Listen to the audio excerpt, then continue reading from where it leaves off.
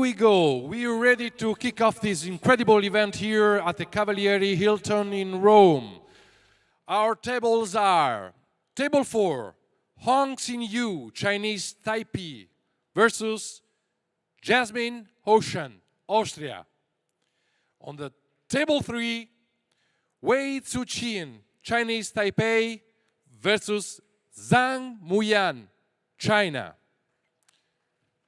On the Table 2, Che Yu, Chinese Taipei, versus Han Yu, China. On the Table 1, Chetska Centeno, Philippines, versus Rubilen Amit, Philippines. Ladies and gentlemen, enjoy the matches and thank you for joining us. And a very warm welcome, viewers and pool fans, to Pro Billiard TV and the 2026 Predator Pro Billiard Series, coming to you live from the heart of Rome and the elegant Rome Cavalieri. And we kick off action on Table 1 here on day 2 with a real statement match. Two Filipinas, two multiple world champions, and a rivalry that has defined the last decade of women's 10-ball. The Flash Cesca Centeno, defending champion and recently crowned world 8-ball champion, takes on her mentor and fellow two-time world 10-ball champion, Rubian Aramith. This is a best of 3 sets, races to 4 winner breaks. Our referee, as you can see at the bottom of the screen, the wonderful Bojana Banda from Serbia. I'm Gethin Davis, and joining me in the box for this, my dear friend and colleague, Benjamin Belhassan. Well, what an opener we have for you today, Ben. Oh yeah, hi Gethin. I'm really happy to be back in the booth for such a clash of titans. Absolutely, that could be a final actually, and it's just to show you what the level of play is in those type of world championships, because this is only a winners round 1. So yeah, can't wait. Oh, absolutely, Ben. I mean, I still remember very vividly the World 10-ball final last year, which went to a 5-set epic. As you rightly said, this could be a final in itself, but it's not. It's only day 2. And Rubian Aramith has won the lag and will get us kicked off.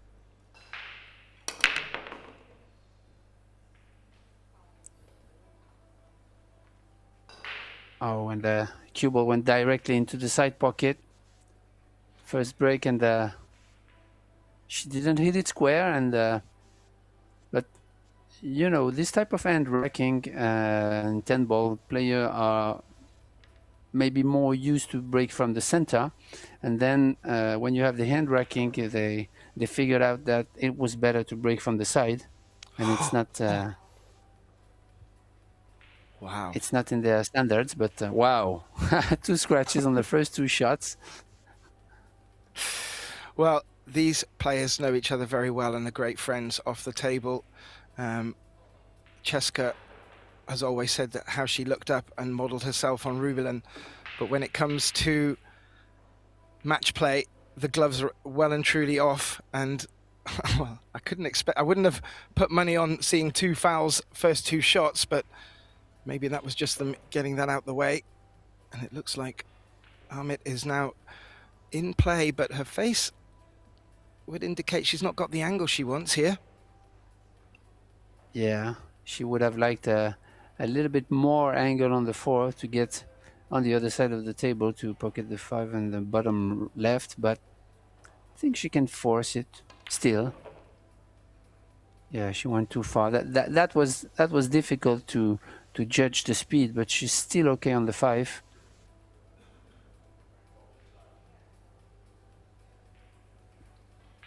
Both these players well known for their shot making.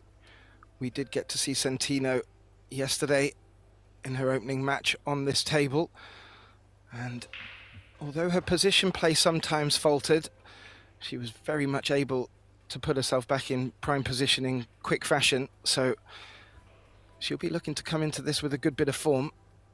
It'll be interesting to see how Aramith takes advantage of the ball in hand here. So far, so good.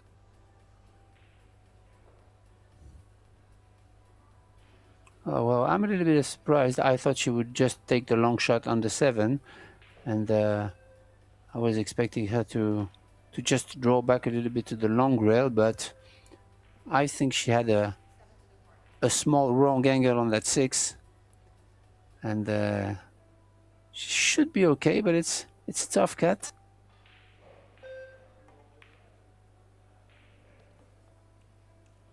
How's the cue ball? That's run on just far enough. Yeah, that was the good point of the shot on that 7. Nothing much to do with the cue ball, so she could focus 100% on the shot making on the cat.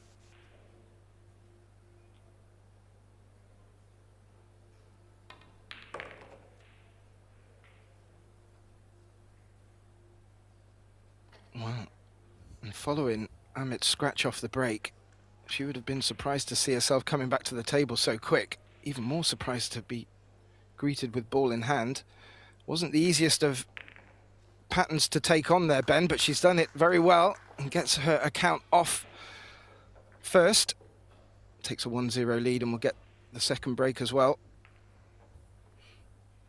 Yeah, and credits to her, because when you scratch and you make a big foul like this on the first shot, and you can see that she's used to the big stages, and she got, she got to a chair, reset, and got ball in hand on the next shot, and clear the table with strong fundamentals, and finally get deep into that match. So this is those two are world-class players, and I wouldn't be surprised that Centeno does the same as soon as she gets to the table. Yeah, I agree, Ben. I would have to say on paper, Centeno comes into this match very much the player in form, especially after winning the World 8 pool just a few days ago. Amit will know exactly what she's up against. Both these players will be very respectful of their opponent, but this is the best possible start. She will not want to scratch this time. Ooh. Yeah, again the same aiming on the 1 ball, a little bit to the left, caused the cue ball to track towards the side pocket, but luckily the 9 ball was there, and she made that 9 on the side, having a shot on the 1, but look at the 2 ball getting. Yeah, it's a little bit blocked. She came around to have a look to see if it passed the 5. If it did, she could take it the longer shot on and just play for angle, but as you can see from the overhead, that is not going to be on, so I would expect her to play safety from this. However, these Filipino ladies can be very flamboyant and pick shots out that we wouldn't necessarily spot straight away. Yeah, the 5 ball is a big ball there, and she really wanted to avoid that 5, banking the 2, but I think Sheska has an edge here. The right edge of the 2 ball. Still a difficult shot though. Oh, she doesn't.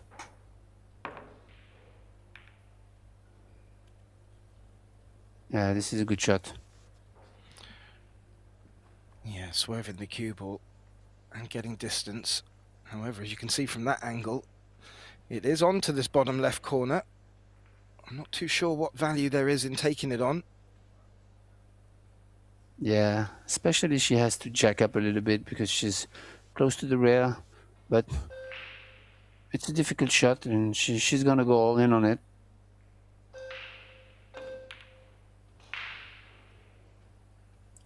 Didn't meet by much, but tough shot. It was, but it does give us an indication of her mindset. She's not looking to let Centeno back in at the table. However, on this occasion has done and did leave the 2 hanging. Yeah, the thing is, in this format where it's winner break, this type of world champion doesn't want to get their opponent at the table again if they can, and that's why I think Rubelin took the shot, because such players can run out the set from there. So every opportunity is going to be fully taken, I believe. She played that very well to not bring the 10 ball into play, stay on this 5.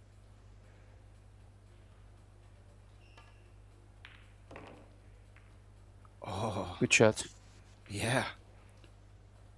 It looked forever and a day, Ben, that she was going to have to take on the 6-8 combination. Now she's left this 6 a bit trickier. Yeah. Yeah, because it's a tricky shot. The cut itself is tough, but then if she rolls it, makes the cut even tougher. So yeah, I kind of like that shot, where she plays a kind of two-way shot here, banking the 6 and try to use the 10 ball as a cover, but didn't succeed. Well, I did have the pleasure of watching Cheska's first match, and I think she made 3, maybe 4 banks without a miss. She was a highlight reel machine in that match.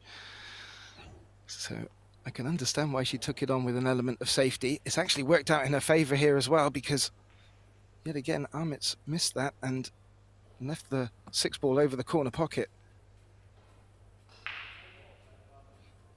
Yeah, good effort from Aramith there. It was a tough shot, and she didn't miss it by much, but that was a tester.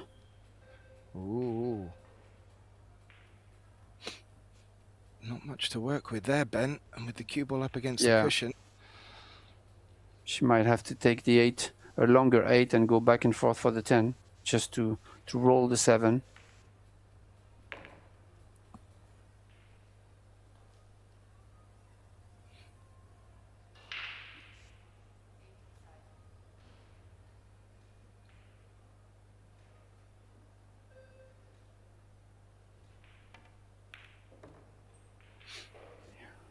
Yeah, good shot. Nicely done. A good response. Keeping the scoreline honest. And getting back to the table, and we'll get to see Cheska's first break. And be interesting to see what she learned from yesterday's match. Actually, you can see that the shot selection on the 6 ball, try to a kind of two-way shot, banking the 6, was really a good option, because if she makes it, then she'll have the 7 to close the rack, but she didn't, and she left a really difficult shot to Rubelin, and that was a good solution considering the position she was in on the 6. Just had a look at the stats as they're already coming in. If you want to keep your eye on the statistics as they're coming in live, do visit probilliardseries.com/live stats, where our dear colleague Michael Salmon will be keeping you updated with all of the percentages and all of the facts and figures. And an unsuccessful break. So both players just struggling a little early on here with the hand rack. This time, no shot available on the 1, you'd have to say, but good cover, and that 2 and 3 ball looked quite tasty to put the cue ball behind if she really wanted to lock Centino up. Yeah, but it's not as easy as it looks, because you're going to send the 1 ball in an area where it's going to be open like this, so you really need to be behind the 2. Yeah, so that's exactly what happened. It was a tougher shot than it looked, because the 1 ball wasn't like safe, so she really needed to be behind the 2 ball, and she's not. She didn't left an open shot, but she actually left something to maneuver to Cheska here. I think she called the 1 off the 7. Oh, That's what she did. wow, She this went is aggressive. offensive.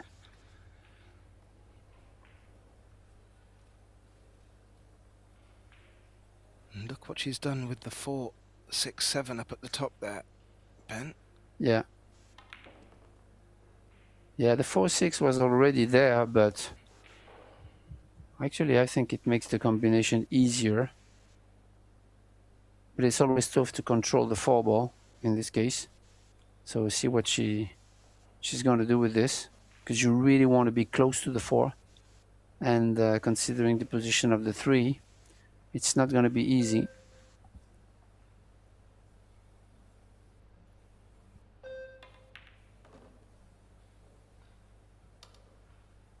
Yeah, maybe she's going to go for the zigzag here. I don't know if she elected to play low or high ball.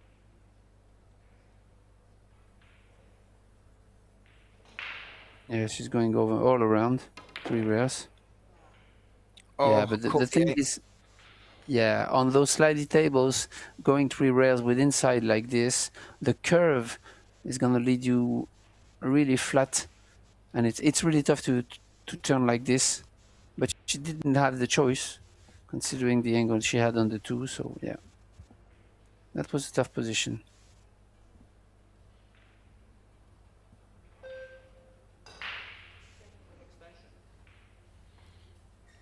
Yeah, shot clock was just starting to breathe down Rublin's neck.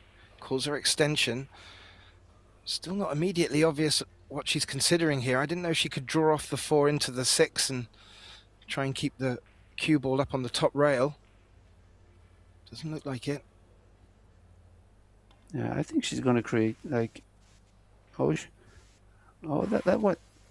was a good idea. I don't know if she got it. But the thing is, you really leave the 4 ball near the pocket, and the jump shot will be available. Like, it's a standard jump shot. So this is why I don't really like this type of safety where you let the object ball really close to the pocket, unless you are glued behind the ball.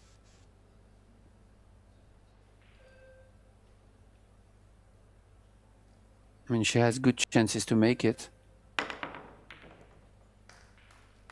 Oh, good chances indeed, Ben. What a fantastic jump shot. And the cue ball's come back out across the table. You'd have to say, from her offensive style so far, she'll be taking this on.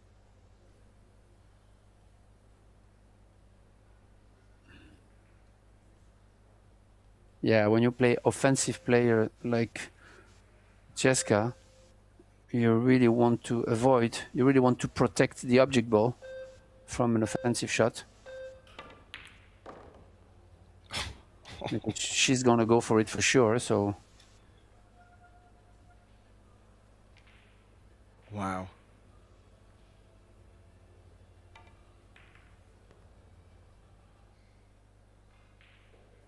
Oh, played the combination very well. Didn't get a threat from the 10 ball either. And look, the 6 just dressed up even better.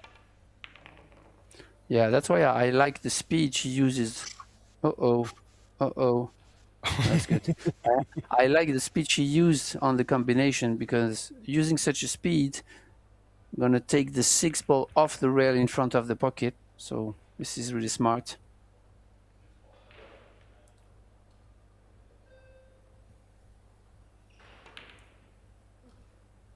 Oh, Jessica. Yeah, sometimes you pay the price of being like a fast player, but this is her style. I mean, this style allows us to make the 5 ball early in this rack, but sometimes you pay the price. And obviously she knows it.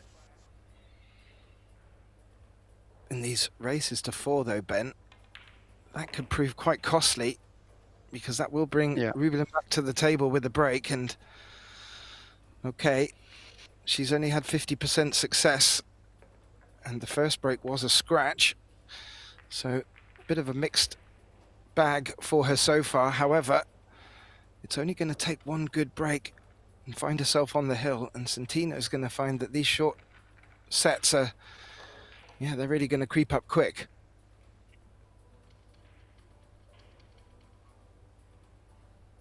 And yeah, just all you have to do now is reset, because she did a great job. She made that that jump and shoot that long shot on the 5 ball and then play the combination.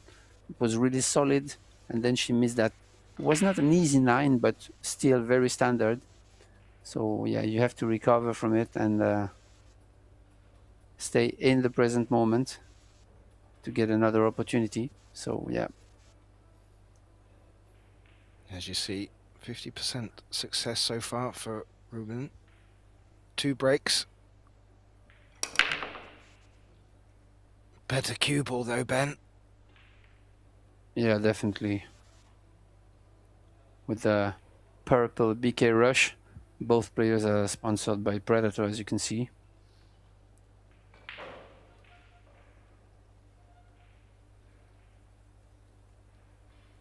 And the 4 is blocking the potting angle for the 1 ball.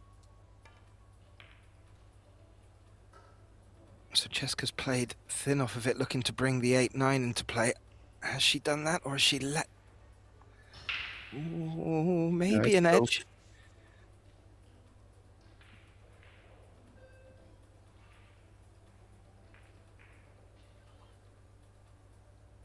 And just for our viewers new to Pro Billiard TV, we're streaming 4 tables for you. Table 1, 2, 3 and 4. Matches underway under all of them. We'll try and keep you abreast of some updates on the scores as well. What a shot from Ruben here. This is where a world-class player stands. Being able to choose the right speed and play a kick safety like this.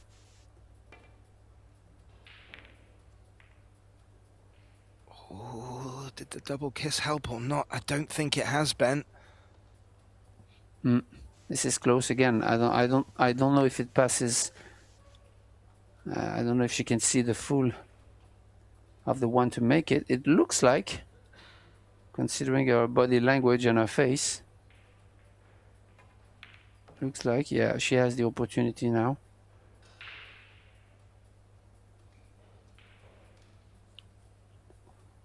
A little bit of inside English in that 2 ball to reach the line of the 3. She would like to be back to where she is now.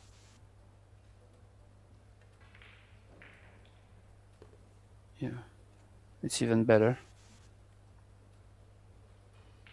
She went a little bit too far, actually. She should be okay.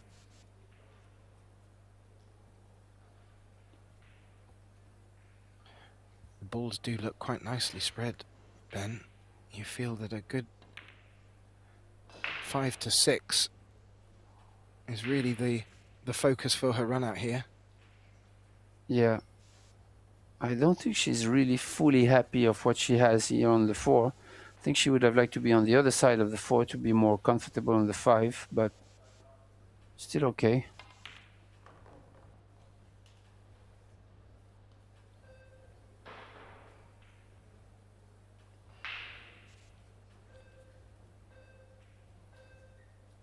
Yeah, that's exactly the same type of situation where you can't really go 3 rails here. It's tough. You can do it, but it's tough. Yeah, she's done it perfectly. Whoa. Oh. How was the rub on the 8, Ben? I think it needed it. Yeah. But it was really tough to do. She really cut the 5 ball really thin to give the cue ball the speed it needed.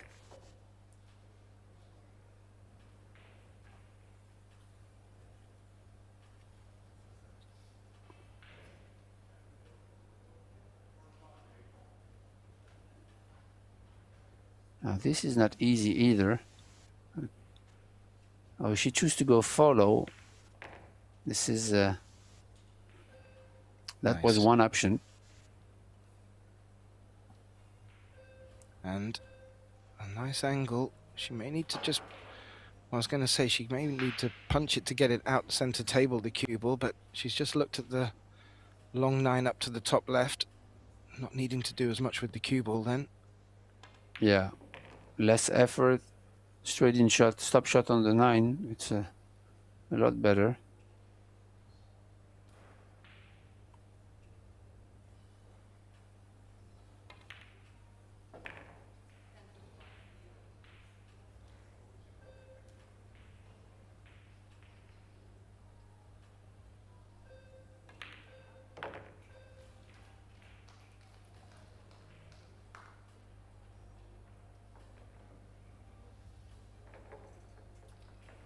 Yeah, and as you mentioned, already on the hill, so costly mistake from Cheska here in the previous rack, even if she played a good safety shot. Well, as we just take a look at the statistics, Ben, they did have us worried. The first opening 2 shots were fouls, and I'm afraid that was all that we were going to get with that department. They have turned it on back to world-class stuff. And, well, Rubel and Aramith getting the advantage in this opening set, getting to the hill first. The score 3-1 will return to the table for a break. And as we just look at the break success, we haven't seen many from Cheska yet, so we don't really have too much to work with, but that will not be concerning Aramith right now. It will be staying at the table and making a ball from the break here.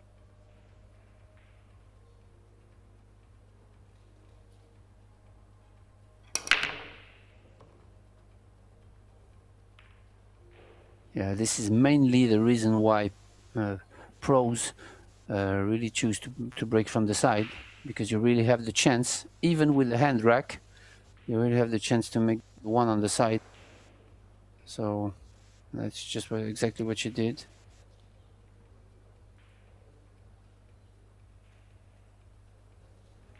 So she has it, and there are good chances that she's going to keep the same break throughout the match.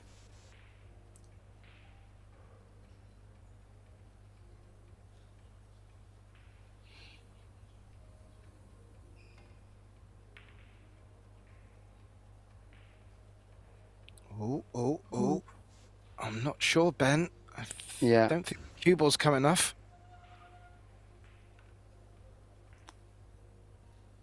She left the opportunity, and she really is not going to be happy with that, because it's wide open.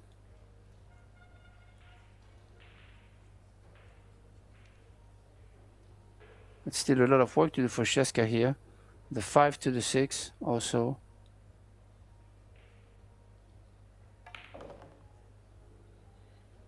Yeah, she just had a glance over at what angle she was looking to get onto the 5.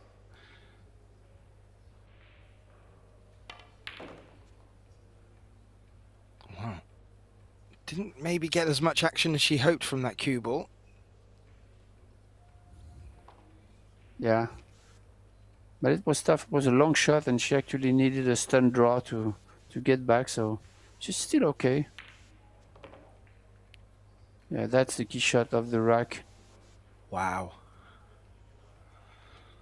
And that little bump on the 8 has helped wonderfully. She does like to make short work of her run-out spin.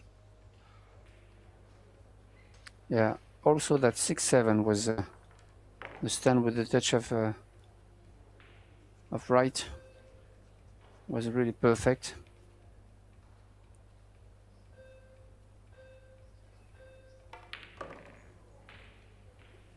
And as I mentioned, this is her style, and this is the way she played her best.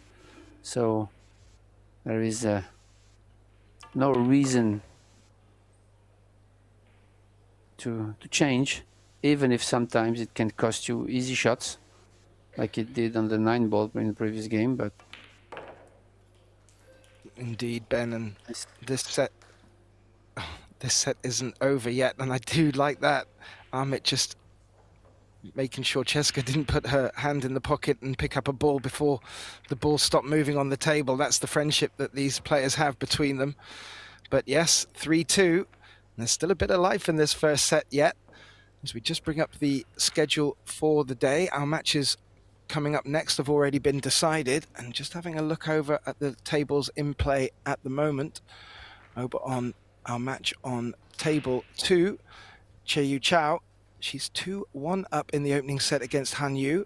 And on table 3, Ju Chin Wei, she's trailing 2-1 to Zhang Muyan. If you want to keep updated with the scores, please do visit ProBilliardSeries.com and you will get the live scores, up and coming fixtures, and links to our other events. We also have the Predator Wheelchair Open and the Fujifilm Women's Doubles Showdown kicking off today. I'm looking forward to that one, Ben. I've not seen our Women's Doubles Open as of yet. It'll be my first.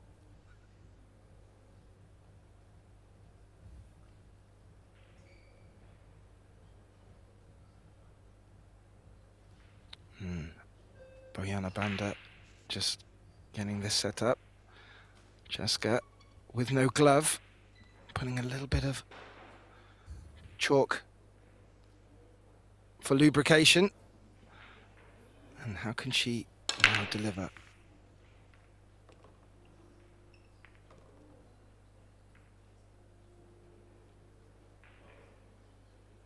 Balls are dropping, Ben. Good break. Yeah, 2 balls on the break. And pretty good cue ball control. The 10 ball moved a little bit towards the pocket, but could be the case with the hand racking.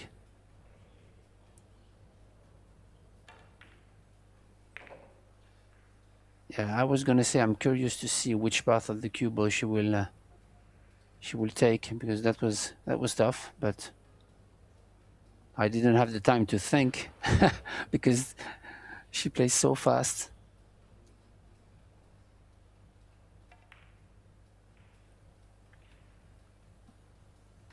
Oh, slides the 2 past the 9, leaving the 9 very close to it, which makes it a little bit trickier for the escape.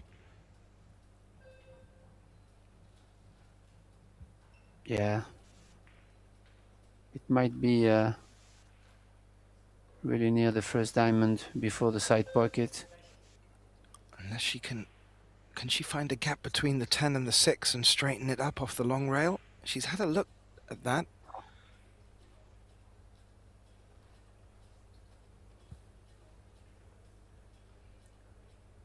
Oh, she has the one rail to the short rail, so yeah, this is even better.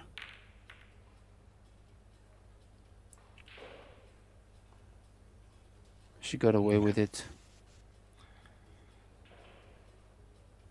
And she has, and just looking a bit forwards as well, Ben, that 5, there's some distance between it and the 7 if the combination is to be taken on.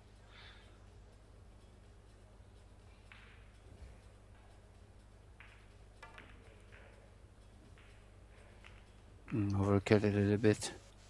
That was a tough shot, and you see, even if she would have made it, then the cue ball is really far from the combination. It's gonna. So that was a tough shot. I'm quite surprised she took it, but she's, as we mentioned already, she's an offensive player, so she's gonna take 100% any opportunity she has. Good shot there. Oh, lovely.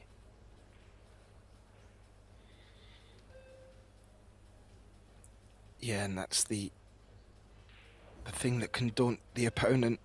When Cheska gets to the table, you feel that she could take on and pot anything. It really does put your opponent in a tough position when it comes to the safety game. But Rubelin has played a corker here.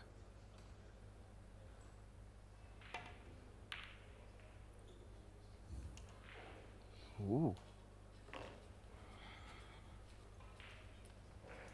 And remember, pool fans, it's 10 ball, so it's called shots. And obviously she didn't want to make that 2 ball on the side. So this is Rubelin's turn now. And she's facing a really tough combination, 5-7 there.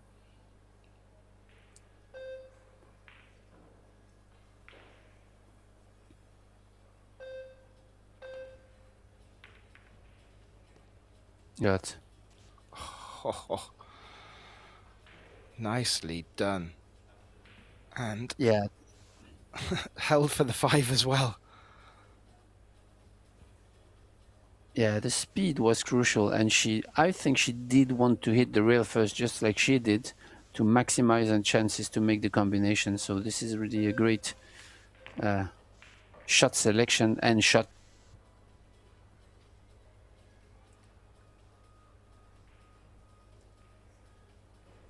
Now, she looks a little straight on this 6, Ben.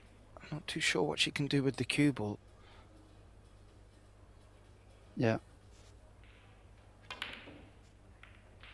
Oh. Yeah, it's always tough. Throws into the rail, straight in shot.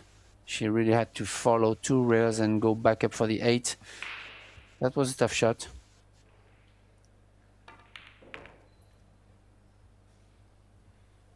And what an opportunity now for Santino to get herself to the hill as well in this opening set.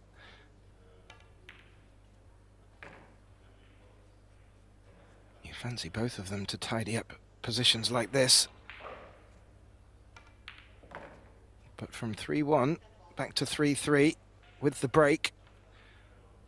Momentum definitely swinging Cheska's way here. And this 10 ball to seal it. Indeed, we will go 3-3.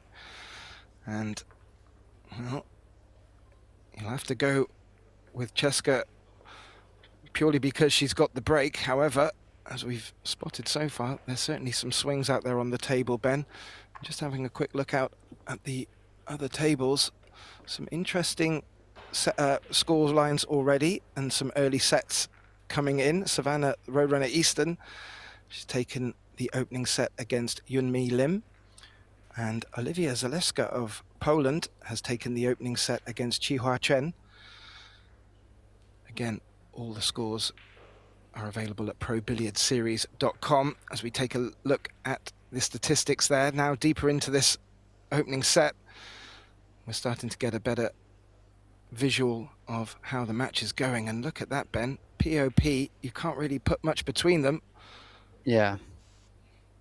High-rated match, of course, for sure. We had, as we mentioned, 2 fouls in the first 2 shots, but that was it. Yeah, it was. Just to scare us in the box, I think. Yeah.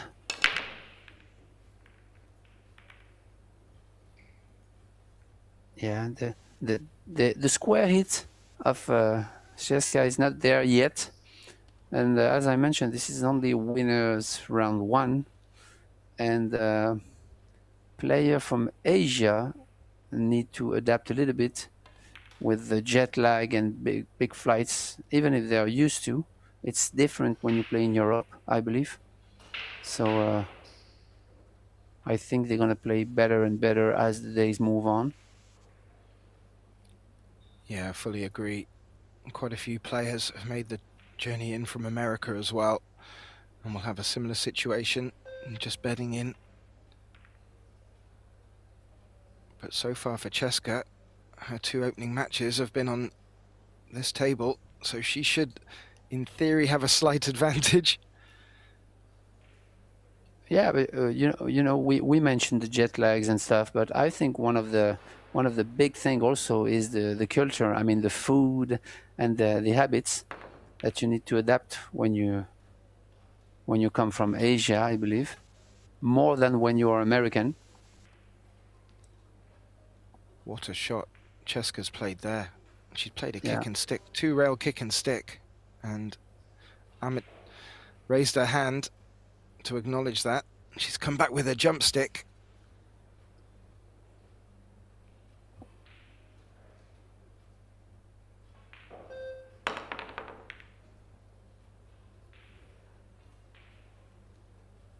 Well, it's a good hit, Ben.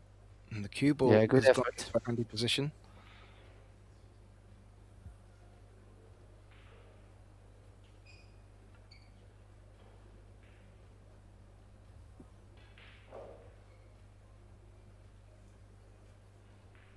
Dare I say there's nothing offensive for Cheska here? Oh, No, I shouldn't say that. No, I think she just called just in case, but she's gonna zigzag that 2-ball. Oh no, she went for it. Wow. I didn't think she could. I didn't think she could go for it, but Oh, did she leave a little gap between the 6 and the 9, Ben? It looks like she has. yeah. But that was really offensive. That was really. She tried to stiff the cue ball using stand on the cue ball to make the 2.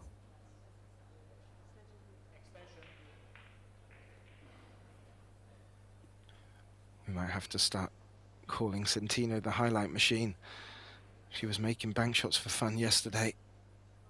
It was very impressive. And again, it just puts your opponent in a sense of doubt that whatever they leave you, there's a good chance you're going to take it on and make it. So that's a nice response there, though, from Rubelin, Ben. Yeah. Yeah, the game has evolved, and now pros are considering the fact that when they play safe, they don't want to leave any jump shots, if possible. Yeah, Cheska was just looking if there was an opportunity to play the 2 rail like she did last time, but it looks like if she hits it thick, the 2's going to go into the 7 and not much is going to happen. She was just looking at a 1 rail escape as well, but has turned that down. Oh. Yeah, she was actually in big trouble because she couldn't go 2 rails and she couldn't go from the short rail up table. And I think she didn't have any choice than go for the jump shot, but it's really, really tough considering the fact that the cue ball was almost frozen to the 10. So, like you were saying, Ben, with the game evolving so much, you really do not want to leave a jump shot on.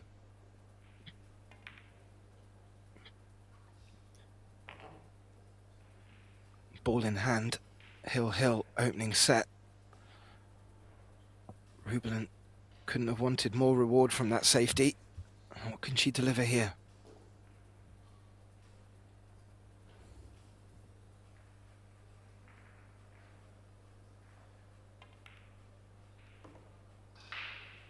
yeah, that's a good shot.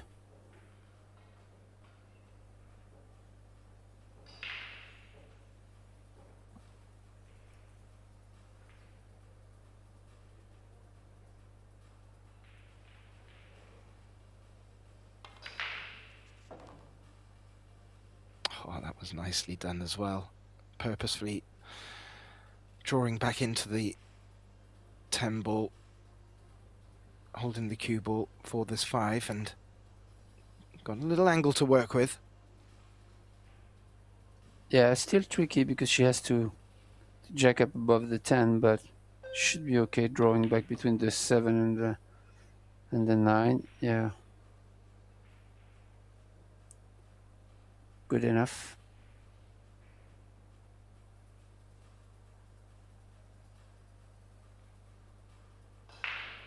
So here is the type of situation where you really want to be as flat as you can on the 7 because the 9 and the 10 are in play otherwise. So yeah, like that.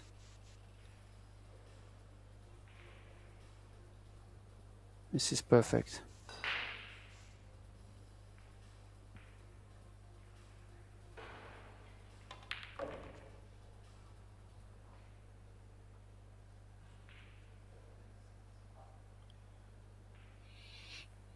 Well, Amit had to watch her 3-1 lead disintegrate to 3-3, and with one really good safety that locked up Cheska in trouble, she's given herself this opportunity, Ben, and God, how delighted she will be with taking this opening set.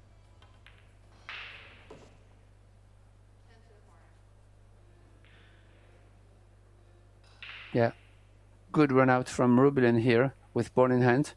Tricky position from the 3 to the 4 and then the 5 to the 6. So yeah, nicely done.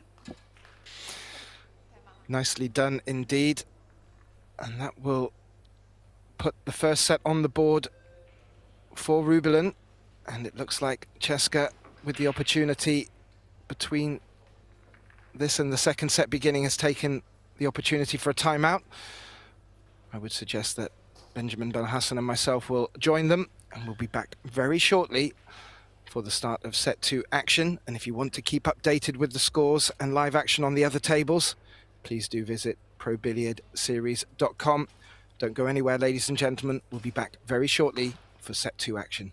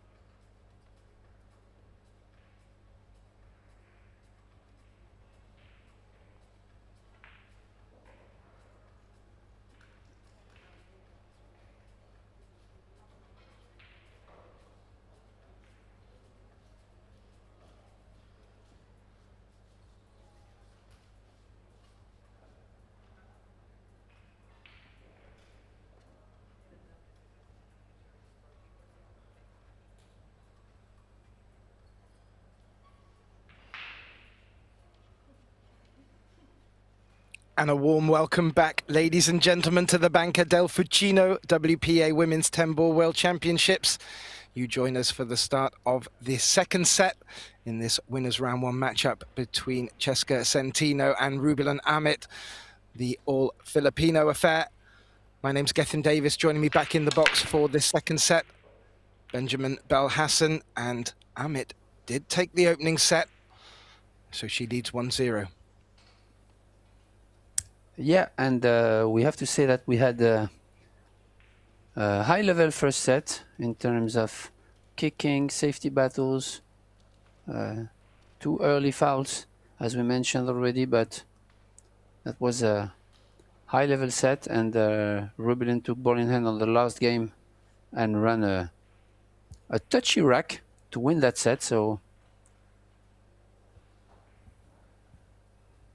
we expect a great battle from these two. Good shot there. I fully agree. My summary of the opening set, Ben, Centino maybe, well, dare I say it, a little too offensive, perhaps, but as you quite rightly pointed out, it's her style and it's worked so well, picking her up that 8-ball world title last week. But Aramith, take nothing away from her performance in that opening set, was able to punish them mistakes and also played a couple of good safeties as well. Yeah, she's probably here gonna stop the cue ball behind the 8.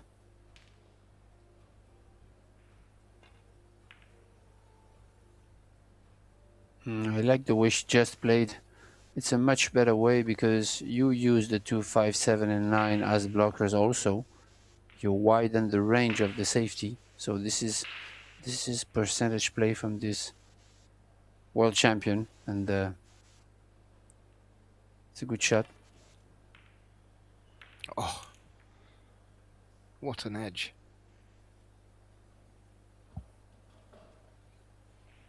That has worked out very nicely in the sense of it's given nothing for Rubilan to attack, and the options for playing safe from it are not too obvious unless you can see full ball. Yeah, I don't think so. It's a tough situation. She's gonna cross bank that one, I believe. Yeah, like that. Yeah, that's the only thing she could do. But yeah, that. I mean, she wanted to go to the long rail and then into the 6, but that was really close, and she played a really good shot there.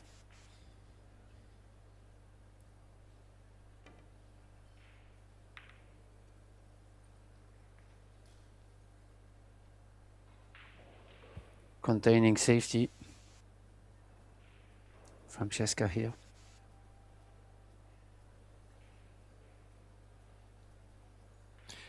Yeah, I've been following these two players for well over 10 years now, Ben, and it has been very interesting. Oh, the cue ball. Oh, couldn't do it twice, Ben. Yeah. But it's been very interesting to see Cesca's honesty and how she really looked up to Rubilan when she was beginning the game and sort of modelled herself on Rubilan and set out to achieve 2 world championships. That was her goal. I think this young lady is destined for far more than that, but looking at the way both these players play, it's understandable how you get to see them so often in these tournaments. Yeah, and maybe, as you mentioned, Cesca took Rubilan as a model, and maybe when she faces her, it's a little bit more difficult for Cesca than for Rubilan, when you have like an icon and a model like she had, to try to put the effort to win. But Centino has something about her which is very hard to put your finger on. It's sort of a mixture of determination and and confidence coupled with her risk taking, it can be very formidable for any level of opponent when she is firing like that. As we have said, Yeah. it can tend to result in an unwanted error now and again, but it really does work well for her.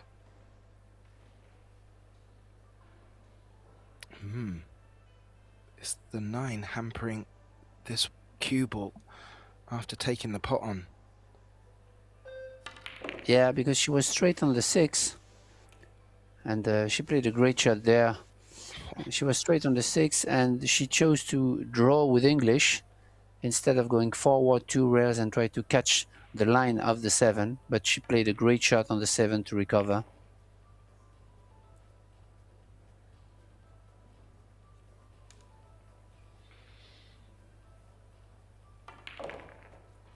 Yeah, both players taking advantage of the timeout just now. Santino will have had a little word with herself, and whatever she has said, it's worked, because she's got the first rack on the board in this second set, and she'll be looking to push on in this winner breaks format. I did have a look at the statistics in between the 2 sets, and not much to pick between them with regards to breaks, but mainly because Cheska hadn't had that many breaks. And we just take a look over our other TV table. Over on table 2, that's the matchup between Che-Yu Chao and Han Yu. Well, Che-Yu Chao's taken the opening set there, and they're kicking off their second set action. We have 4 tables being brought to you on Pro Billiard TV. Lots of action. Now, let's see how Cheska can push on from this opening rack in the second set.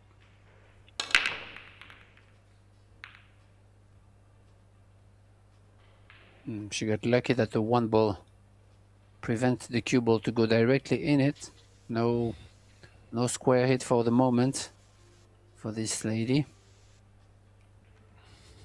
It looked like she hit it harder though than the previous breaks.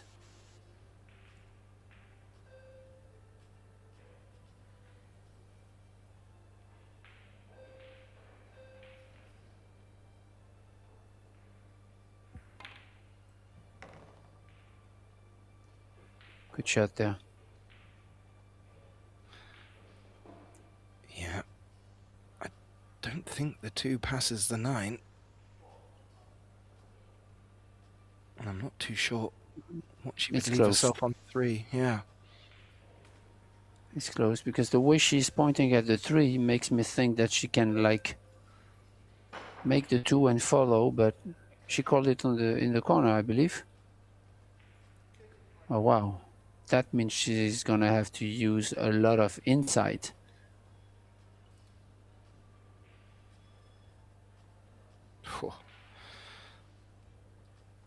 Both players showing us that they're going to go offensive here, Ben. Yeah, but that's a good shot because if she can avoid the 7 ball with the cue ball, then the 2 ball will go in an area where the blockers. Oh yeah, no, she's playing safe. Okay. Yeah, I thought using English, like inside English like this, wasn't the right choice. I think she left an edge though, Gethin. Yeah, it looks like there could be an edge there. We were fooled a little earlier when Santino had to masse around the object ball. Oh, and she's just missed contact there. Yeah, too much English there. That was a tricky shot because it's really tough to judge the amount of English you need to make a full hit on the 2 in this type of shots going straight to the shot rail. And she put too much English there. Now, the 9 is in an ugly spot, Ben. But yeah, there are opportunities to develop it if she chooses to go that way.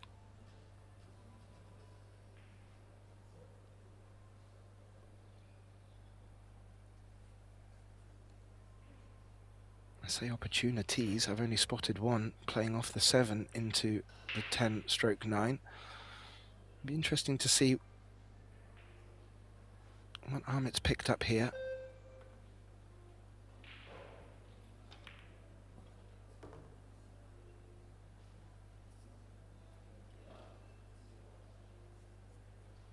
Yeah, this is a tricky rack because of the 6 and 8, both in the middle of the table, and don't really allow the cue ball to take the line of the 5. So she has to go 3 rails in between the 5-6, which she has done. Is perfect. Good shot there.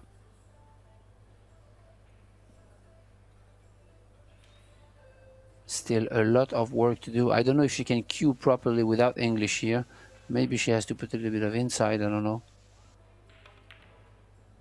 Oh, that's okay. Oh. Great look at the focus on her face, taking that shot on. And has come across far enough to leave an angle on this 6. Well, without needing to do too much with the cue ball, should sit nicely for the 7. Don't really know if the 9 ball passed in the side, or if she's gonna play the 7 ball right now and go into the 9. She has the angle to do so.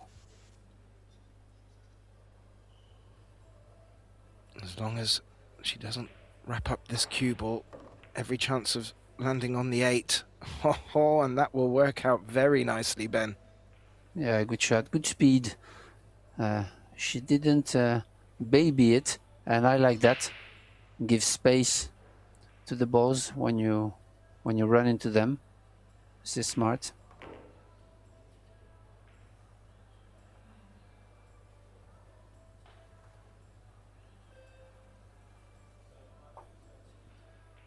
Again, a great run out from Rubilin there. Steady. Yeah, and really, from that safety that she played, she didn't take on the aggressive shot. She played what turned out to be a very decent safe, in that Cesco missed it completely on the 1 rail escape, and that's all it takes for these players. One opportunity and another point is on the board. It's 1-1 in this second set, as we'll bring up the statistics from set 1 and set 2 so far. I just wanted to let you know there is already a result in. Savannah Roadrunner Easton has taken a 2-0 win over Yeonmi Lim and has booked her place in the next round. There is another American in this winners round 1, Sophia Mast. The Pink Dagger, she's taken the opening set against Silviana Liu and is also 2-1 up in the second set there. All scores available on ProBilliardSeries.com. And the statistics, if you just add /live stats, then you'll get not just the statistics for this match, but also for the match underway on table 2. We'll bring you back to the action here. Rubilin Aramith to break. Currently 1-1, but is leading 1-0. Yeah, with a player overall performance way above 800, which is a great performance so far. Absolutely. They're the sort of numbers that can get you through to finals and beyond.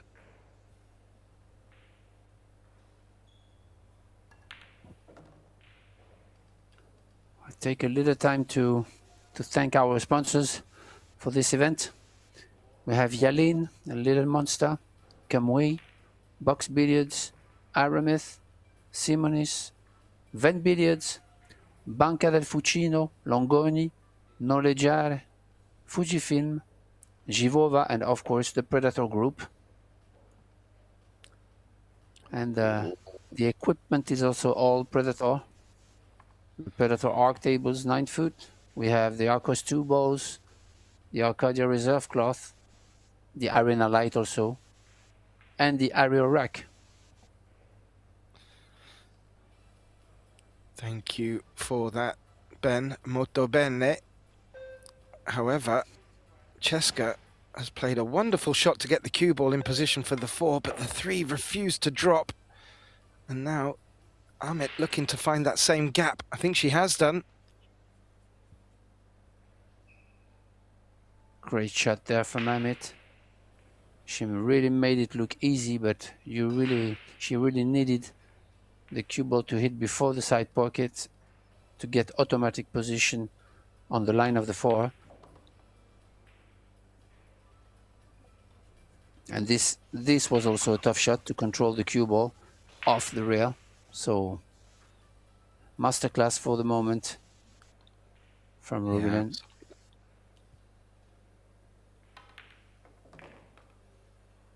She does make it look effortless, Ben. Her shot selection very quick to be made. And doesn't look like she's going to be missing much at all here. And is really putting it up against the flash.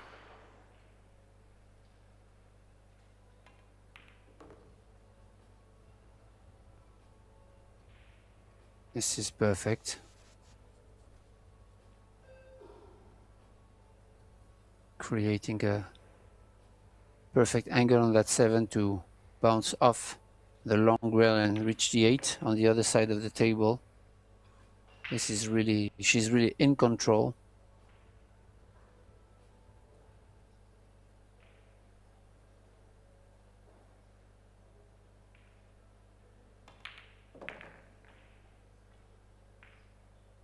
Yeah, in control and in the flow. Cheska coming back from the timeout, taking the opening rack in this second set, but I'm not too sure how to describe it, but Rubilen just seems to have picked into another gear, if that was even possible, and now finds herself 2-1 in the lead and 2 racks away from taking this match earlier than I certainly expected.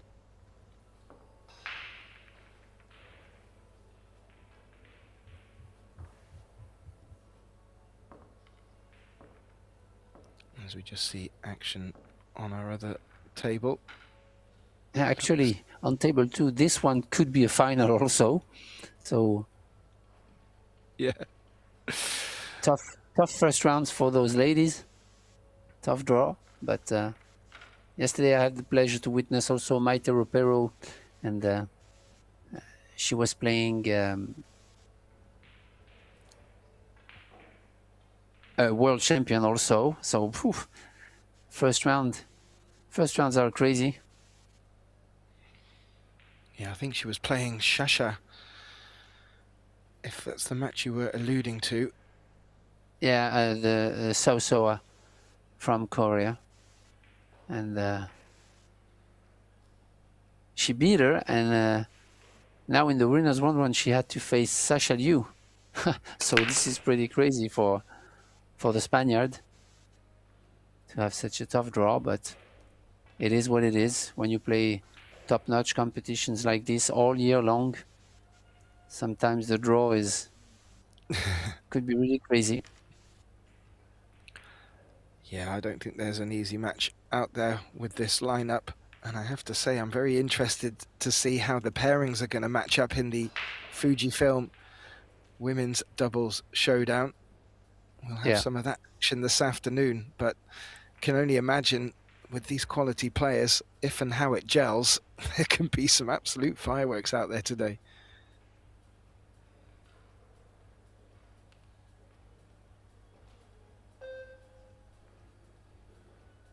So this is the kind of shot where you really want to create distance between the balls, and that's why she used a medium speed to try to create distance. She got away with it. A lot of traffic there.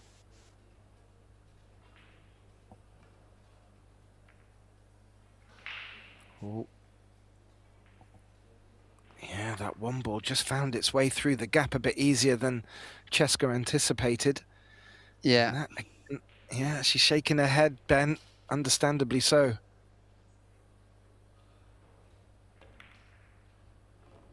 Yeah, she went down so fast on the shot that it was not a gimme at all.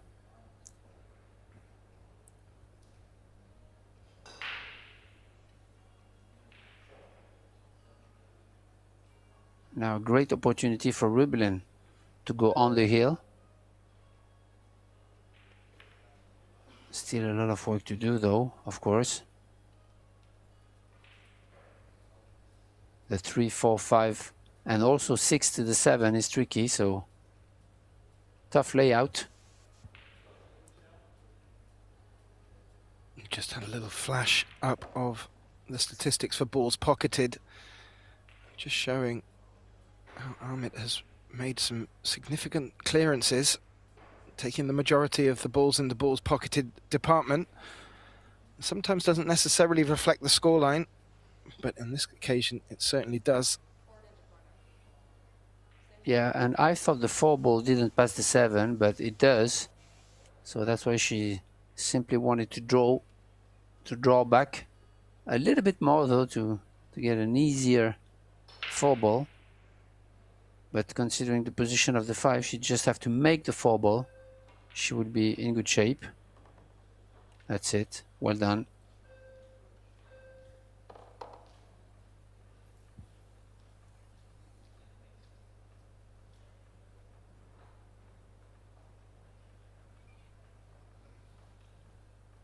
So this is where it's interesting to see which line she's going to choose for the 6 to the 7. Probably that straight. Yeah, that's perfect. I mean, you can't get any better on the 6. No, got quite close to it as well, which allows her to do a bit more with the cue ball.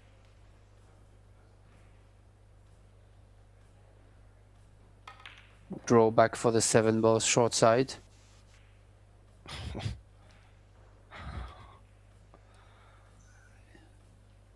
Maybe a little bit too far if you want to be picky, Ben. Yeah, and it's going to be tough to kill the cue ball. I think she has too much angle on the 7 to reach the center of the table directly. I don't know. It's tough to say from here, but she might have to go all the way. Yeah, like that. Oh, wow. Well, we haven't seen many mistakes from either player. That could be a costly one. Rubelin looking very much in pole position and to take the hill in the second set. Yeah, and as you can see, the draw on the 6 wasn't easy. When it comes to all speed, then it's tough to control a draw like this, and she went a little bit too far, causing it to scratch on the 7. Yeah, a little smirk from Aramith there. She knows exactly what happened there. And, well, she will be a bit disappointed. However, still finds herself in very good position. 2-2, Centino to the table. And we were talking about big names with Maite Rapero.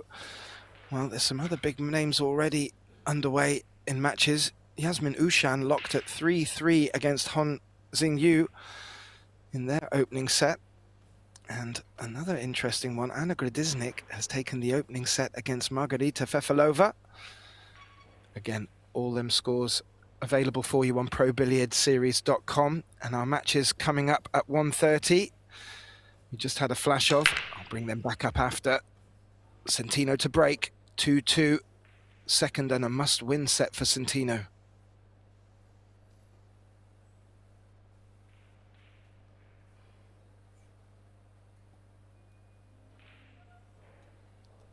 Successful break, Ben. And a look at this one. Not necessarily the easiest of looks, but at the table, nonetheless. Yeah, and the thing is, I don't think she's going to go for the shot. Oh yeah, on this side, yes, but on the other side, on the open side, no, because of the 6 ball. So yeah, on this side, this is a great shot. Oh, that little nudge of the 9 took the energy out of the cue ball to hold it for this 3. It may have just pushed the 9 into a very awkward spot, but lovely, yeah, lovely.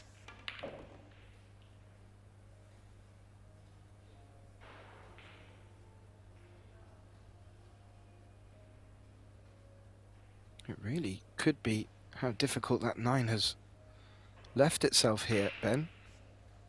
Yeah, it's a huge problem actually, and if she finds a way to get there, she will. But there is no other balls near the 9 and no insurance if you use another ball to nudge the 9 to get shape on the next one. So I think she would just take the 9 from where it is. But you really have to be close to it to make the shot as easy as you can. So this is tricky. Especially now that she has a really ugly angle on the 6 to reach the 7. So maybe she just nudge the 6 in and take the long shot on the 7. I don't know. Because the 7-10 combination is not really there. Yeah, she tried to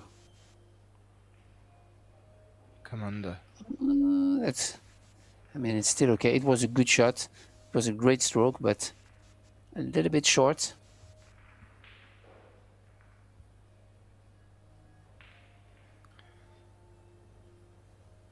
Now, a solution could be sending the 7 ball into the 9 and stay behind the 10, but it's really tricky.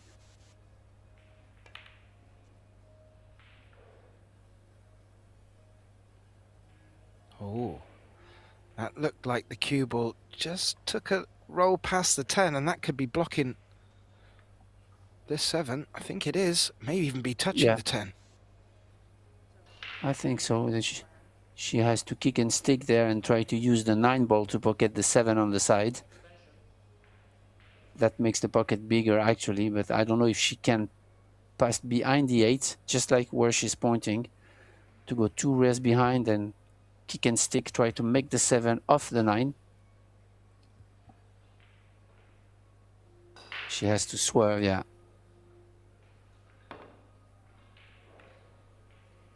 She hit it too thin, but good effort. Ooh. Look at that 10 ball though, Ben. Yeah, but the 7 ball in front of the pocket, the only thing is she's not going to get a good shape on the 9 unless she go 2 rails behind.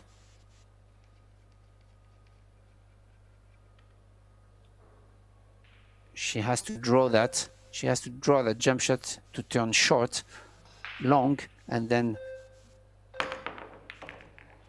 Yeah, that was the danger. Oh. She has it. Well, riding her luck a little there, but what a fantastic jump shot to make. Was never going to be guaranteed to finish on this 7, but a very friendly nudge off the side pocket. And now it's going to be all about the position she can get on this 9. Yeah, underneath the 10 and as close as you can and as straight as you can. This is good.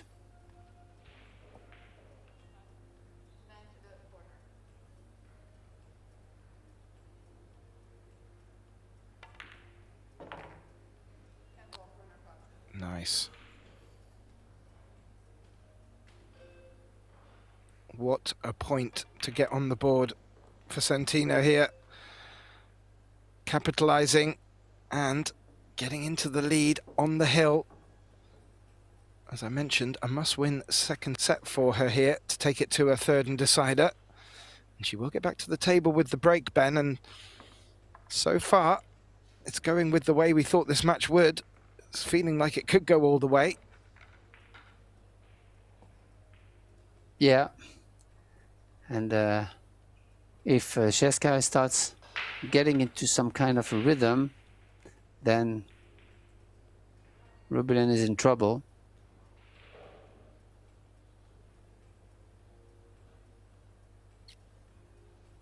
Yeah, Cheska really can ride on momentum and run racks for fun. As you alluded to quite early on though, Ben, the hand rack in can make a little bit of a difference in that it can prevent the flow from the break of sorts, Bojana Banda doing a wonderful job. Our referee from Serbia keeping these racks nice and tight. This could be the most important rack so far for Centino.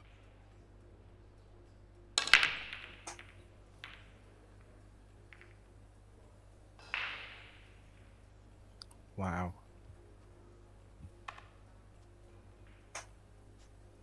That's dry bent, but no look at the one.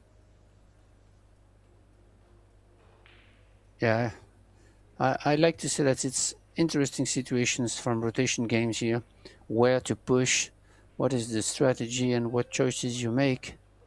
This is really interesting, and it's different also considering the layout, because here you can see that the 4 ball is partially blocked by the 5, and also the 3 is in an awkward position, so it's a different story when you have tough layout. You can push to you can do an easier push out, I would say, if everything is not open.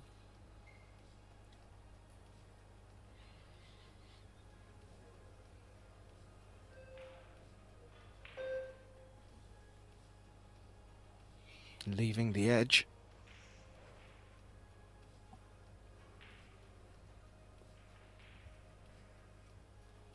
This is a tough hit, but you really need to thin it.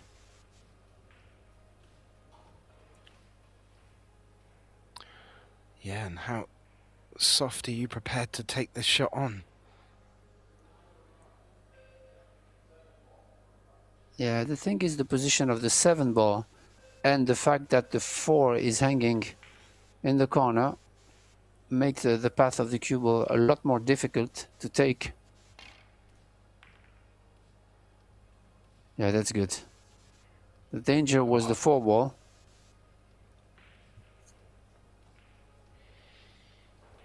I don't know, a little... She could have easily scratched here. Yeah, a little smirk there. I'm just wondering if she felt the 1 past the 8. It wasn't immediately obvious.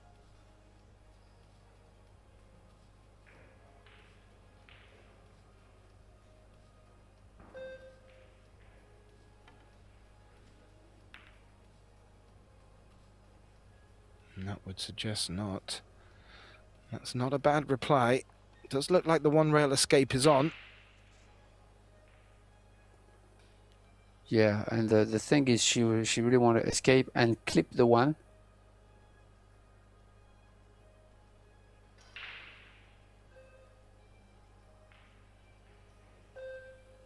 Yeah, this is tricky. Yeah, good shot. She just clipped the 1 enough and used the 7 as a blocker. This is world-class big safety.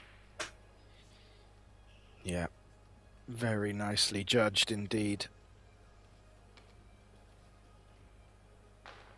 The 1 rail escape is certainly on, Ben, but there's not much traffic to aim for here, though.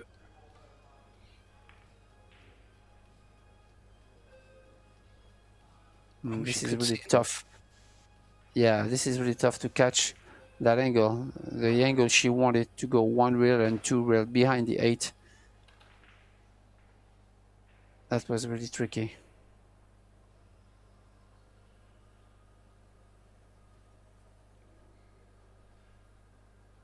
It looked like she was lining up to play the 1 off the 4.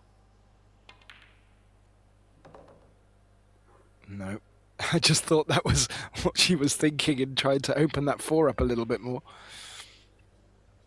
Yeah, it was really difficult to do that considering the position of the 4. It's a little bit too far from the pocket, but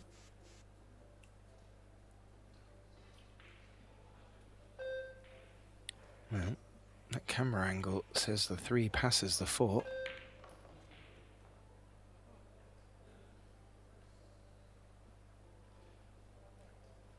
Ooh.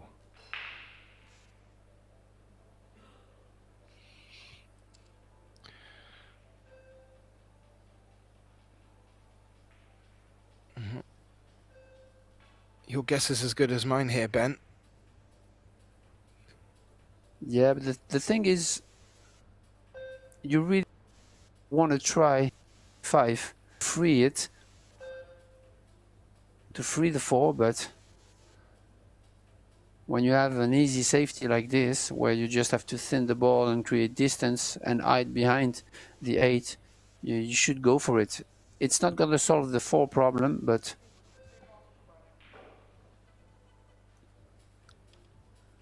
you can expect a ball in hand on this type of shot because the target is small, but not from world-class players, of course. Oops. Yeah. That's a good hit. Yeah, but now something happened, and she might have something to play to run out.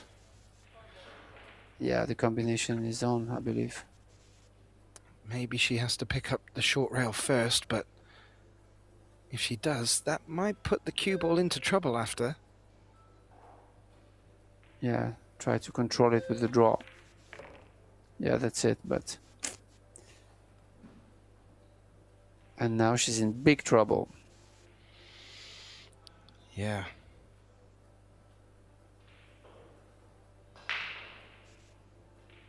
Now, is there a gap to come off the bottom left long rail and come through the 9 and the 5? That would be the very optimistic, aggressive way to play this, but it looks like Rubelin's just working out if she can clip an edge or not.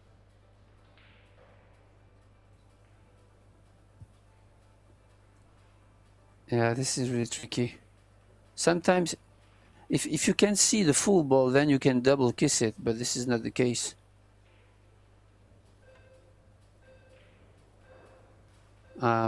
She tried to play 2 rails and thin the 3, clip it and go up table, but this is really tough. Yeah, that looks such a difficult shot, Ben, especially needing to make a rail after making contact with the 3. Fraught with danger, and an opportunity for Cesca here to take this second set. Oops. Ben. Misjudge a little bit that 4 ball, but that 3 ball, sorry, but she's okay.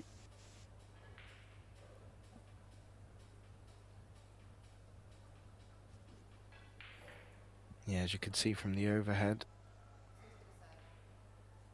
the 9 has a pathway past the 10 as well, so both bottom pockets available for it.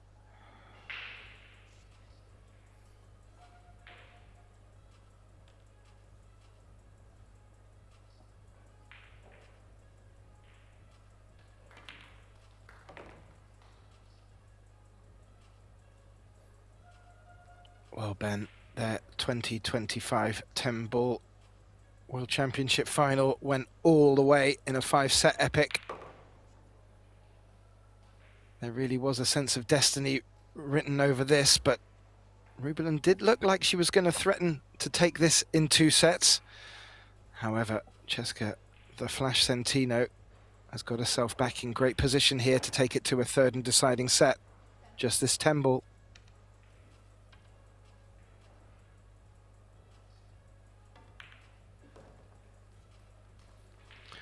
And indeed, we will be going through to a 3rd and deciding set. Cesca Centino taking the 2nd, 4-2. The players look like they're shaping up for a timeout, which indeed they are.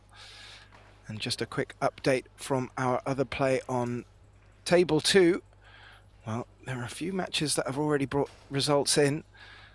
2 Americans already booking their place in the next round, Sophia Mast and Savannah Easton, but also the result in on table 2, Che-Yu Chao has beaten Han Yu 2-0. Our players are going to take a short timeout. Myself, Gethin Davis, and my colleague Benjamin Bell Hassan will also join them. And we'll leave you with the schedule of play for today. We'll be back with you very shortly for more action as we kick off set 3.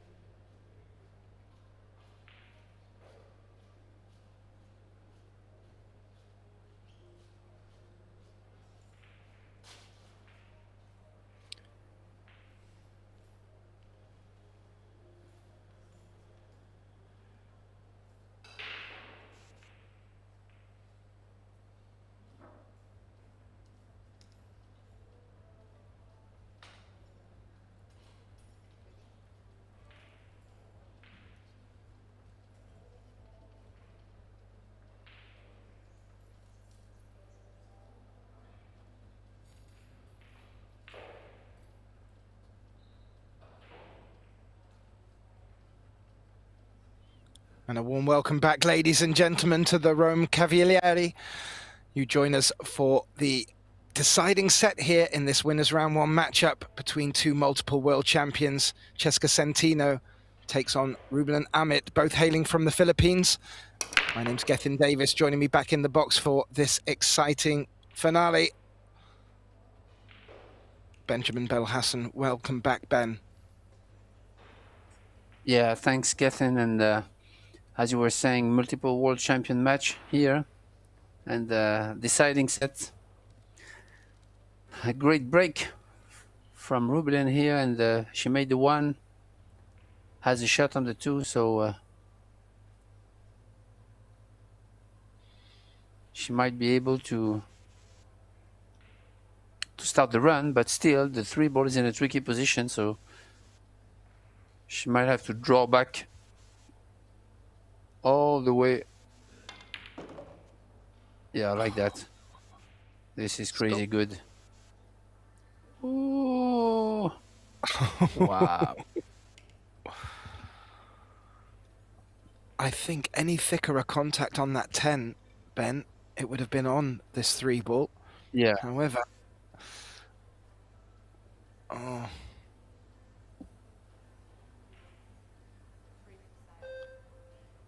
Yeah, maybe she can, yeah, swerve this one, but... Oof. Oh, wow. This is a kind of a roll here, because I don't think Cesca can do anything with that 3 ball in this position. I mean, she'll have to play safe for sure. Or go behind the... She look at going behind the point. Just rolling the 3 and stay behind the point. That could be an option. Yeah. Wow. Good shot. Good spot, Ben. Great execution from Cesca there. And both players just exchanging a smile. That's a tricky spot Ruben finds herself in here.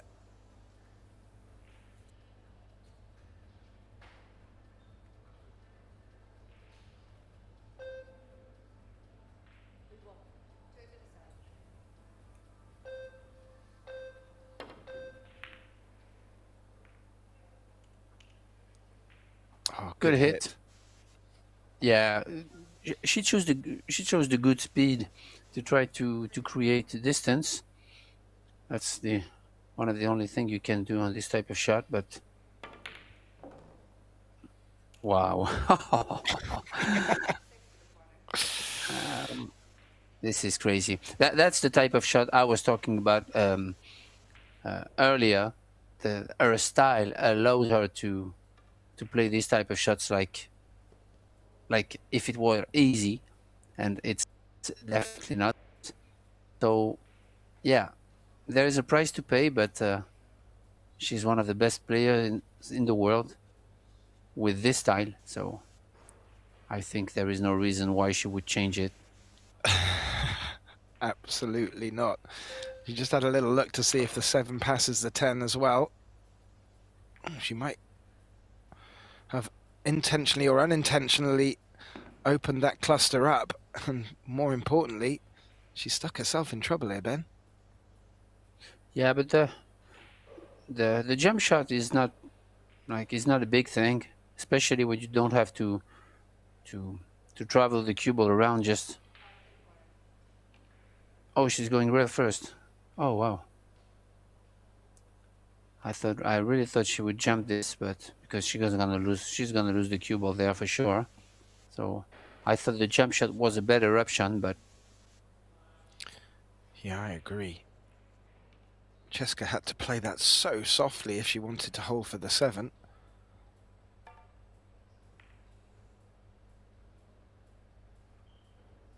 Ooh, I don't think that's worked, Ben.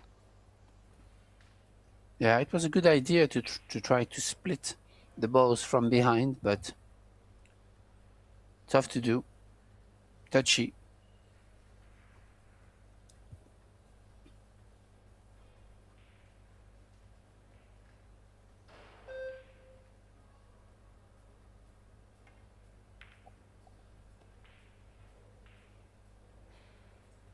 I played that a little bit thinner to ensure the cue ball came back across the table.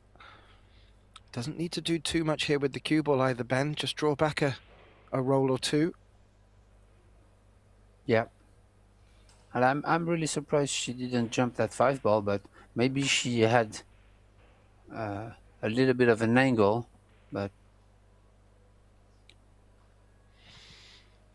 yeah, I agree with you. It did look like from where we're sat, the jump shot was more preferable for holding position. Of course, it will look different from the player's eye view. But how important will that unforced error and maybe poor shot selection take in the frame of this match? Because it did look like the first point on the board in this third set was going to go Cheska's way. But Centina doesn't need asking twice. And she, more importantly, as much as getting a point on the board, will get the break here, Ben. yeah, definitely. I did have a little look at the stats. Oh, thank you very much, guys. Bringing it back up on cue. Just looking at Rubelin. Set 1 and set 2, both deep in the 800s on the POP. Cheska not far behind, but sometimes them statistics don't reveal everything. But the main difference for me with set 2 was the 3 fouls from Rubelin. And that really did give Cheska an opportunity to get her teeth back into that second set. Yeah, definitely. I have to say, Ben, I am not going to pick either player yet. This still looks like there's going to be a few more twists and turns, or at least it's going to stay close.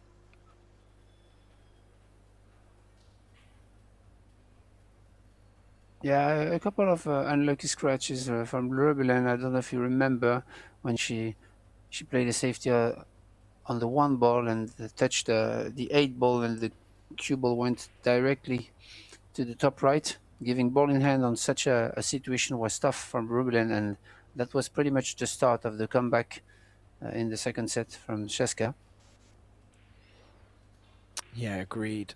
There was also a very difficult one where she took on a thin cut on the 7 and the cue ball traversed into the bottom right pocket, and I'm sure Rubelin will have put that out of her mind as she came to the table to break there, but has not been rewarded with making a ball off the break. I don't think Centino's got a good look at the 1 though.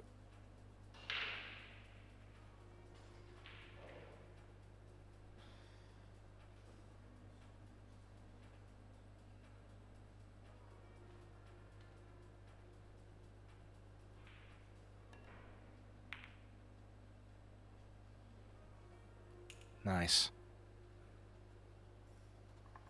Judged that very well. Yeah, definitely. Avoiding the kiss and choosing the right speed to use the 7.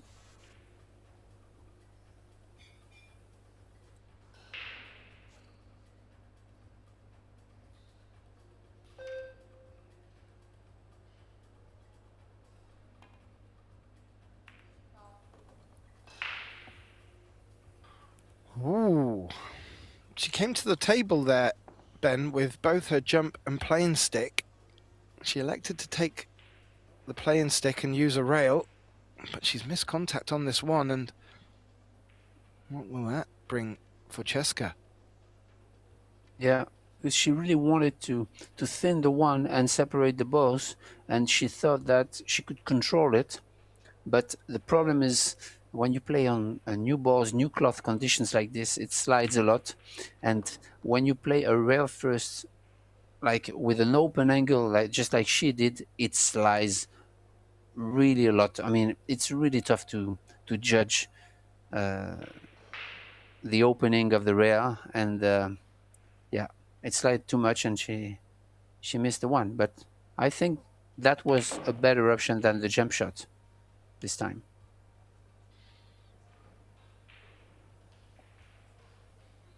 Yeah, fully agree, Ben, but did need to catch that edge. Hasn't done so. And Centino picking off these early balls and sort of opening the pattern up with every shot. I do like where the 5 and the 6 are positioned.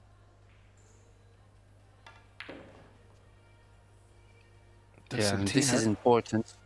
This is really important, this shot getting, that she create the angle of the 4 to be comfortable on the 5, because she definitely didn't want to be frozen on the rail to play that 5. So this is small details that make the layout and the run out a lot easier.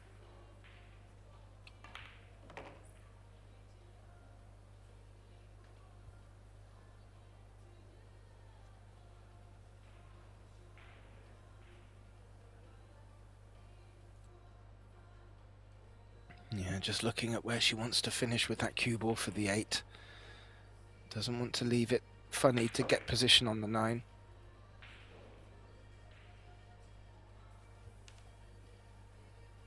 Yeah, that's a good choice, but yeah, and good pace. the danger when you come across the line is always the speed, and the speed of this shot was perfect, so no trouble here.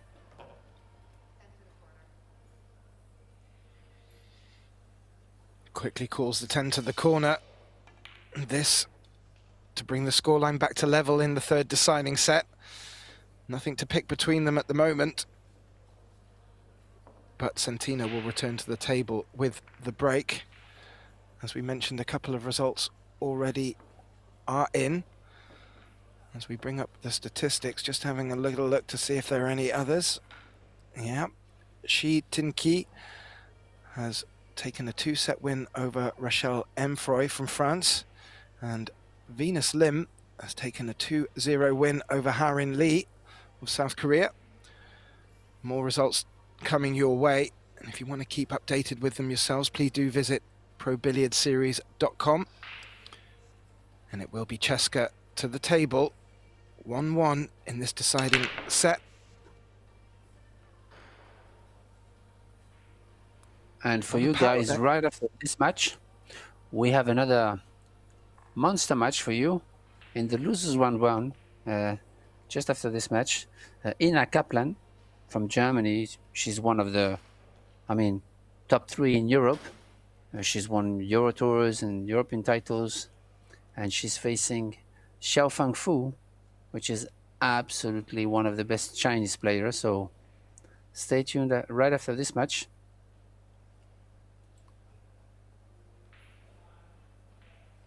Yeah, Ina was put into the losers bracket by the player at the table here, Ruben Aramith. That one went to a 3rd and deciding set as well.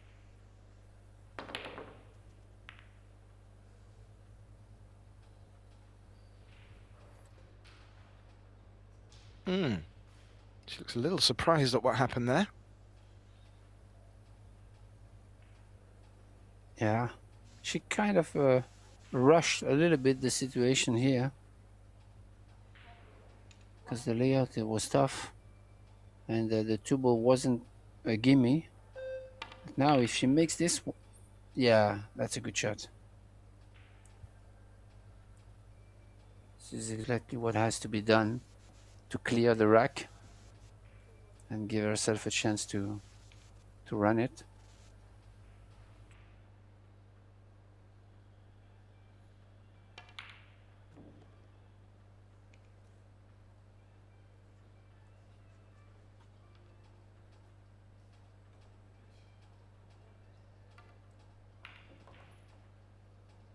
Oh, cue ball.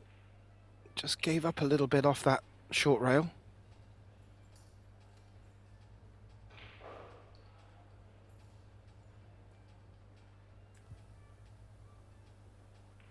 Yeah, that happens often when you have, as I mentioned, slidey tables. When you play high ball, then the cushion doesn't give the power it's supposed to. That's why she came up short on that 4-ball. Just rode her luck a little bit, running the cue ball around the angles. As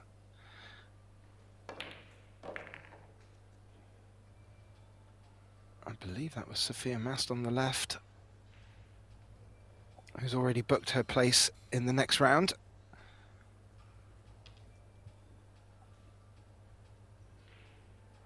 And watching on over this enthralling match we've been gifted with here, kicking off day 2. Oh, Cheska's face would indicate that she just didn't get enough of that cue ball and has left this 7 ball a bit trickier than she'd hoped. Called it.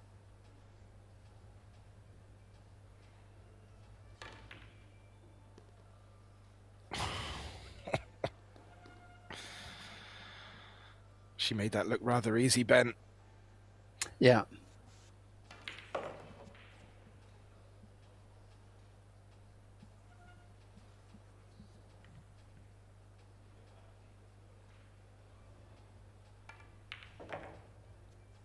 Cheska, the Flash Centino, looks like putting herself into pole position in this winner's first round match. Takes a 2-1 lead in this deciding set, and let's not hide from the possibility, if it's okay to mention it now, Ben, but if it is locked at 3 apiece in this deciding set, we will go through to a shootout. I'll bring you more details of that if it does look a little bit more promising, but not necessarily the nicest way to finish a match for a player, but very exciting for us in the box, and I'm sure our viewers definitely. This is the drama we want to see, but I'm not sure the players enjoy it. I think they enjoy it because that actually you test your skills under the maximum pressure, so this is great. As you can see from the break success, Rubelin just peaking on the percentages. However, you'd feel as this tournament progresses, they'll both be looking to bump them numbers up. However, for Chesko, she's made a ball off the break, stays at the table, but look where that 2 ball is. Is there a gap? From all the matches I saw, it looks like the cut break from the side is the more effective to make the 1 ball. So it's just what she did. But the thing is, it changes as the days move on and the cloth is getting a little bit older also. So you really have to adjust those details because that makes a big difference, making a ball or not, of course. So this is what every player look for. Yeah, and I'm sure the players that are sat around watching this match will be just keeping an eye on such things like that, Ben. Yeah. Because with these world-class players, it can come down to just little things like better results off the break. That's not a bad shot at all there. Yeah.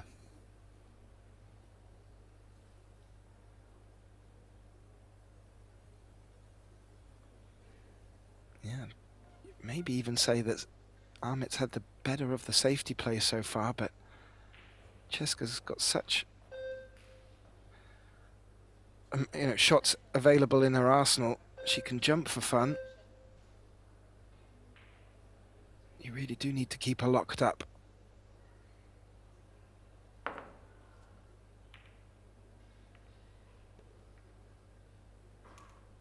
Oh, she called that 7. Fantastic shot. Yeah, this is unbelievable.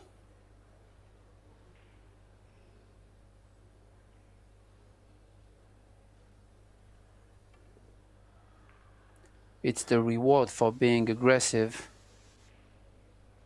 Yeah, and followed it up with a good safety, Ben. I didn't hear the call on the 7, but I could tell from her body language the moment it dropped, it was intentional. And oh yeah, definitely, yeah. Yeah, rather than push the offense, she's brought Rubelin back to the table with quite a difficult look at this too. I'm not too sure if she's picking out a two-rail kick and stick here. Yeah, this is where I don't know. This is where the Filipino culture comes into play, because I bet that any European player in the audience would have gone for the jump shot for sure. You know, to try to bring the cue ball back behind the 9. And this is all about the culture of the game, because also in the Philippines, most matches are the jump cues are not allowed. Also, they play like this, so they get used to kicking. That's why they kick so good. And that was a fantastic kick shot. Has left an edge of this too, but nothing. Well, I was about to say nothing for Centino to attack. She has called the bottom left pocket, possibly as insurance, possibly full-blooded. And that one gets a smile and a click of the fingers from Rubelin as well. Fantastic shot. Oh. Wow.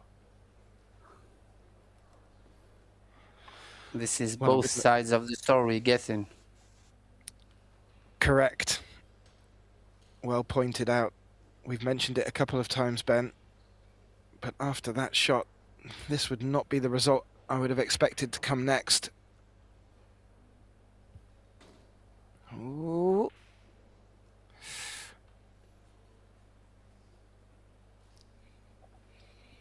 She has to make it.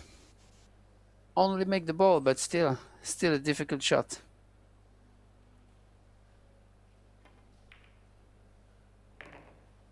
Good shot. Yeah. And now it has opened up very nicely. If she can finish quite flat on this 6. Yeah, the thing is, you really definitely want to cut the 5 ball as thick as you can. Whoosh. The speed should be okay. Little puff of the cheeks, understandably so.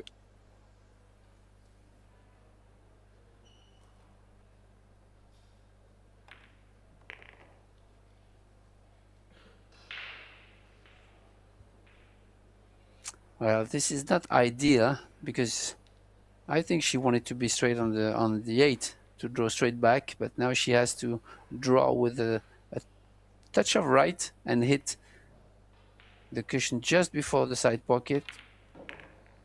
It's going to be okay, but yeah, she's got offline a little bit.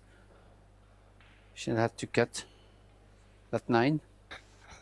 She's having a little chat with herself as well, Ben. I love this.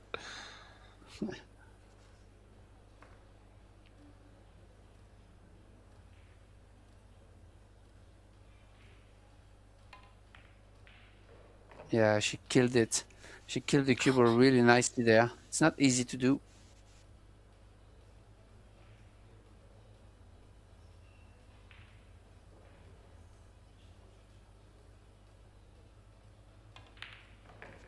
Rubelin, Aramith with that 10 ball brings the scoreline back to 2 apiece in this race to 4, third set. And I have to say, this match couldn't brew up much more nicely for us, to be fair, Ben. I've really been enjoying this, and as we've seen, not many mistakes from either player, but both players being able to jump on them. And as you can see, we were talking about the player overall performance. Well, Cesca Centino has pulled it back into the 800s. And if anything, the only little flounder is Rubelin Amith's POP for this third set, but looking to turn that around. And she will return to the table with the break. What are you thinking, Ben? Are we going to be teeing ourselves up for our first shootout?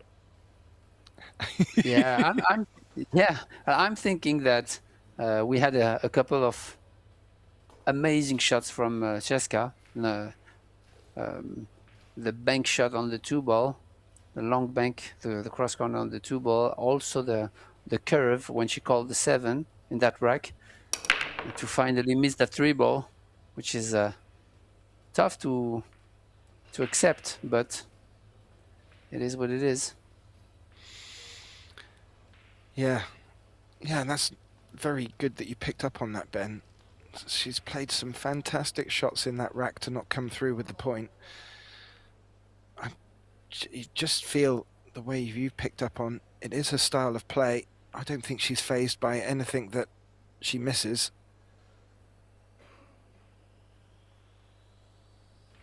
Will she be fazed by that one, though? Here is Rachel and Ina Kaplan from France and Germany.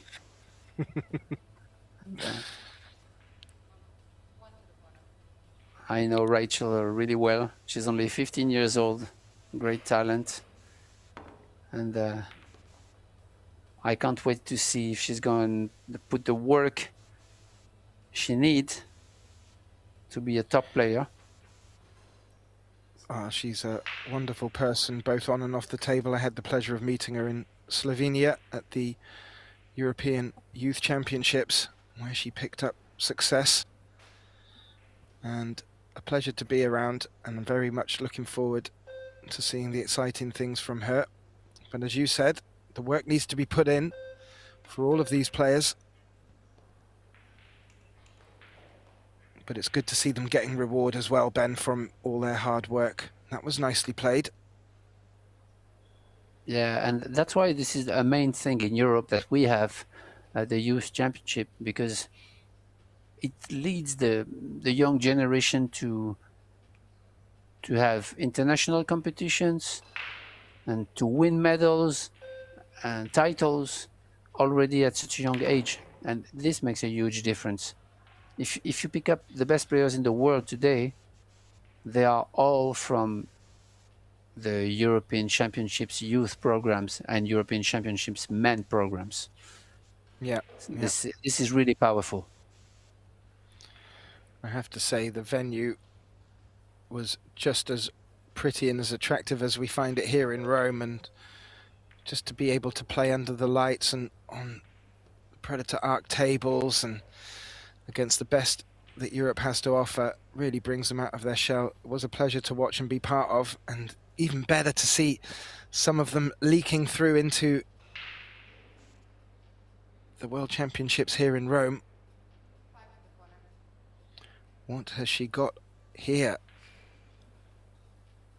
Yeah, she played safe on the 2, but she unintentionally made another ball. Well, actually, it was the 2, so that she found herself in trouble.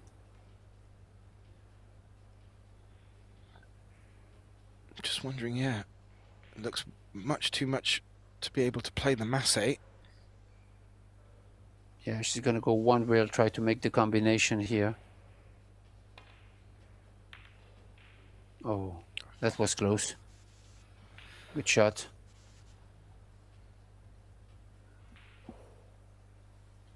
Yeah, she doesn't look too happy, and I think that's mainly down to being fully aware of Centino's ability to tuck these in with ease.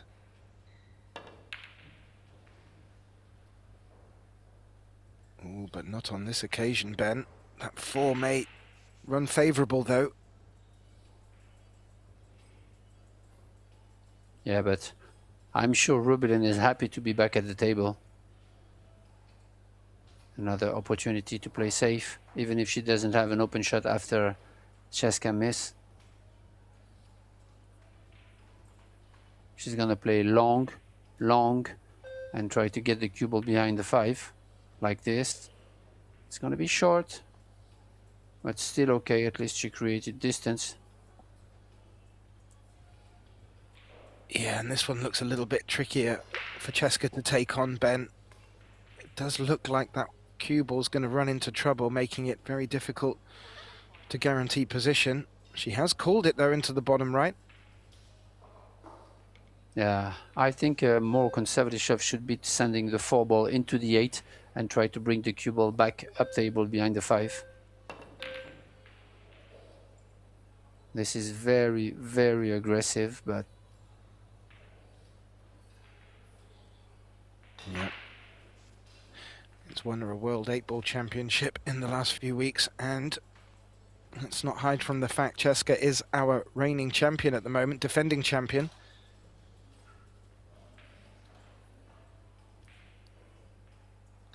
But Rubelin has had so much table time against her good friend.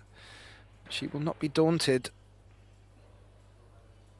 when Česká comes out firing on all cylinders. And the scoreline would suggest that, well, both players have a very good chance here.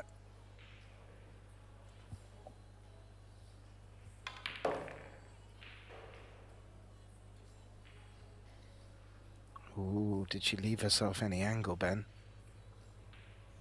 Yeah, she was smiling because she was dead straight on the 5, and now she has, I believe, a slightly wrong angle on the 6 to get back to the 8, but the 8 is hanging.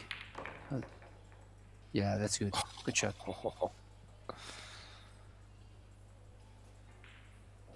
This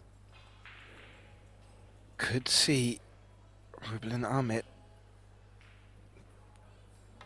take a position on the hill first. And that's 1 foot into the next round, but if Česká were to take the next one, we'll be going to a shootout. But first of all, this 9 and 10.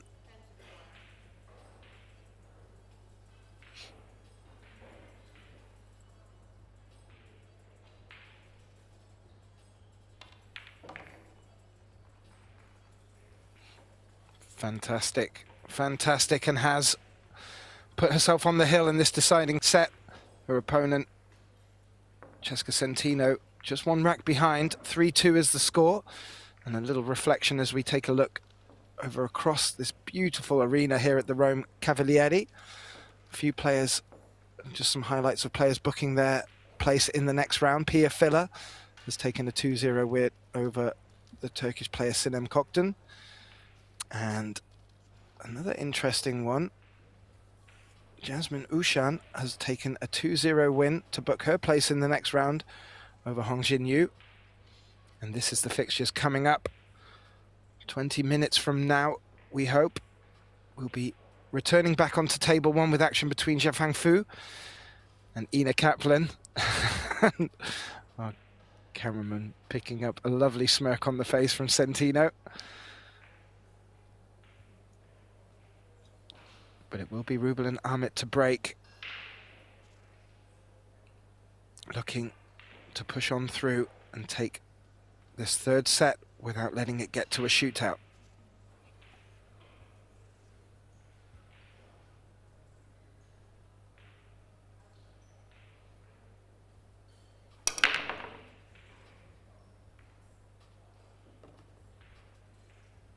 Good break, powerful, but you see as she hit it pretty square, the 1 ball went far too high from the side pocket. That's why I was saying in the previous rack that the cut break is more efficient to try to make the 1 ball on the side for the moment.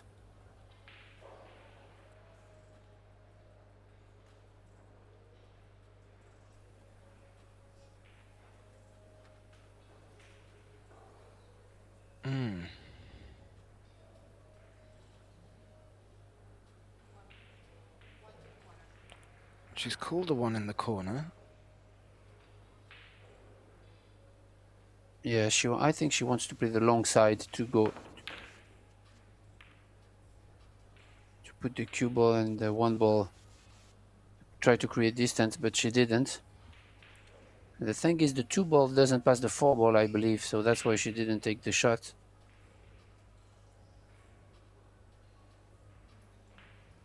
And the 2 ball only passes the 7, I believe.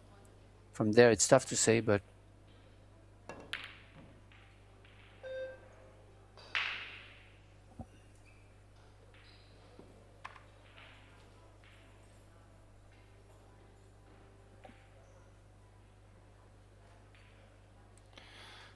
okay. This is an angle on the 1. If it yeah, doesn't I believe pass she can. Sorry. I believe she can cross table to, yeah. She went too far. But I really don't know if the 2-ball passes the 7. I believe it does.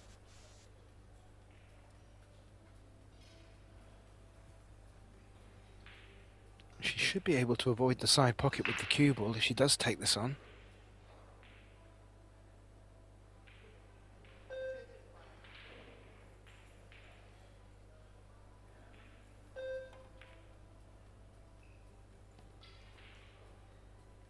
Whoa.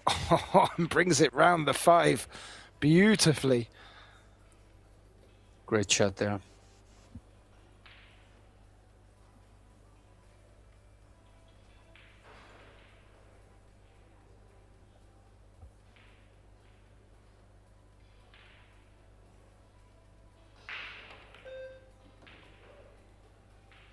Okay, so now she's recovered. Funny angle on the 4 though, so she'll have to follow these 2 rails, I believe, or draw to the center of the table depending on the angle she has. Yeah, like this. It's okay. Yeah, she's playing that well. Should just be able to let the cue ball use its energy to come back up. Not too dissimilar position to where the cue ball is now, or certainly on that line.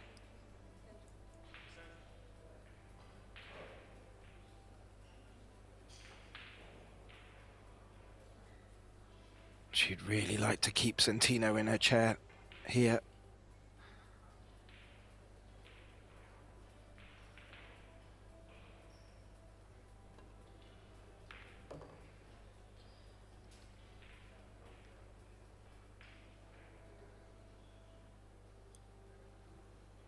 That was tough to do. She went a little bit too far, but still the 7 ball is really available. It's a big ball. So just make the 6, go 2 rails underneath the 8, and she should be fine.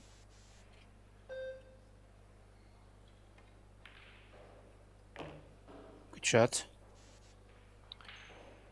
Yeah, and avoids the 8 as well.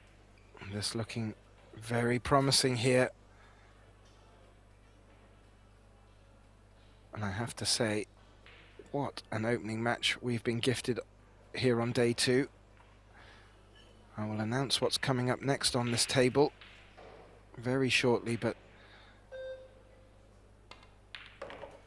if this is any indication, Ben, on how day 2 is going to pan out, we are in for an absolute corker.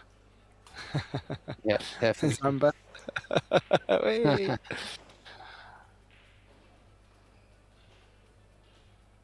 Wonderful. Such a great contingency come over from Asia.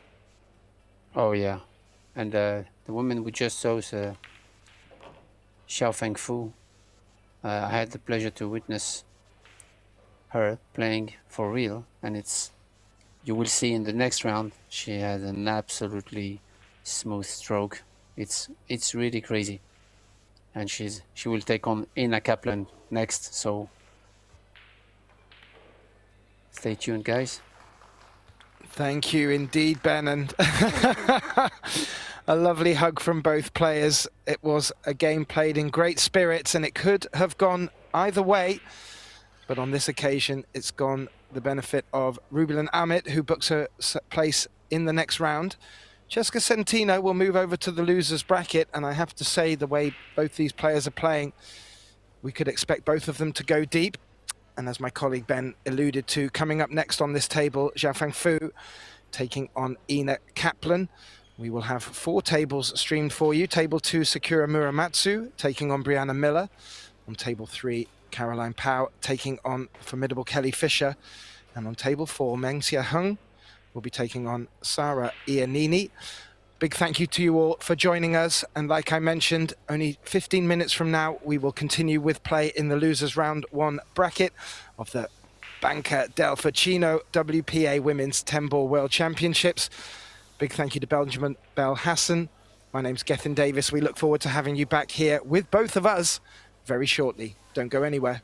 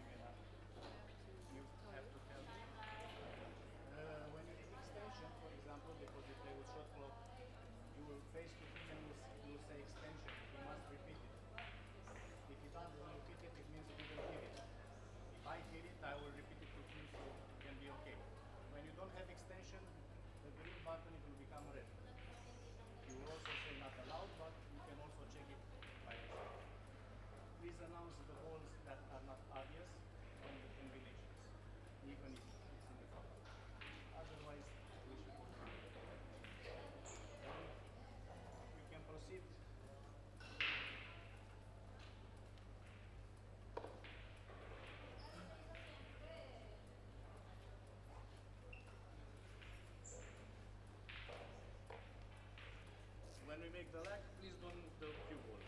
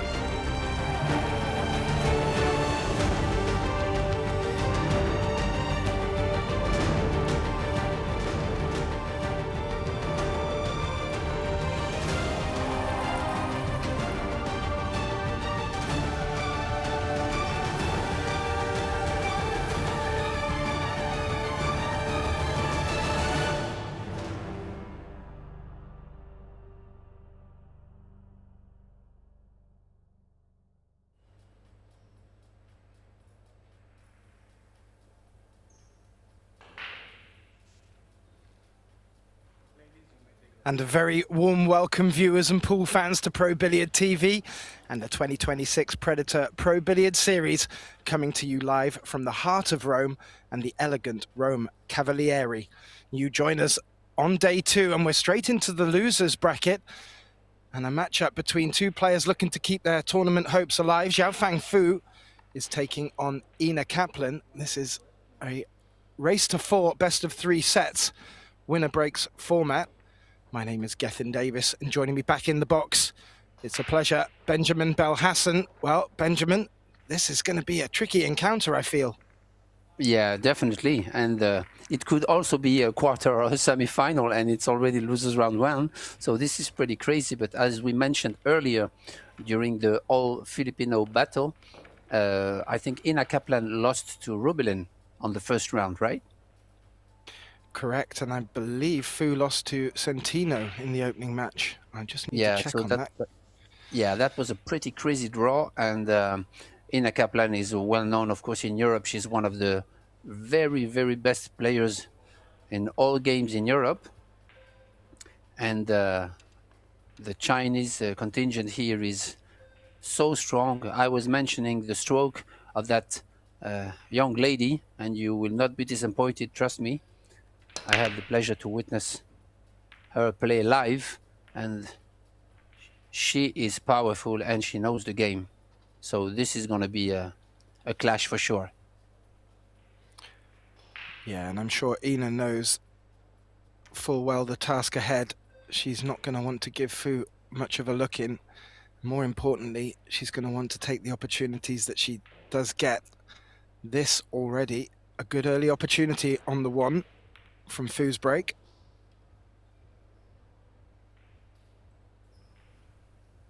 And as you mentioned, the losers will already go home. Not really, because there are the women doubles, but I'm talking about that World Championship. So this is already a high pressure match.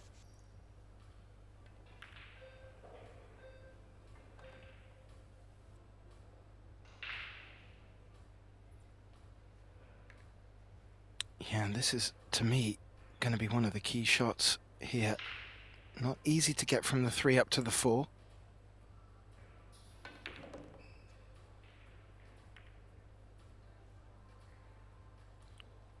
Oh, look to do it with inside to come around 3 rails. Picked up traffic, and that's put Ina in a spot of bother. She's going to come across the table here for this. Yeah, definitely try to play 2 rails first to clip the 4 and go back up table for the 5. But it's not easy to do. You know, she did hit 2 rails, but took it too thick. And I had the pleasure also to witness Ina played a lot of times, playing myself in the Euro Tour series. And obviously she's one of the best down there, so very impressive. A lot of battles with Pia filler.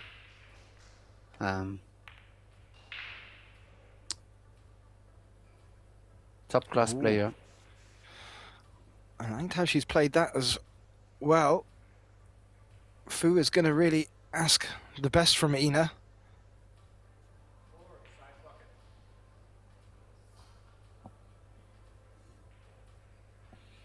She's called the 4 as a bit of insurance, Ben, coming around the 5.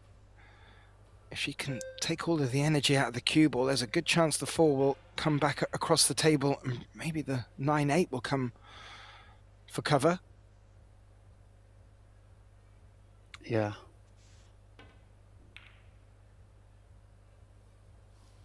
Good hit. I think she's gonna be in the 50-yard line, which is not hard enough, and to use the D8-9, but too hard to use the 7. So she found the gap in between for Xiaofeng Fu.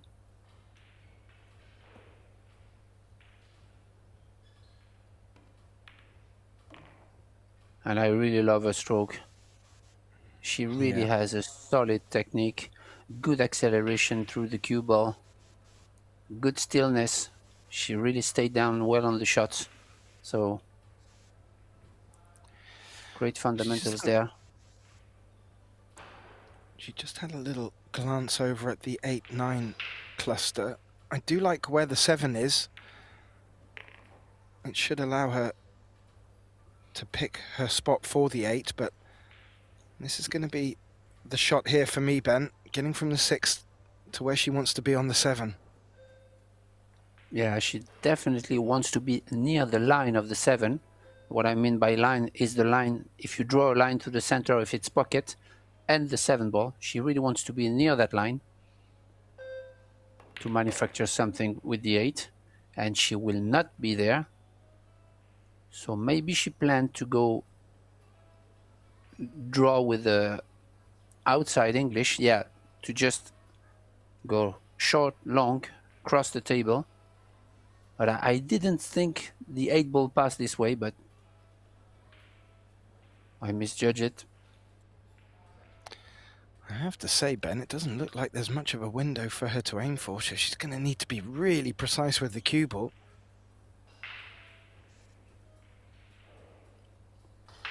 Yeah, but the thing is, you can let the stroke out, like near the maximum draw. Yeah. Oh, okay. So, oh, that was a smart shot. Okay. I didn't think the 8 ball passed, so that's why she played that, and it's a great shot. Yeah, and again, showing respect to her opponent, Ina back to the table with, again, not much of a look at all.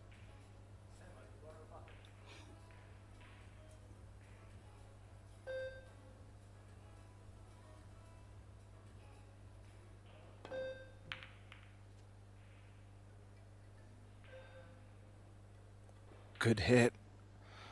The 7's come quite a way up the long rail here. Still a potable 7. As to what Xiaofeng can get on the 8, well,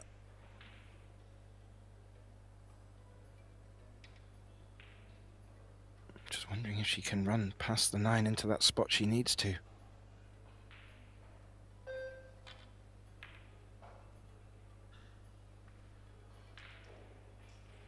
She had it, but left the 7 ball hanging. Didn't miss it by much, but that was a good shot. But now Ina is in a tough spot because the 7 ball is really deep into the pocket. So I wouldn't be surprised that she would go real first and try to clip it, going all around the table. Yeah, like that. But it's really tough to control, and I don't think she'll have it. No. As you said, when it's that deep in the jaws of the pocket, it can be very difficult to get much action and to judge the energy that the cue ball's going to keep. So, again, a little tricky for Ina here. Does not want to be leaving this 8 in the open.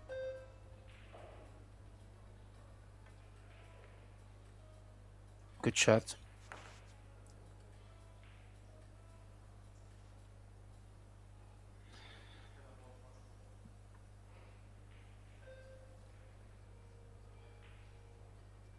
We have 2 different styles here also, because Ina really has a, how can I say, a competitive mind. She really put an effort and do everything she can to, you know, to win. And on the other side, you have Asian players always have, you know, self-control, and it looks like winning is not the point for them. I don't know what's the reality, but it's a different attitude, I would say. Yeah, indeed. And I have to say, when the fight comes up to Ina, she really does rise to the challenge. We've seen it so often in the past. But as you indicated, with the contrast in styles, and coupled with their poker faces, Ben, it's very difficult to see that sort of necessarily competitive nature from the Asian players, but I have to say, they do make potting look like fun out there. Yeah, and I've seen it over the years. I really respect the Germans for that. I've been myself to a lot of European championships, and the willpower they have to win, even if sometimes you can win ugly. But this is an asset to have when you are a competitive pool player, to win whatever happens, whether you play good or bad. Yeah, that's the key, Ben. Whether you play good or bad, how are you able to keep yourself in it?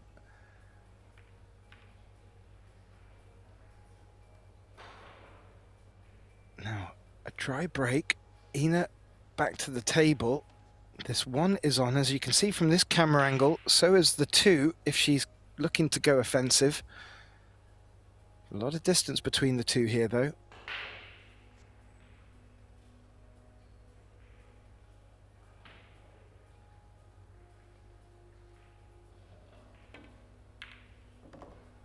Oh, great shot there. What a shot. Brilliant. And to avoid the traffic and come around that cluster to leave the 2 on, even more impressive. And that will be a good early feel for Ina here in this second rack.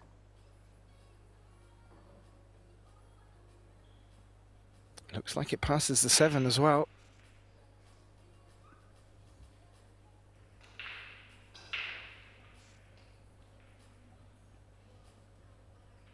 This 3 could really open the rack up nicely for her here, Ben.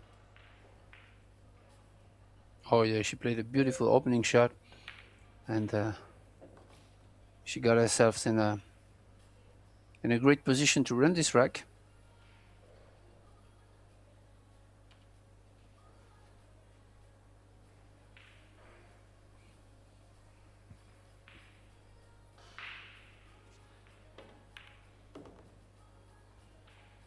And I have to say, I'm a little bit surprised that she is playing with a small extension, a small cue extension, because it makes the cue obviously heavier, and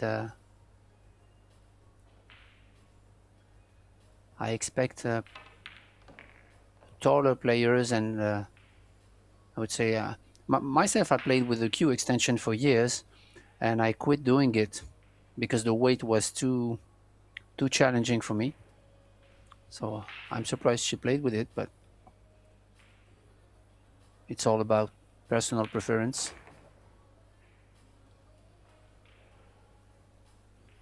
Yeah, it's interesting. Some players rather have just longer cues to start with. I've seen some monsters out there. But yeah, it can be down to the feel.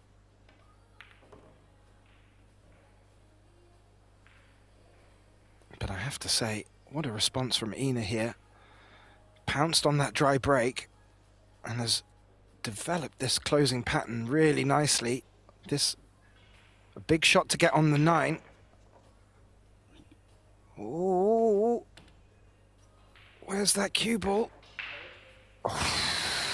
Yeah, actually, what happened there is that I think she didn't want to play the 9 short side. Of course, she really wanted to come across the table. But then, when she delivered the draw, she took the 8 ball really thicker than she would have liked,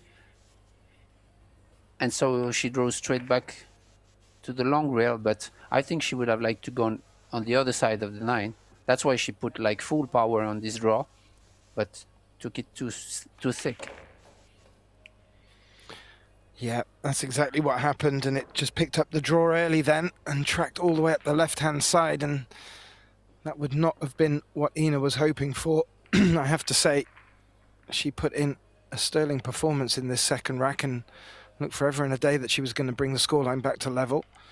However, Pool has a wonderful way of keeping us on our toes in the box, and Fu now leads 2-0 and will return to the table with her next break. As we look at the action over on table 2, well, we have an American in action, Brianna Miller, taking on Sakura Muramatsu. 2 young Americans already booking their place in the next round. In the winner's bracket, Sophia Mast and Savannah Easton. 2 more Americans in the loser's bracket, looking to keep going.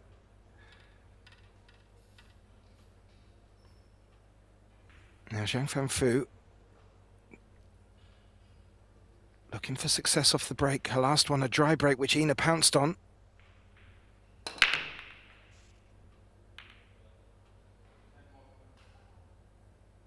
Powerful break. That came up dry.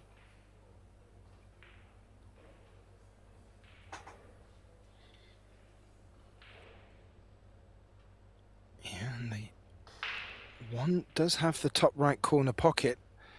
Does look like if Ina were to take that on, there may be a danger of running into the 2 ball with the cue ball, so may not be the time to pull the trigger yet. Yeah, more. She's more likely to. I don't think she's gonna go for it, but the thing is, makes the shot a lot more difficult because she's jacking up over the 8. And yeah, I expect her to play safe to hit thicker, but that was a tough spot. And I was talking about the cue extension, and it's even more difficult when you have to jack up over a ball because the weight is on the rear of the cue. So myself, I used to take it off when I was frozen on the rail or when I was jacking up.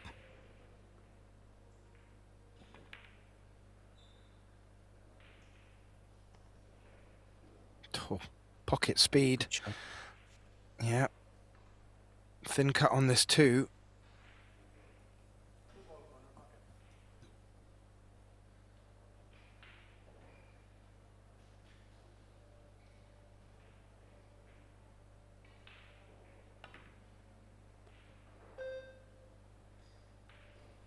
Good speed there to catch the line of the 3 on the side.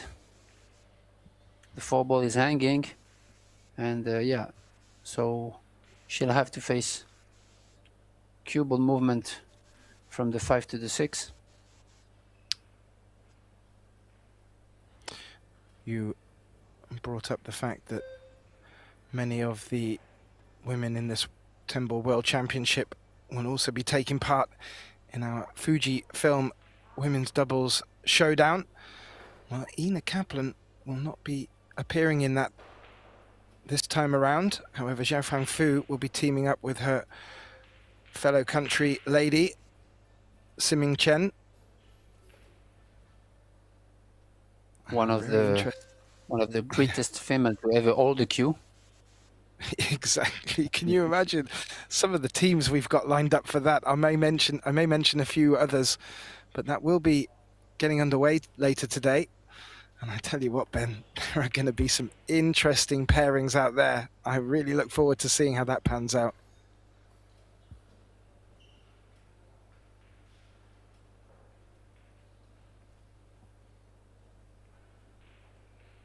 A little thinner on this 5 into the side pocket.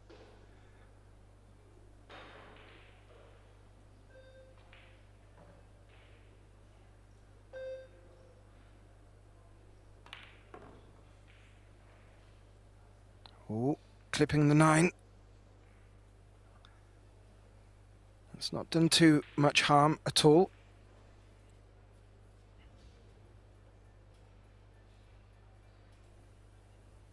And it's all ready to get on the hill, getting, so things are running fast here. One small mistake from Ina, and she's already under the gun in the first set.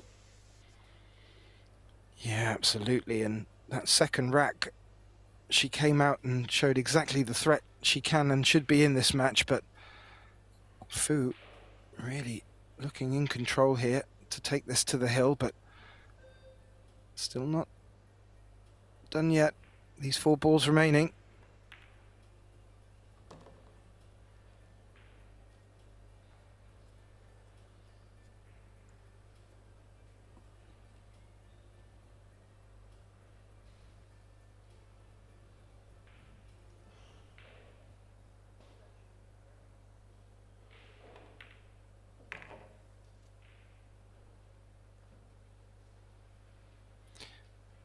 Not doing too much with the cue ball, keeping it conservative.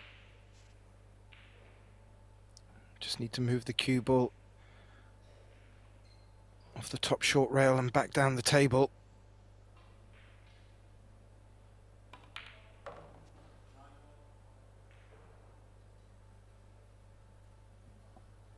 She's looking very good, Ben, and not looking like she's going to give Ina too many opportunities. So far, the biggest one coming to Ina was from a dry break.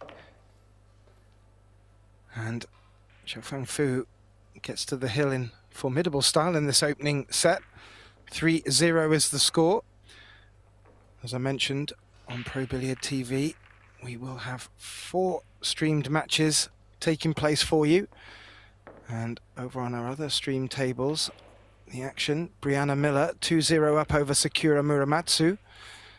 And on table 3, well, I haven't had an update on the score there. That will be Caroline Power of the USA taking on Kelly Fisher. And our table 4 matchup, Menghia Hung is 2-0 up over Sara Iannini. I was looking at the stats, and for the moment, we only have 1 missed ball from Fu, and that's it. No fouls, no nothing. I mean, TPA over 800, POP, excuse me, TPA, it's same thing. So yeah, we are having a masterclass for the moment, and I had the privilege to watch this lady play, and it's really powerful. You mentioned she's gonna pair with Siming Chen, and I made definitely one of the favorite team myself. Ooh, you heard it here first, ladies and gentlemen. I like that, Ben. Oh, dry break. Nothing on the 1 for Ina.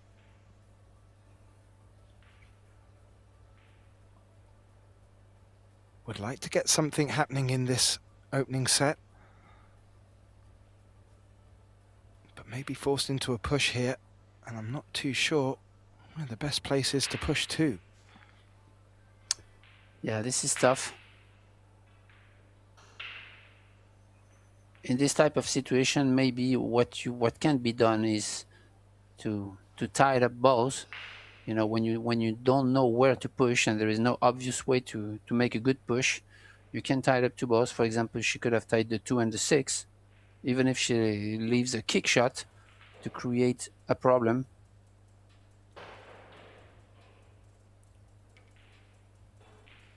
Well, Ina's playing from the position she pushed into, so I'm sure she'd have had something in the back of her mind. Oh, just reaching a little over the 2 ball. Doesn't look to be stretched too much. Oh, No, this was all about distance.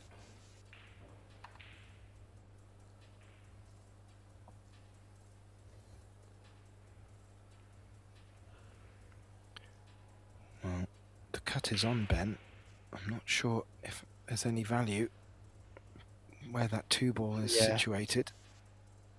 Maybe with a lot of inside, or just like that to take the cut, but I don't think she has it now. Maybe she has the carom of the 2. It's hard to tell from here, but I think she already called the 9, so maybe she has it.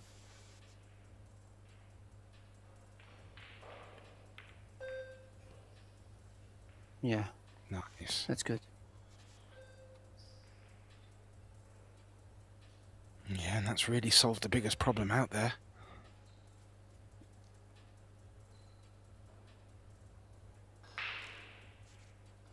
Yeah, that's the reason why I was talking about the push out, because if, for example, she had tied the 6 and the 2, then Fu couldn't have the opportunity to run. But this is always tricky, those push out situations.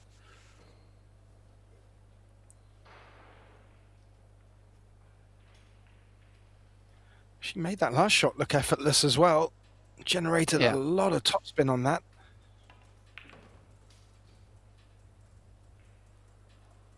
Oh. Ooh. Yeah, we are living with the players. So yeah, this is going to be tough because the 7 board is right in the middle and she'll have to jack up. And it's never easy.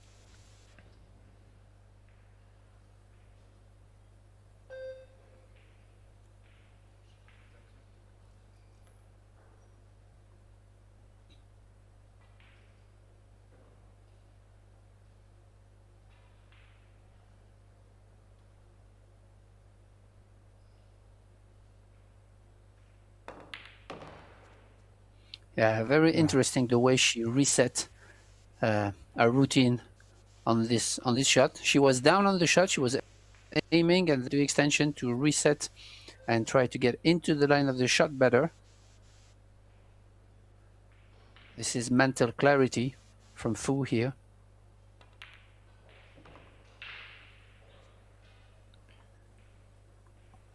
Yeah, and this is really sending a message over to Ina here. Ina's not really come to the table with many opportunities at all. In fact, the one glaring one, she really took that rack by the horns, but just put herself out of position at the end.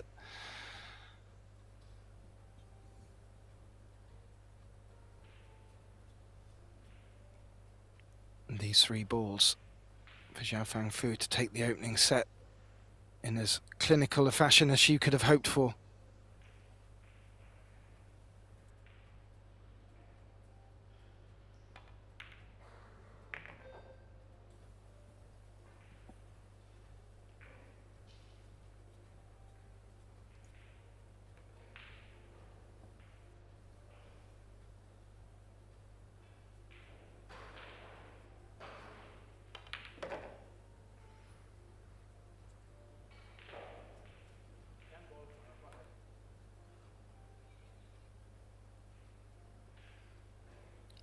A little bit closer to the cushion with the cue ball than she'd have hoped, but this 10 ball to take the opening set in quick fashion. Ina Kaplan jumping out of her chair and removing her glove, looking to take advantage of a timeout here and maybe come back with a little refresh of mind. Fu just having a quick conversation. Was that Shasha? I didn't quite catch who looked at her behind the corner there, but Fu also taking the timeout as well. Myself, Gethin Davis, and my colleague Benjamin Belhassan will join the players and we'll return for the start of set 2 in very short fashion. While we're gone, please do visit ProBilliardSeries.com to keep up to date with all the live scores. And if you're enjoying the feed here on Pro Billiard TV, please do like, share and subscribe. But don't go anywhere. We'll be back very shortly for more action as we kick off our second set.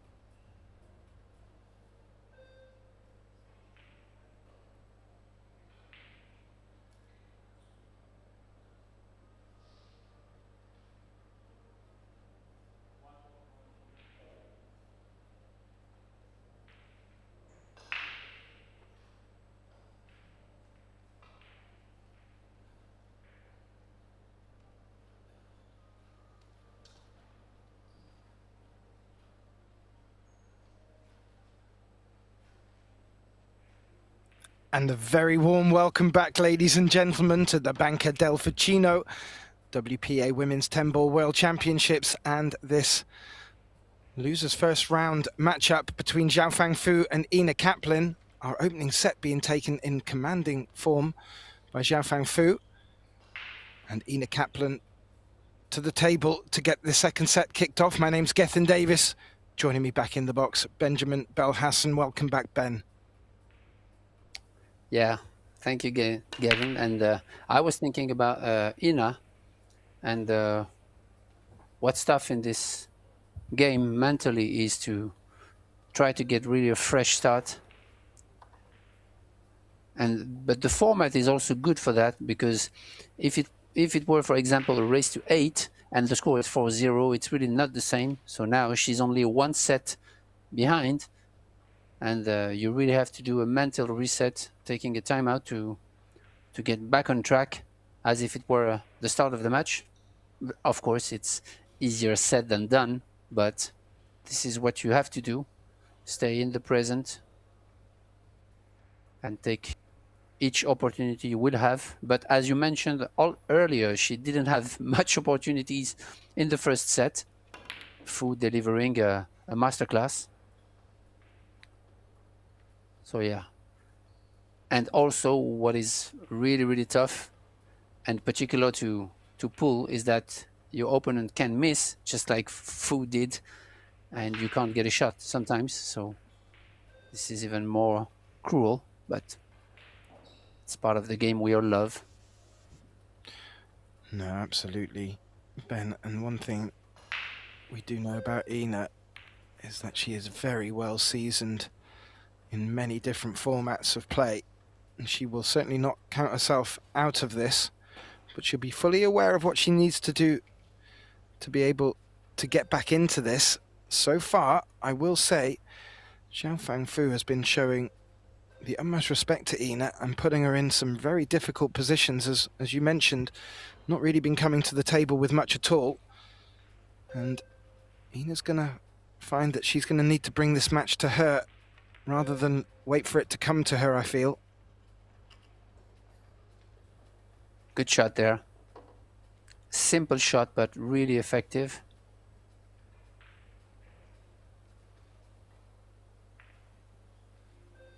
Yeah, you can only really see one escape the two rail here.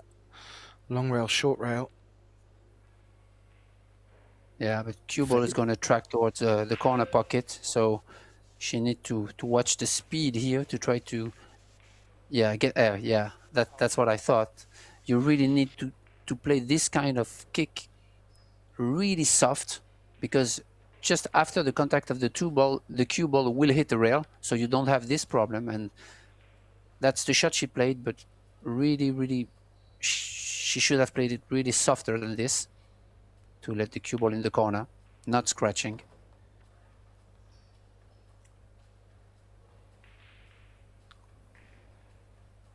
Reward from Ina's safety.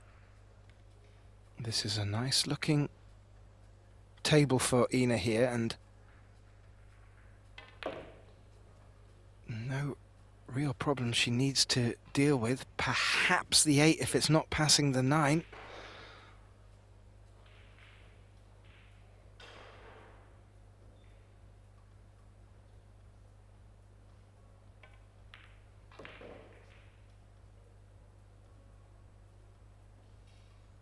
Yeah, that was the first issue, to try to avoid the 10, because she drew a little bit too much on the 3 and she had a wrong angle on the 4. So she played with a little bit of inside here to avoid the 10. But now she's facing a tough shot on the 5. But more importantly, she's going to track towards the 6 without any pocket for the 6, I believe, except the bottom left. So that's what she's looking at right now.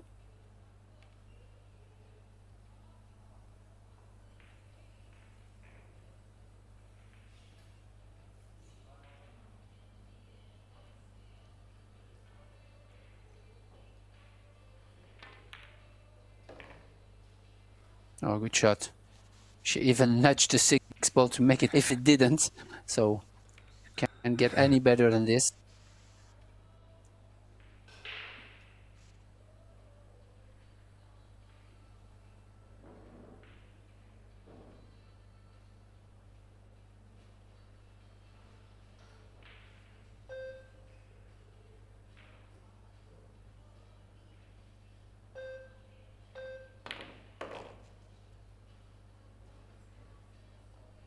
It's gonna be tough.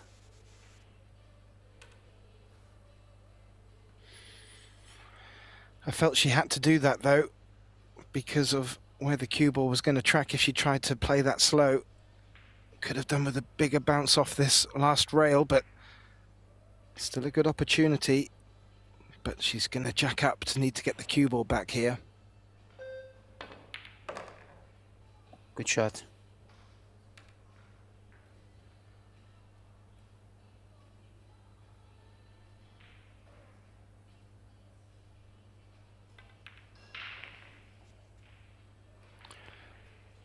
Yeah, she certainly looks like she's got a bit more determination about her as well, Ben.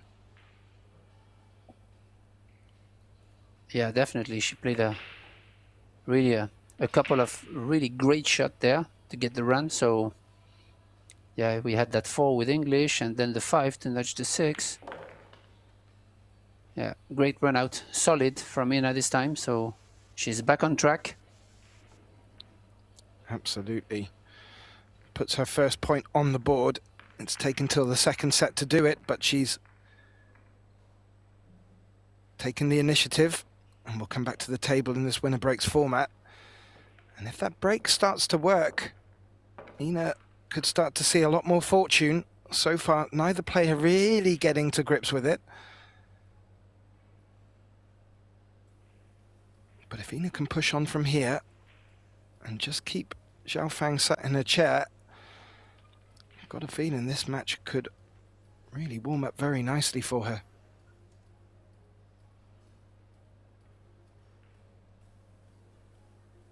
So remember, it's a losers round 1 match. So the loser will go home, which add more pressure to the outcome, if possible, in a world championship.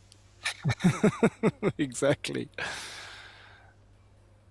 The pressure's already brimming, but I have to say neither player really showing it, even at this stage. Yeah, as you mentioned, they are both seasoned players and with a lot of experience, so they know what it takes to be there, and they exactly know why they are there.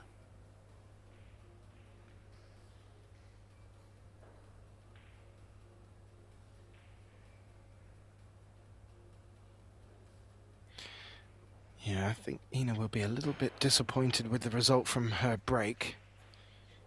It has left a good spread on the balls, and with that nice opening look at the 1, Zhao Fang is already looking at the shape she wants on this 3 to get for the 4, and that looks like the biggest stumbling block at the moment for her.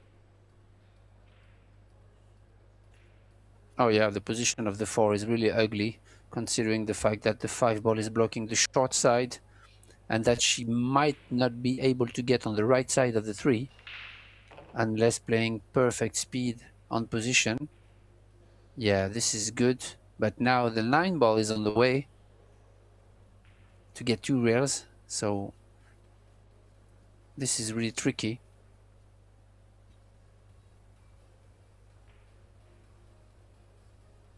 See if she can avoid the 9 going around the 9. This is really a small path, but okay, that's nice. I didn't think she could do that, but she came up short a little bit.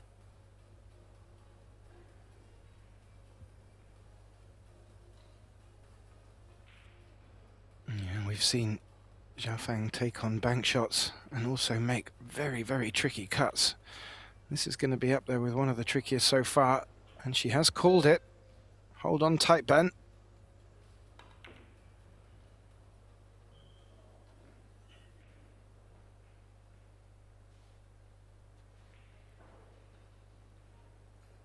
She tried to get the 4 and zigzag the cue ball and pocket the 5 in the same pocket. This is smart because you have to let the stroke out. She missed it, but she's left a really difficult position for Ina. It's forcing her to play safe, I believe.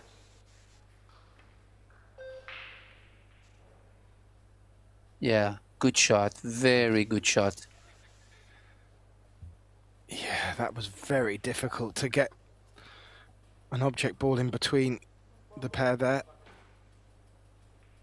Okay, one rail escape.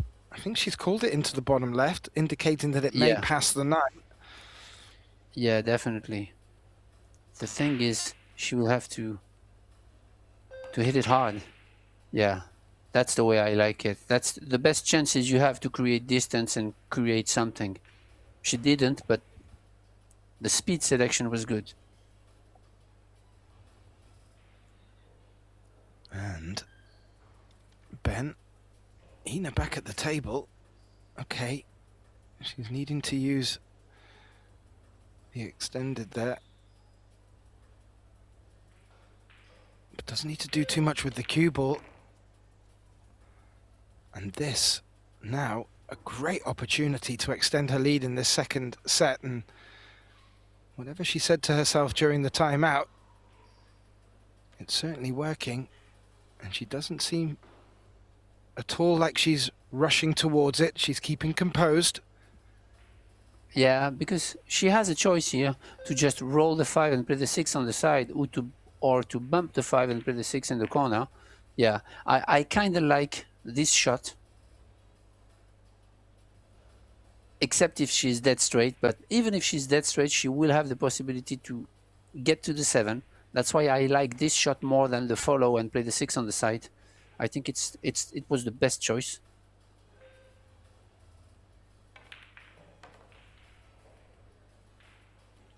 Yeah, very nicely done as well.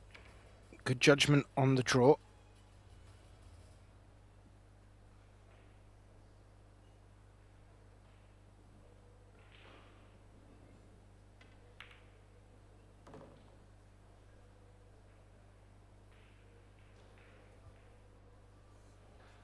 This is great stuff from the German.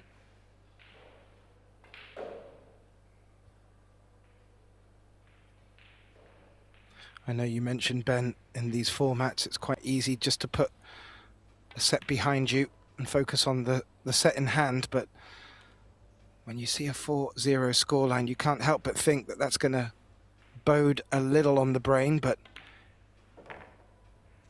the professionalism of Ina and the high-quality pool we've already been greeted with so far in this match has rewarded her with a 2-0 lead in this second set. For sure, she's never going to give up.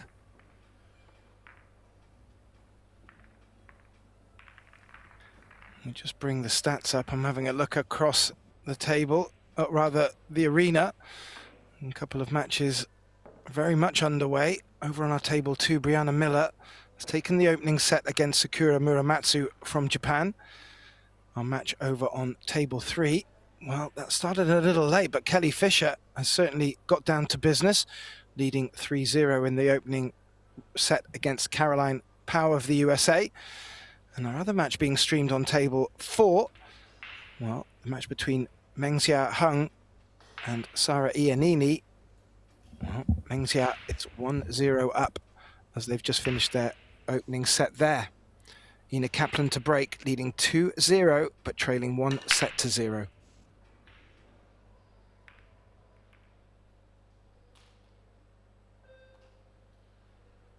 And again, the break just letting her down somewhat. Okay, we do see quite a few dry breaks in the hand rack format, but not so often you keep leaving your opponent with a good look on the 1. That's twice now in a row for Xiao Fang.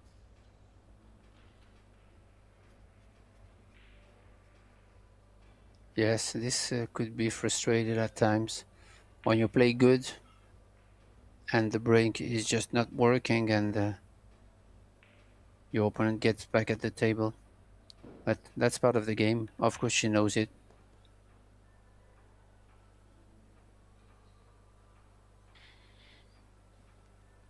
Yeah, needs to...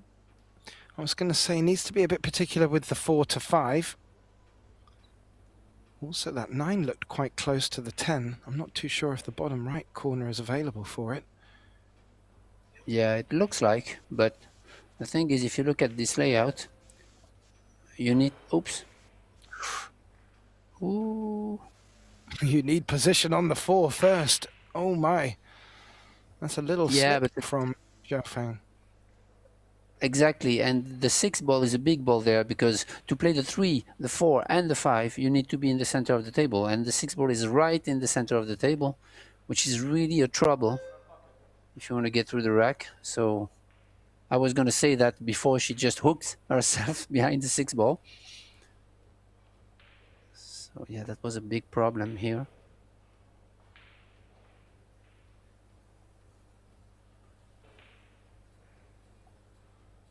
Now she is going to try to reverse this softly, trying to make it and split the balls in case she doesn't.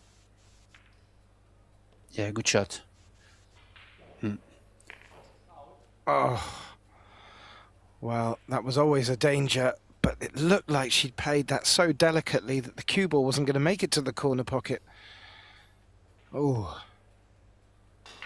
Yeah, it's the same type of shot she had on the kick safe on the 2 rails where she scratched. You really need to be soft on the cue ball here. That was exactly the same kind of shots.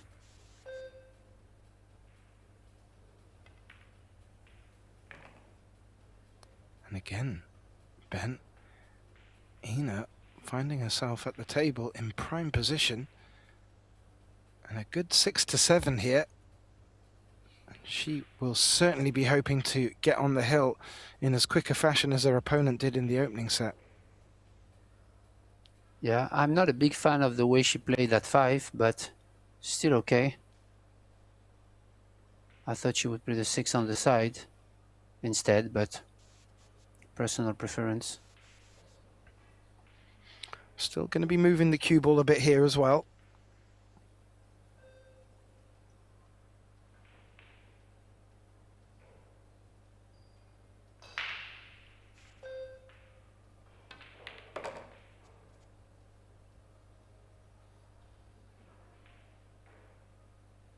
Still okay, but I thought she would go stand draw with English to turn 2 rails instead of 3, but now she faced a long tough shot on the 8.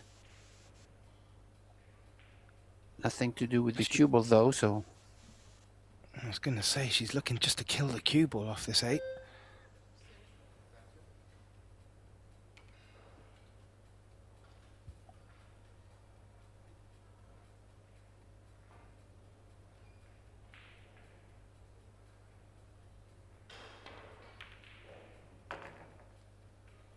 Nice. Good speed. That shot was played at there. Just gave every chance of that ball dropping. And as you can see, the 9 does pass the 10.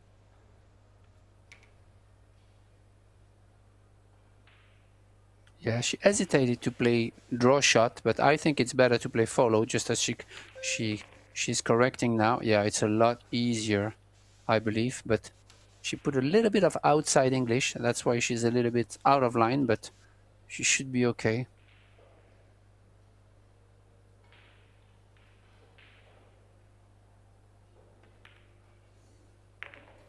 Wow, what a contrast.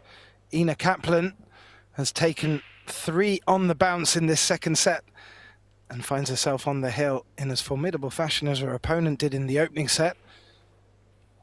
And will return to the table with the break, and a great opportunity to take this in quick fashion to a third and deciding set. And who knows what sort of confidence that is fueling within Ina.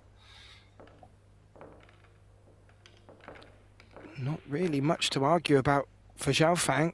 2, well, you could say unforced errors, but they were unfortunate errors after playing very good shots or very thoughtful shots.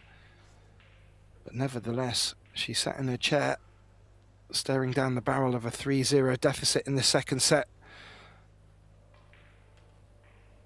Will she get out of her chair, or can Ina keep her in it?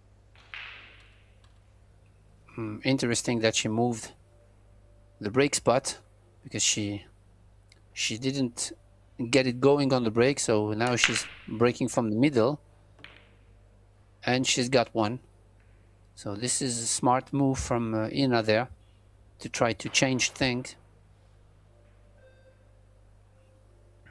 As you can see on the balls pocketed, both players just one ball difference between them, highlighting the contrast of the first and the second set. Now this is a long one to take on. Yeah. Lovely angle of the pot she's got ahead of her. Oh, good shot. Wow, this is the powerful stroke she needed.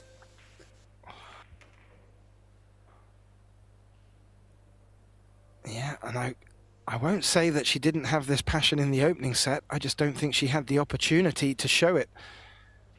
This second set has been a complete contrast, and I mean, really good signs for both players. And as you said, this could have been a final stage match in itself.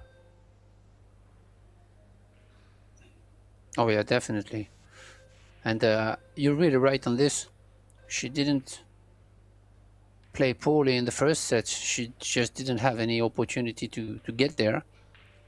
So yeah, I tell you what, this is one of the best match we've seen since the beginning of the tournament. I mean, very little errors, very small margin for both players. Yeah, absolutely. And the errors have not come from stupid decisions. They've come from good shots just having an unfortunate ending. Really world class. And I have to say, the field that's out there, you really should not be expecting much less. I've got a feeling it's going to be like this for the rest of the week, Ben. Yeah. And this is the shot of the rack. This is tough because she has to roll it. It's like a thin cut and she has to stay for the 5. So yeah, this is tough. Yeah. Yeah, a lot of value in taking it on though, Ben. She will have had in the back of the mind exactly what could happen if it was missed. Guess with a 3-0 lead in the second set, it may have made her decision making a little easier. And after being sat in a chair for a little bit, Xiaofang Fu back to the table with a cut on this 4 and a chance to just start making a mark in the second set, if it's not too late, of course. I like the way she played it with inside. This is really a good shot from Fu there. But as I mentioned, the shot of the rack was the one that Ina just missed on the 4-ball. And obviously she knew that it was a difficult shot and the key shot of the rack. But I had the feeling that she played it 100%. She just missed it, as everybody misses in the world. So no need to be frustrated. She went for it, and it's just a simple miss.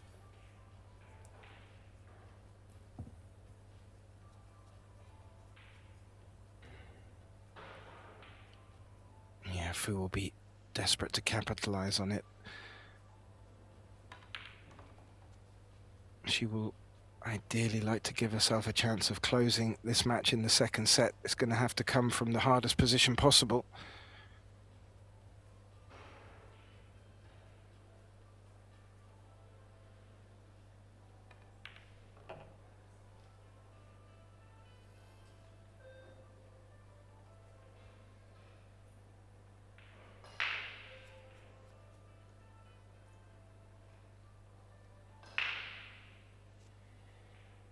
May just look to freeze the cue ball here for the 10 across in the right side pocket. Yeah.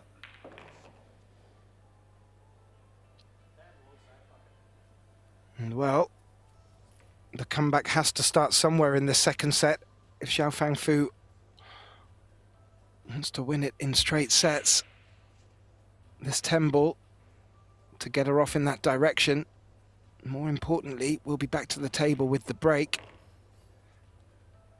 Ina was just starting to threaten with her break, so very timely to do that. And she'll be back to the table, trailing 3-1 in this second set. I was just having a little look around our arena for some updates. No results in as of yet, but most matches already through to the second set. As you can see on the schedule, Miller 1-0 up on Muramatsu. Kelly Fisher's match, she is on the hill. Oh, no, result just through. In their opening set, Kelly Fisher taking the opening set there. And our match with Sara Iannini, well, the opening set in that match has actually gone to Hung. So plenty of action out there for you. A lot of choice, but please stay with us here on table one. There is a lot of pool left in this one, and it's been world class so far.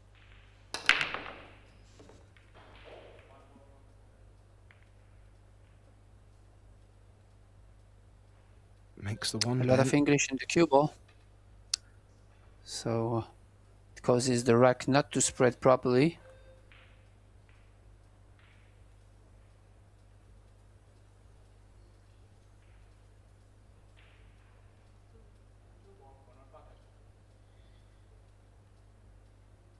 Yeah, there's an awkward cluster down by Fu's body there.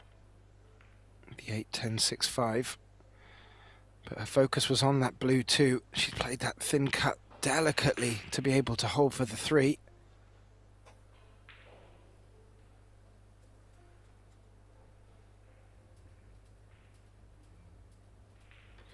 She's looking for that angle that she can get from the 4 to do something with the 5 as well.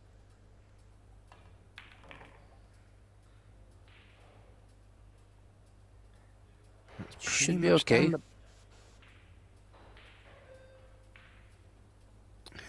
She wants to come back across and avoid the 8.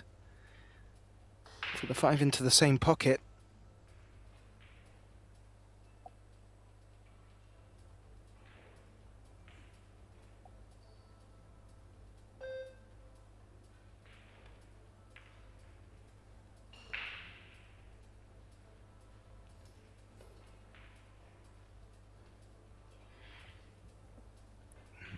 Now, does she need to bump into the 10 and move the 10 and the 8 out the way? Yeah, the thing is she doesn't have that much of an angle here. So yeah, she has to jack up and probably go, yeah, like that. But I don't think she could get a shot from here. I would probably go high ball to try to get to the other side of the 6 to pocket it on the side or in the top right, because the stand like this with 2 balls in front of her is really hard to control.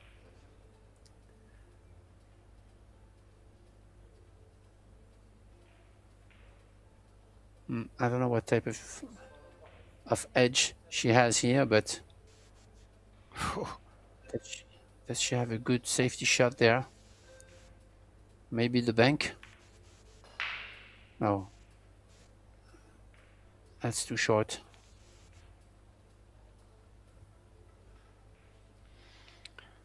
Yeah, you could see what she was trying to do there, bringing the 10 into play and leaving the 6 up against the 7.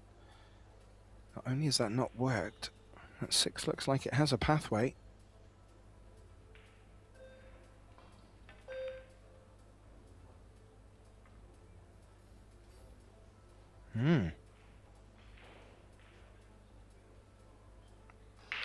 Tapped the table there, Ben, as if that was a missed shot, but yeah, if the pot I think it on, was I thought actually. she played that quite well. I think she tried to cheat the pocket and to overcut the 6, try to get a shot, but try to make the 6, but she missed it. That's why she apologized. But now she has an opportunity to lock her opponent, to play good safety, to seal the deal.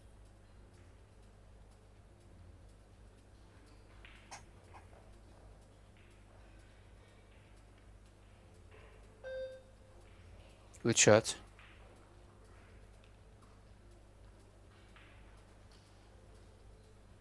Yeah, would have loved to have brought that 8 into play as well. Yeah, but at the same time she freed, because I wasn't sure that the 8 ball passes the 9. So at the same time she freed up the 8 from the 9. So it's not bad.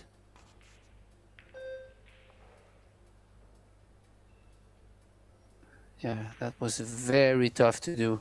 What she attempted, like cutting the 6 and getting back behind the 8. That was really a good effort.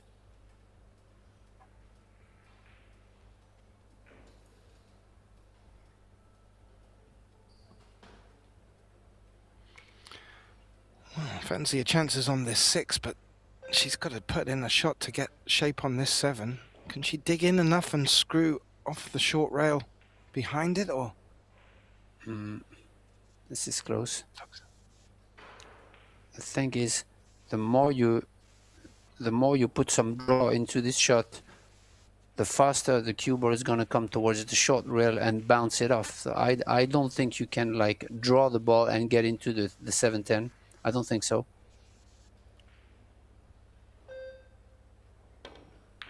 Yeah, that's a good shot. I mean,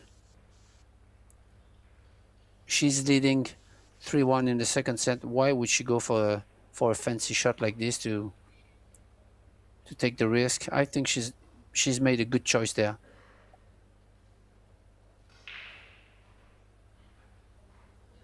Yeah, and there's nothing offensive for Fu either.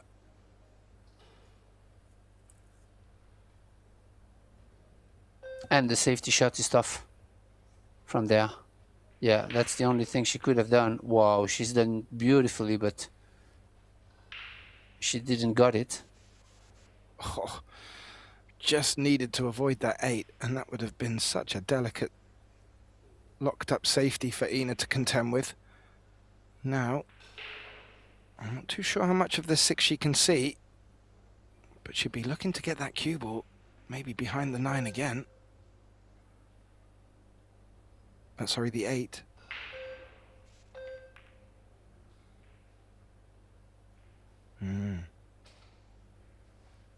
That's a good shot, but she decelerated a little bit on the impact. That's why the cue ball like stopped here instead of going behind the 8 ball. I mean, still okay, it's a containing, but the snooker was a bonus here. A huge bonus.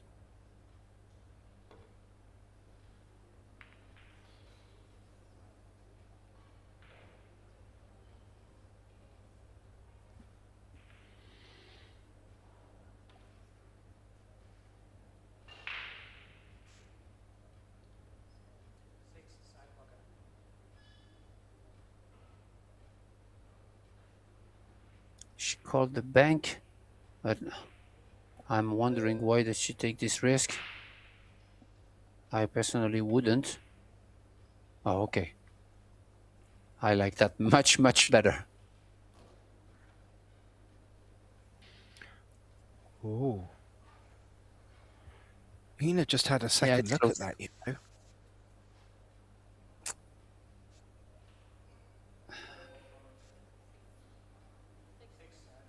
She has it. Yeah, she Wow. didn't protect the 6 ball enough. That's the point. Because sometimes to get the snooker, you need to take a risk. And she took it. So that's brave. But she didn't get the snooker, so...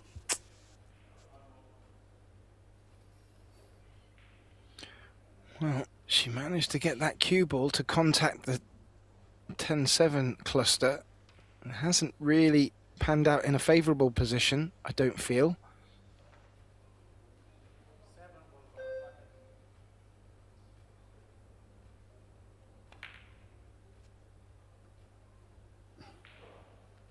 Yeah, focused on the cue ball there.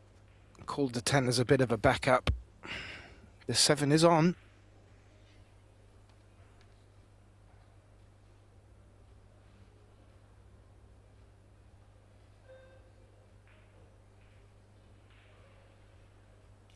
This is thin.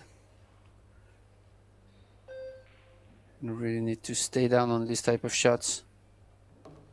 Oh wow, she overcut it. Which is pretty crazy. A little laugh as well. In disbelief, I feel. That was... Yeah. Yeah.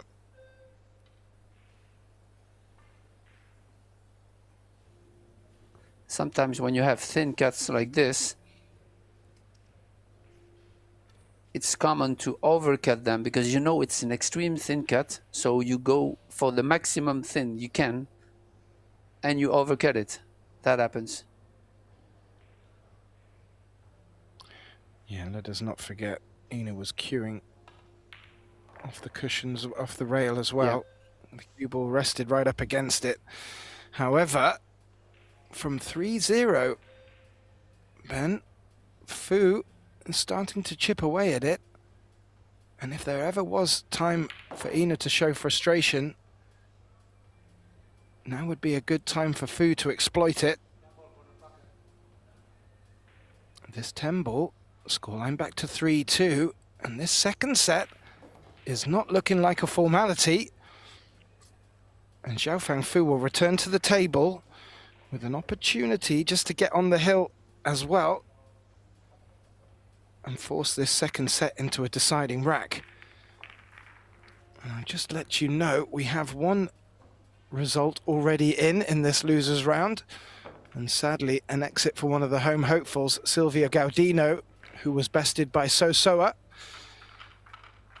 And I have to say, Sosoa is always one of my picks to be in the final stages. She finds herself early on in the losers round, as we have seen some other big players as well. And as more results start to come in, I will keep you updated. Was there anything in the statistics there jumping out at you, Ben? Yeah, I thought the player overall performance is really high for those two players.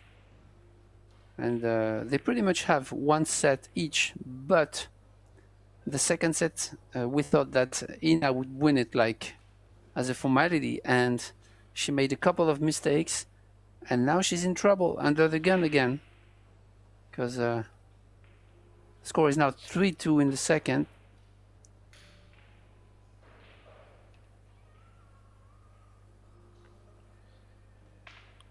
Remember, she scratched on the 7 ball in the previous game. So that was a big mistake. This one does look like it passes, Ben, but I'm not sure what the value is in going for it. Yeah. Oh, wow. She's going for it. This is nice. And then she played a safety shot out of the 1. This is good. She might use the 5-8.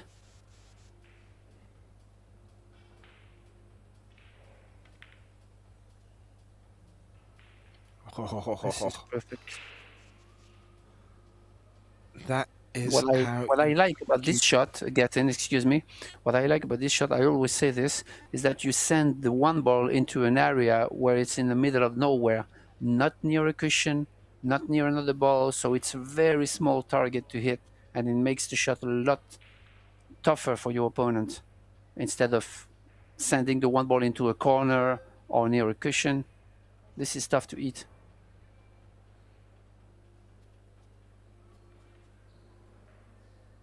And if she's coming the 1 rail, she's got to cue over that 8 ball as well, which makes it even more difficult.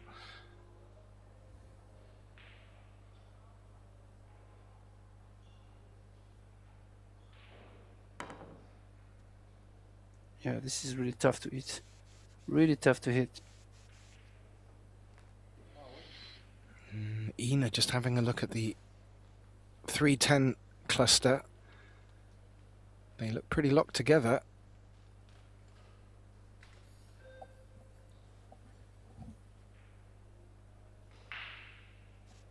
Is Ina playing for a second foul here, or is she? I would assume that she is. I think she's trying to move the 10 ball by playing safety. Yeah, this is not good enough because this time the 1 rail kick is really shorter. So I don't think she'll have trouble to hit this one. especially if she hits the low side of the 1, she will separate the balls and maybe use the 2, 9, 10 as a blocker for the cue ball. So this is not a good... Yeah, she hit it too thick. And that wasn't a good safety shot from Ina there, considering she had ball in hand.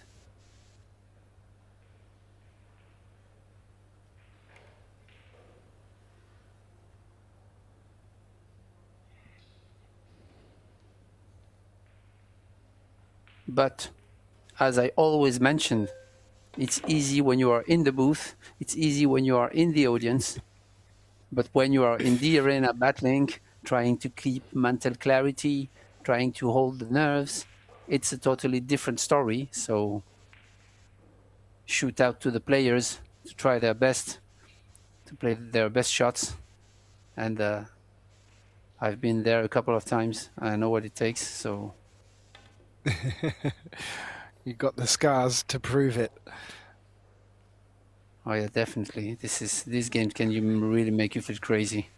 So I will definitely never ever criticize players that make wrong decisions or that feel the nerves, because it's really tough.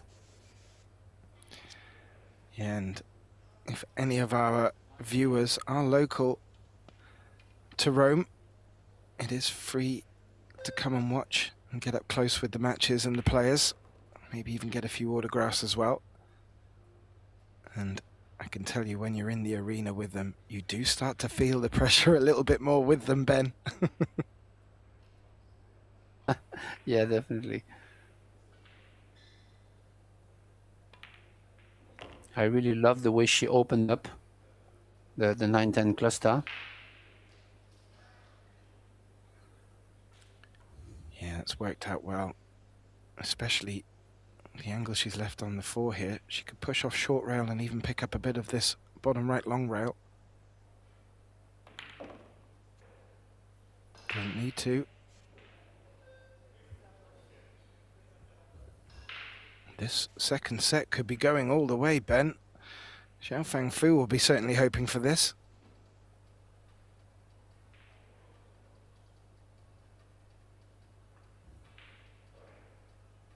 But we don't. We want to see a decider. Those two ladies are really top-notch players, so hopefully they will offer us a third set, but Fu is not from this opinion. No, she would ideally love to take this second set to a hill to give herself every chance of closing the match out without needing a third set. But as Ina showed at the beginning of this second set, winning the first 3, she really doesn't need that many opportunities to take. Xiaofang will not be looking to let her back to the table in this rack. I really love the way she played that 8-ball. I was going to say that it's not the good shot to play the 3 rails, and she just played the right shot. As I was mentioning earlier, when you play on slidey conditions like this, the 3 rails, I think, is tougher than the shot she just played, like stun over 2 rails. I really love the way she played that.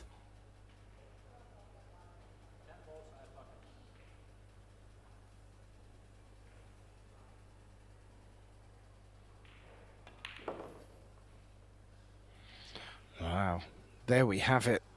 What a second set. And what a swing. Ina Kaplan taking a 3-0 lead, which slowly but surely Xiaofang Fu has hammered away at. And we go hill in the second set. Ina Kaplan looking to take it through to a third and deciding set. But Xiaofang Fu with the break and with an opportunity to take the match at this opportunity.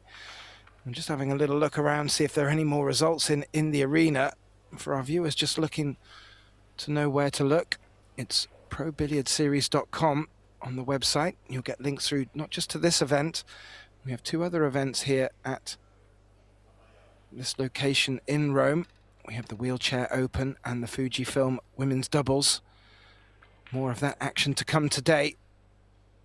But let's not get ahead of ourselves. Xiaofang Fu breaking 3-3 in the second set, leading 1-0.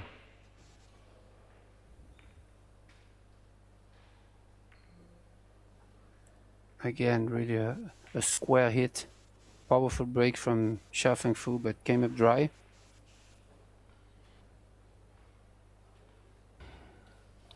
Yeah, been a few of them for her in this match. Just looking at what Ina's been left, I think there's an edge of the one if she chooses to take it on. She does have the option for a push.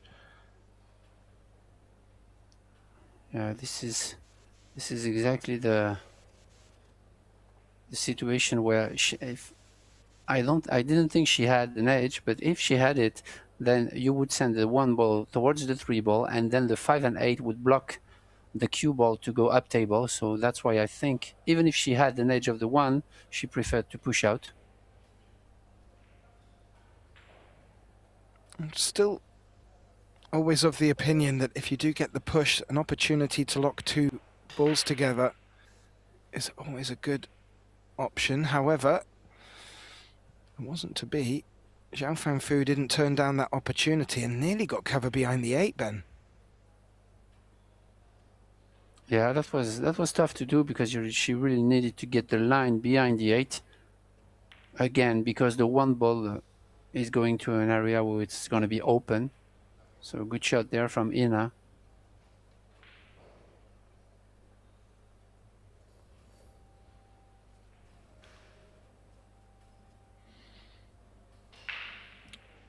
Now you're going to come into this with pace.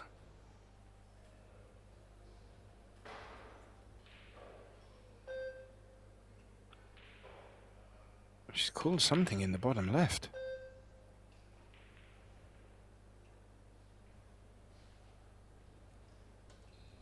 Maybe as a bit of insurance. But the 1 is certainly sitting in a safe position, not allowing Ina to go on the offense. Yeah, she is watching if she can like stop the cue ball where the 1 ball is, even if she could draw it and glue it in between the short rail and the 7. That would be ideal, of course, but that's why she called the 1 ball in the side, because it's going to be close. That's a kind of two-way shot there.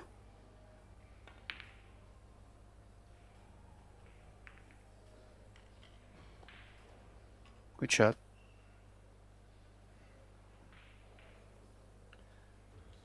Has she been unfortunate and found the gap? I think she has.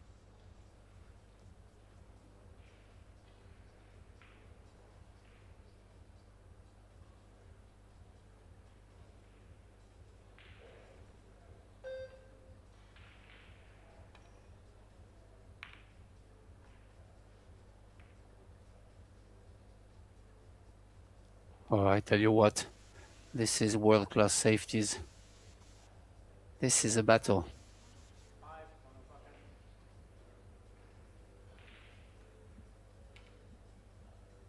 Yeah, and I really do like getting to see these sides of the players. The grit, the determination, and the shot selection. As you alluded to, world class. Did that 1 ball move? I don't think it did.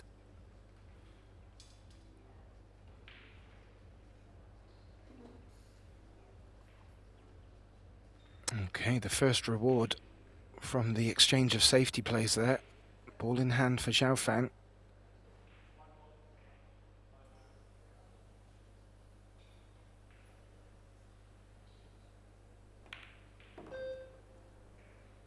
This game is really tough getting, considering the level she played throughout the match. And maybe she's going to be 2 and out in this tournament. Which is, when you think, which is pretty crazy. She's done like a couple of mistakes, yeah, but nothing like super wrong. And a player of that level, of that class, that can go 2 and out in such a tournament, this is pretty crazy. Yeah, it will be. And Ina will not be in the women's doubles Fujifilm Showdown event either. So it would be an exit from Rome for her.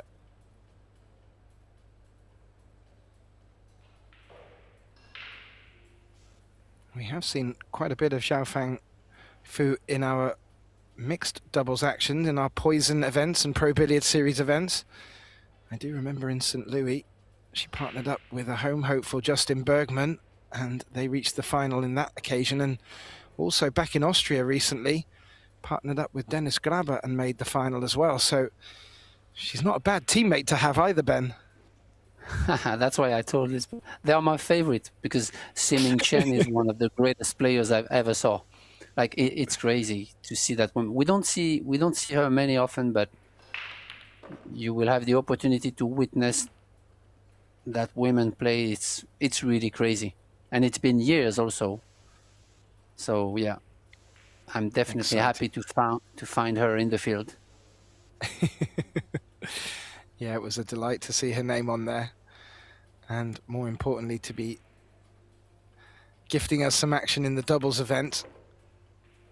The Fujifilm doubles showdown will be taking place later today. At the moment it's coming up as 5:30 on my schedule, but please do keep an eye on the Pro Billiard Series website for that and updates. And if you also subscribe and switch your notifications on with Pro Billiard TV, you should never be far away from the start of the next match. And as you alluded to, Ben, this is starting to look like a two-set exit for Ina, and that will not be fair at all with regards to reflection on her performance, because I have to say she has been playing world-class, top-notch stuff.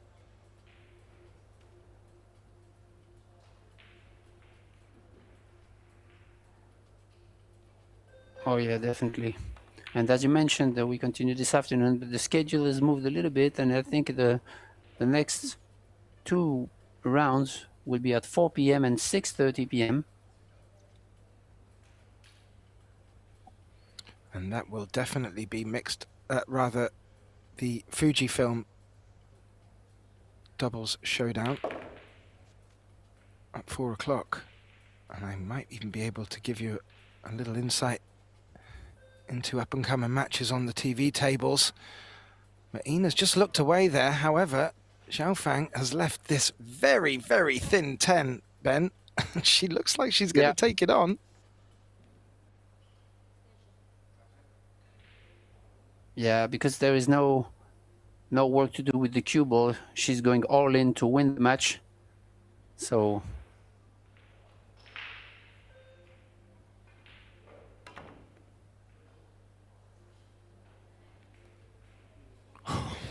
overcut it.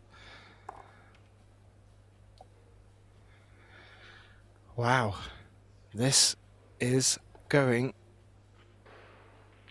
to a third and deciding set.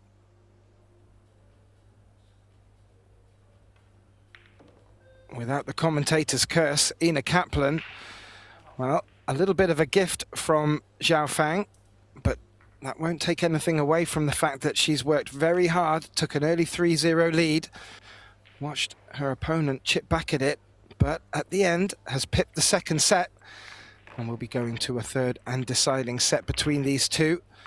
We'll just bring up the statistics for the first two sets while our players take a timeout, and myself, Gethin Davis, and Benjamin Belhassan will also join them. And, well, refresh your glasses.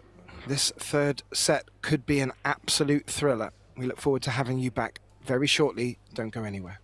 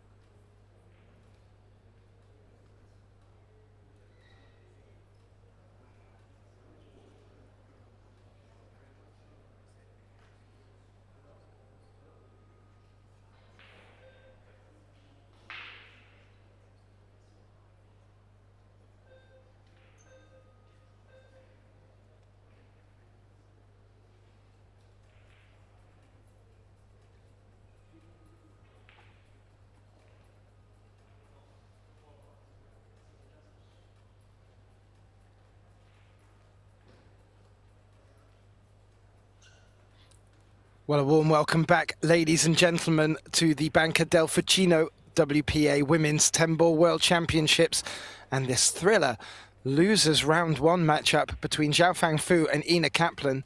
Zhao Fangfu taking the opening set 4-0. Ina Kaplan in the second taking a 3-0 lead, which Zhao Fangfu brought back to all square. But Ina just pipping it at the final hurdle, and we are in this third and deciding set, and a dry break from Zhao Fangfu. My name's Gethin Davis, back in the box for this thriller. Benjamin Belhassan, welcome back, Ben. Yeah, thanks, Gethin.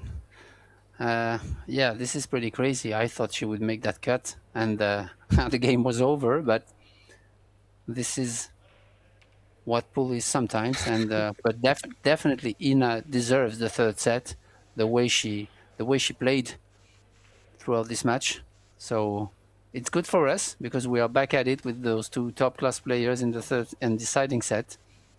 But Fu must be a little bit frustrated to have missed that cut on the 10. Yeah, I agree with you, Ben. I was already worried I wasn't going to get enough time to announce the matches coming up in the 4 o'clock bracket. But we are back, and I will definitely have enough time. Oh, Ina needed to avoid the 6 with the 2. It's just clipped it and thrown it off the path to the side pocket.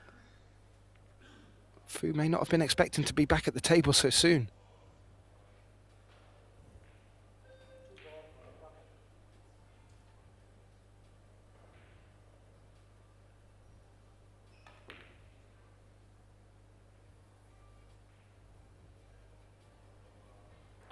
Ooh. That's leaked all the way through, Ben, and into the open for Ina.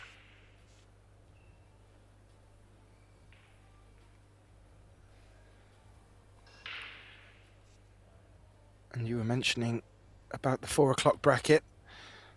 We will see Zhao Fang back to the table, and excitingly so, she will be in the matchup playing alongside Simin Chen. And they'll be taking on Kelly Fisher and Wei Tu Chen. Wei. That could be a final in itself as well. So today, day 2 seems to just be full of it.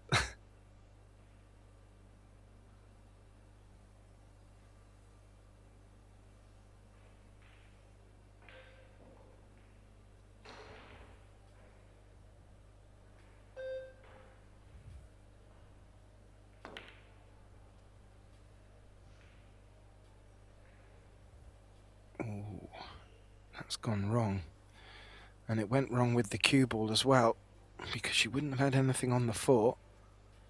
However, where the 3 is ended up, it doesn't look really like it's available to attack. But then we have been surprised by both players in this match so far.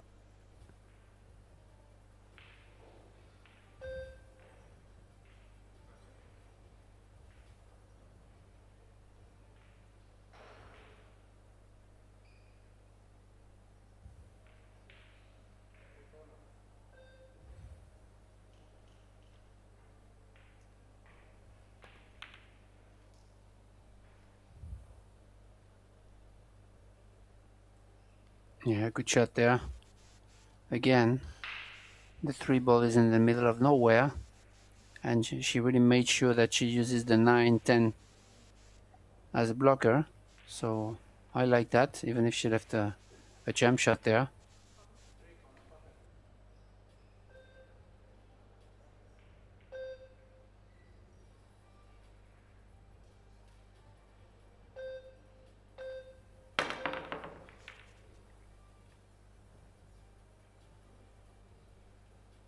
Successful hit on the 4. The shot clock, on a rare occasion so far in this match, just starting to breathe down Ina's neck.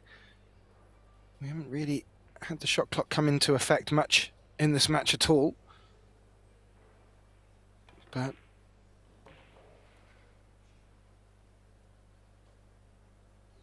Fu back to the table with a look at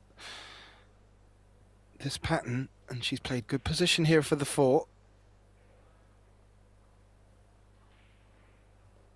Yeah, she's looking at the line, and she knows that she can go 2 reels to the center of the table, would be ideal for the 5-6. So that's exactly what she's done. Came up short a little bit. She'll have a tougher cut on the 5, and maybe she will elect it to play a little bit of draw with right English to get back to the 6 ball on the side. I don't know what kind of angle she has from there. Yeah, like that. This is good.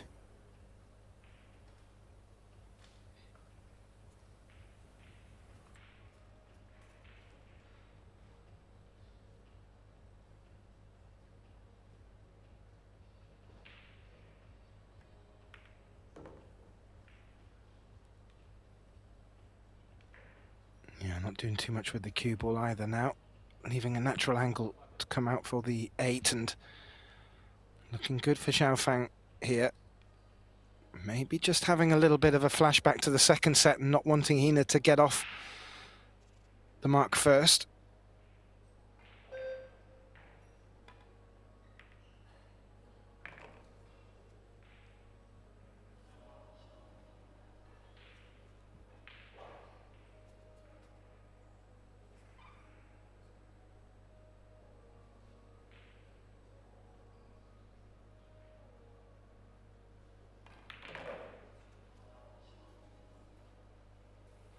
Good shot there. This is not easy to do.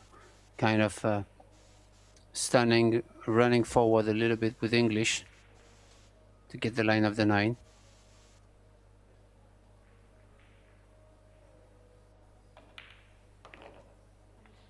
Lovely view of the Predator arc tables there. I do love this specific model with the gold trim. Looks great under the lights. What also looks great under the lights is Xiaofang Fu taking the opening rack in this third set. It's exactly what she would have hoped for after that timeout, just to shake off that missed cut on the 10 to take the match.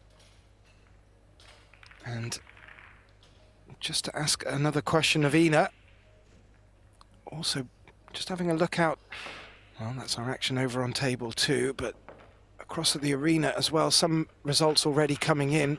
One that did start a little bit later, but has finished earlier than most. Kelly Fisher winning 2-0 against the American Carolyn Peo. And Wanling Wan has taken a 2-0 victory over another one of the home hopefuls, Christina Muchetti. And Meng Xiahong has taken that as a result against Sara Iannini 2-0.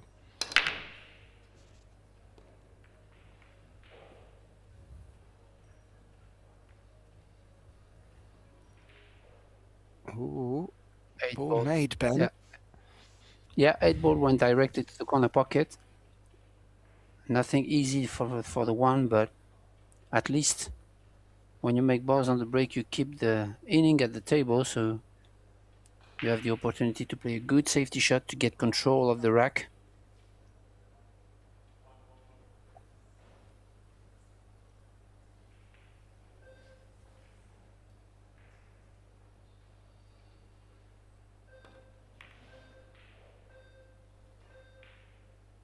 This is a good shot.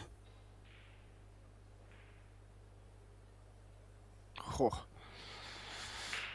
And this was more like what we were seeing in the opening set. Xiaofang just giving Ina nothing to get her teeth into. She's going to jump over the edge here. Is she going to be looking just to take an edge of the 1 and go for the pot?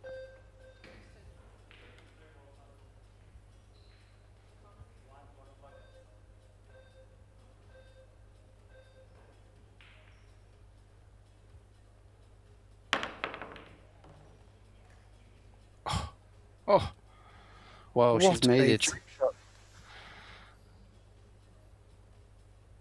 It looked like the scratch was going to come following it, but it didn't. And although she's not got anything to attack on this blue 2, what a great jump shot. Keeps her at the table.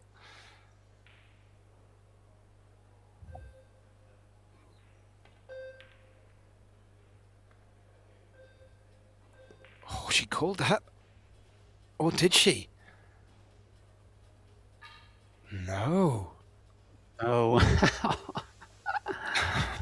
Wow. I think she was hoping to play that thinner to bring the cue ball back out, but she made the 2, but without calling it. That brings Xiao Fang back to the table, Ben, and I can see her attacking this red 3 ball.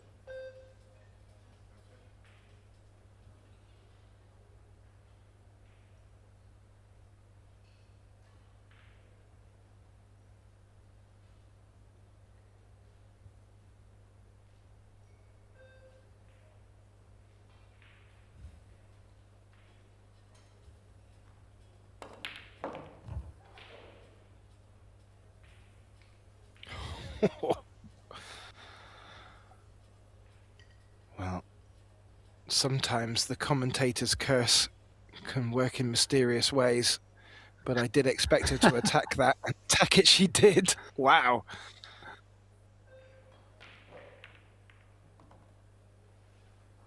Oh. Yeah, that was the problem.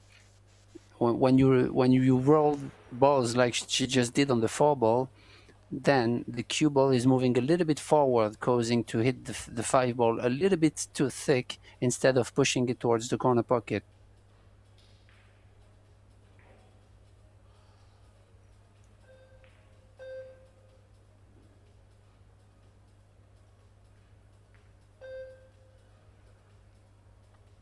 Nice.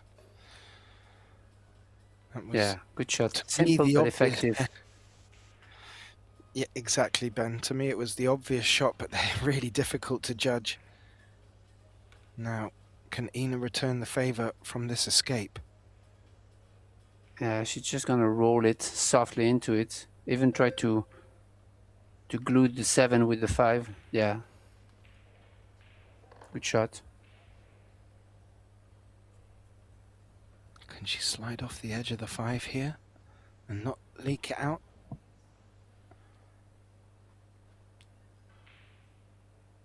Yeah, I think she could really put Ina into trouble here if she put the 3 balls into the diagonal. Oh, she's gonna use the 6. This is risky, Needs to. but Yeah, that was my worry, Ben. Playing it like that, the 5 may have leaked out, which it has done. But nicely judged to keep the 6 in the way.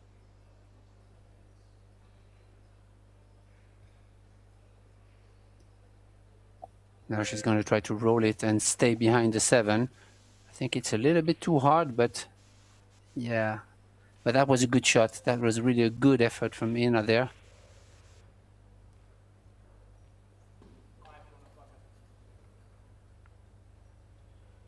Oof. An opening 5 here, which is a tester going past the side pocket.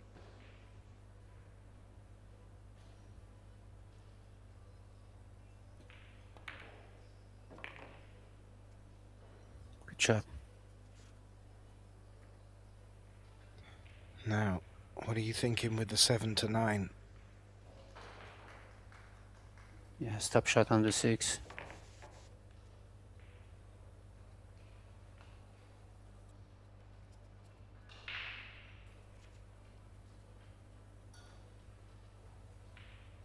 Nice angle. Looking to come back out above the 9, across table.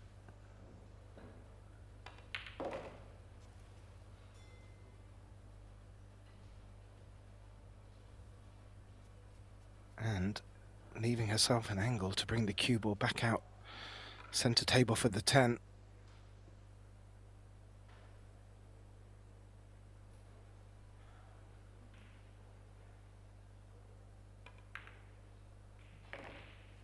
Good shot. This is exactly the type of shot where you don't want to decelerate the stroke on the impact, and she didn't. She really accelerate.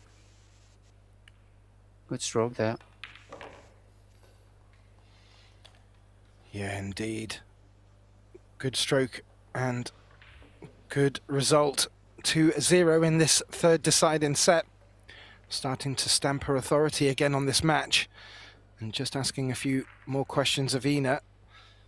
In the winner breaks format, she will get back to break. And as we bring the stats up for you, I did allude to the next matches coming up in a 4 o'clock time slot. And we do have the Fujifilm Women's Doubles Master Showdown. If you want to keep an eye on the fixtures for that event, please do visit probilliardseries.com, and you can also pick up the link to our third event here in Rome, and that's the Predator Wheelchair Open. And I got to watch a bit of that yesterday. Fantastic stuff out there, and a couple of early upsets. Jiaofang to break in this third deciding set, leading 2 racks to 0 in this race to 4.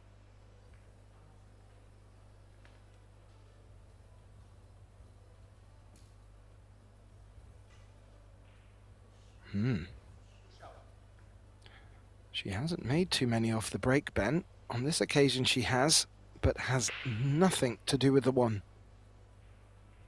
Yeah. For example, here she could push the 2. She could bank the 2 towards the 2 balls like 4 and 9 and leave the 1. You know, for example. This is a perfect example where you can tie the balls at the beginning of the match. Even if the 4 ball is already an ugly situation, but she could have made it worse.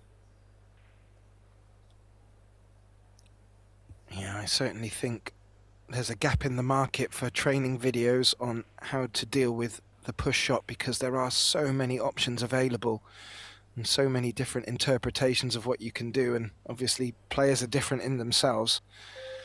You just feel sometimes there are missed opportunities out there.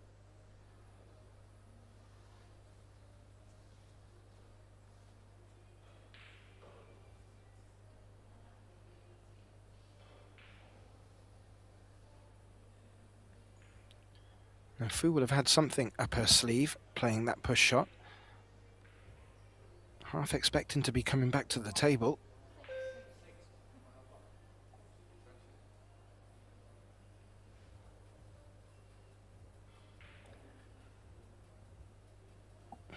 Did she call the 1 in the bottom right? Is that a 2-railer she's playing? Around the back of the 6? The No. thing is, yeah, maybe she played it off the 6. It's tough to tell. Yeah, that was the shot, but that was a push out, which was really difficult, and I think Ina made the right move. Yeah.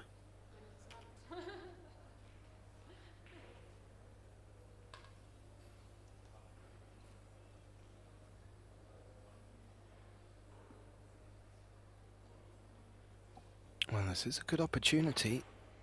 As you can see with the 4-9 looking tricky, but that 4 has certainly the possibility for the right side pocket, and where the 3 is, that would lend itself to be not too bad a ball to lead into it either. Yeah, and this is exactly the reason why I would have liked to push the 2 ball towards this 4-9 cluster. Try to make it worse on the push out.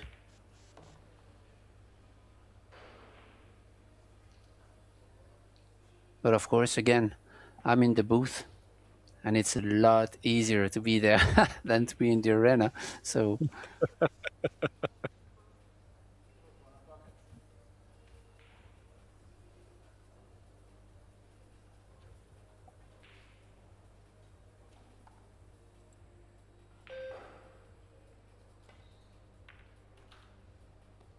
Oh, delightful. Yeah, good shot there. Smooth from Ina. Still a lot of work to do though, but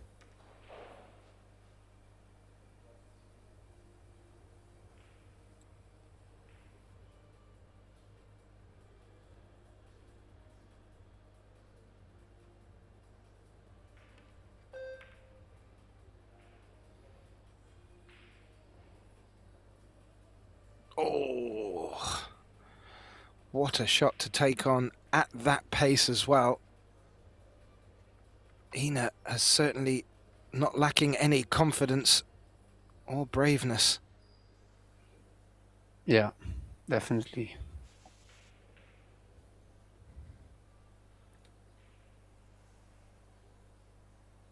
However, will it prove costly?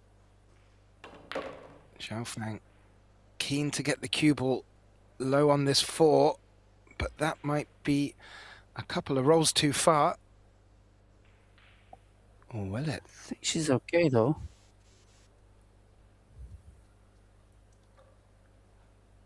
Great work from our cameraman getting in there before Zhao Fang.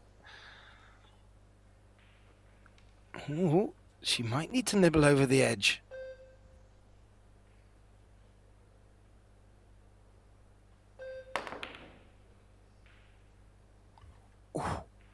She almost made it. Yeah. That 4 looked to go deep into the side pocket before coming back out. Does it pass the 5? Don't think so. No.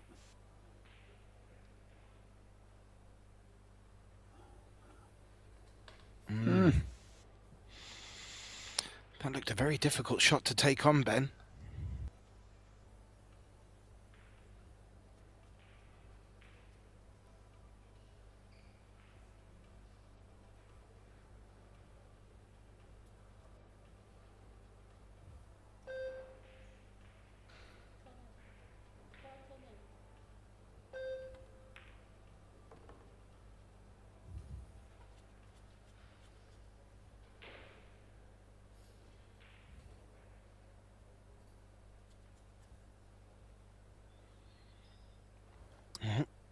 She's dressing up when she wants that cue ball to be for the 6. Just stretching a little bit over an object ball, that ball being the 8. Good shot there. Yeah, that looks very good.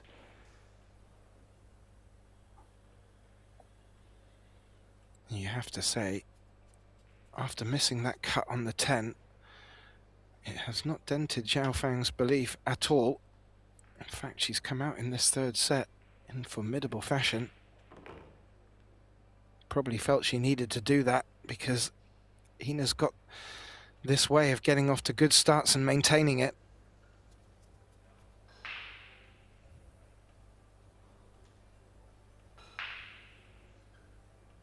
Yeah, definitely strong mental side from Fu there to get back on track for the 3rd set.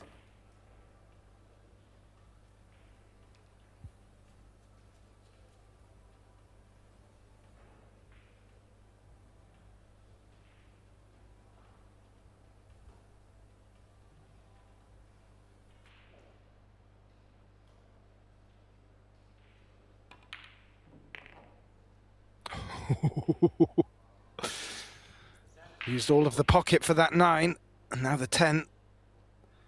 Wow, yeah.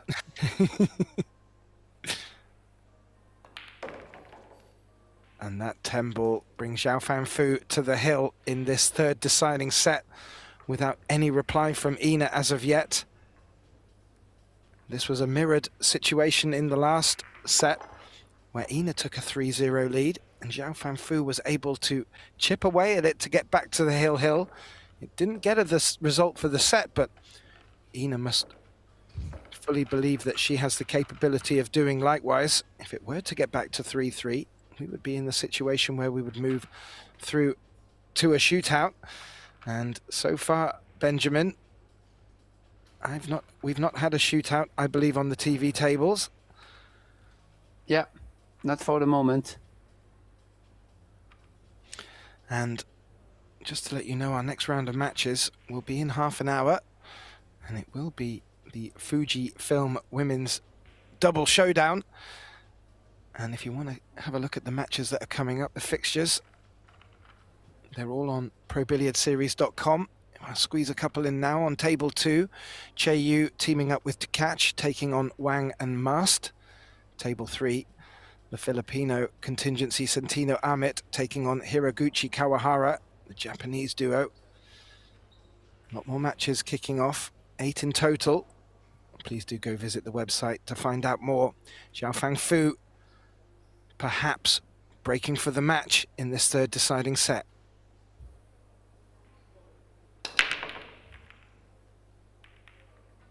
What a break.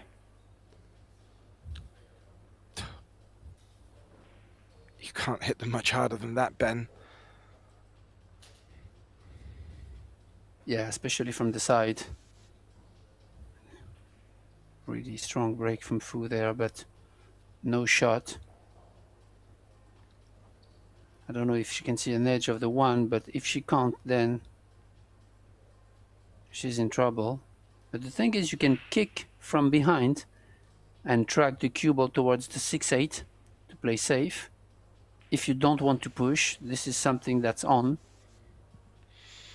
This is something that you can control, but it's tough. That's a good shout, Benjamin. That is a very good shout, sir. Yeah, but the risk is to make the 8. Yeah, like that. Yeah, that was the risk. But she didn't.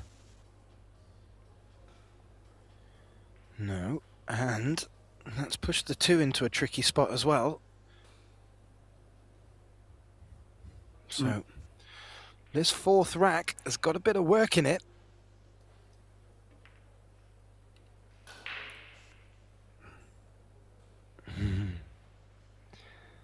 She didn't want that 5 ball to move. It did. Now, did that leave an edge? Oof, not from that camera angle.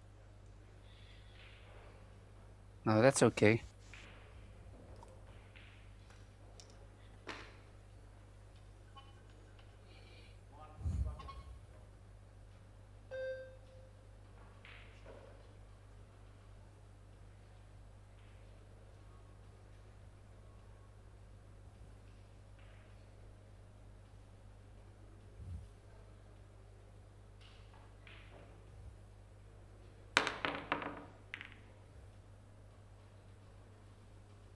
Almost made it with the help of the 7 ball. Yeah, that did make the pocket a little bit bigger. And was very good jump shot just to get over the edge of the 5, because there wasn't much distance between it and the cue ball. Now, it has left a straight-ish 1 ball, but as Ina keeps making eye contact with, that 2-6 is not very friendly at the top of the table. It may lend itself to be a good position to play a safety from, but it's going to be struggling to do much with the cue ball off this 1.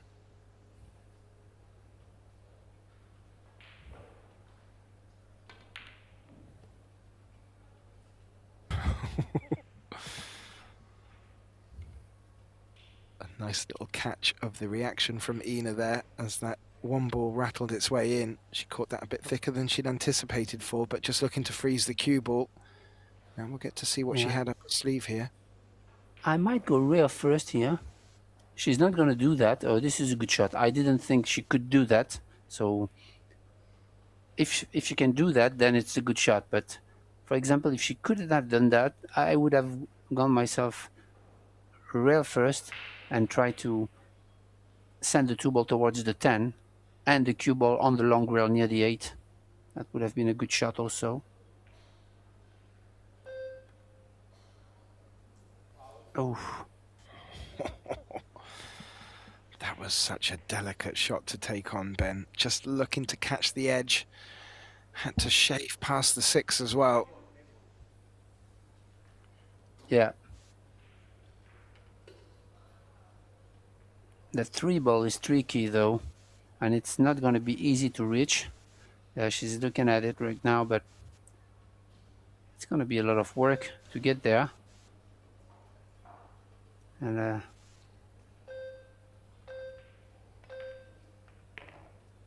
Ooh, yeah, Ina. she can go real first, but still, even with ball in hand, the 3 ball is really tough to reach. So. Yeah.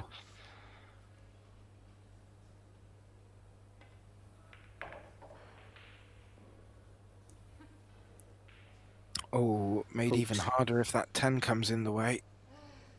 Yeah, because she really wanted to play a safety shot out of the 3, but now she's facing a snooker. Maybe she can swerve a little bit and clip the 3 and separate the balls. That would be ideal. Yeah, but she didn't touch it.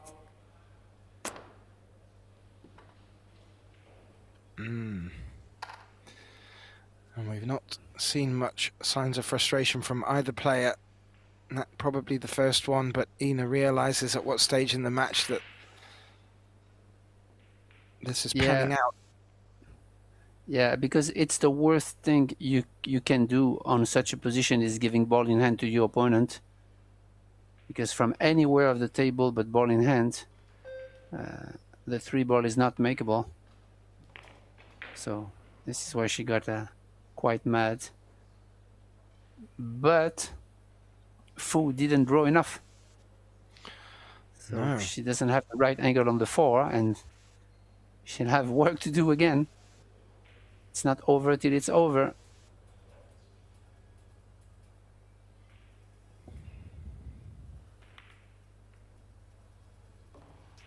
Oh, yes. See, yeah, she really had the wrong angle to do this. And she tried, which was a good try, but it was really tricky.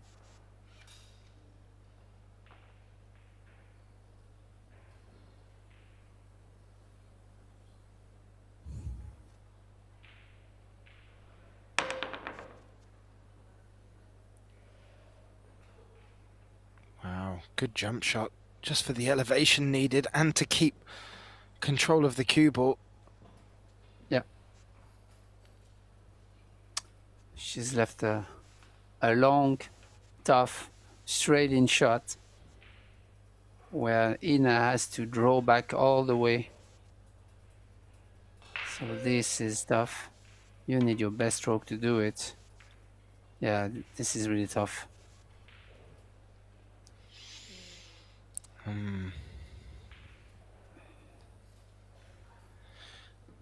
That was a big shot to try and take on. She had to take it on, though, with not so much traffic left on the table, Ben. Yeah, it was kind of a do or die shot. And also to stay alive, because our opponent is on the hill, so that was high pressure shot.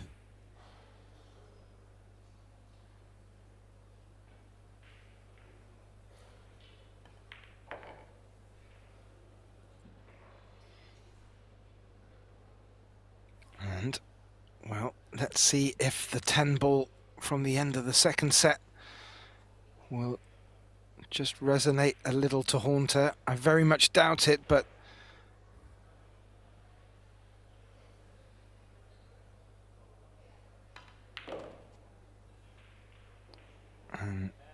yes, certainly not a problem.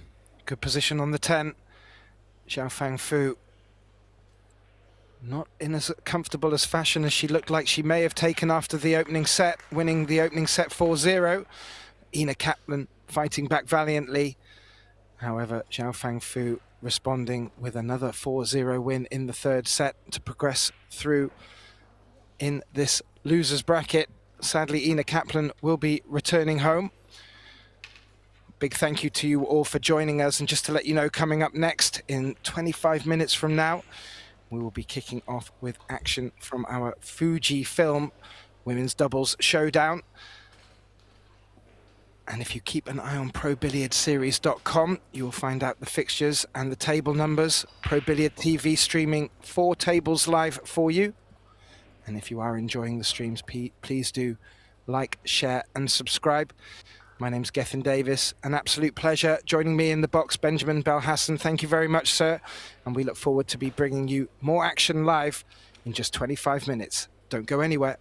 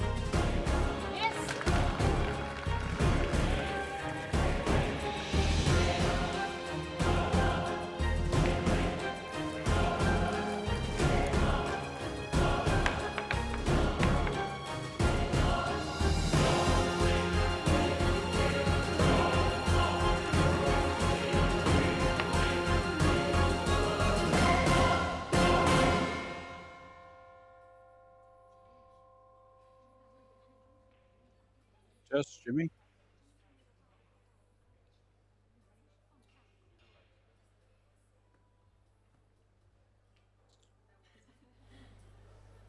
And welcome everyone. This is the Predator Pro Billiard Series in the eternal city of Rome, Italy, with the $300,000 prize fund, and this is the Fujifilm Women's Doubles Masters Showdown. What an exciting match we have today for you. The opening match could be the final of any tournament in the world, everywhere.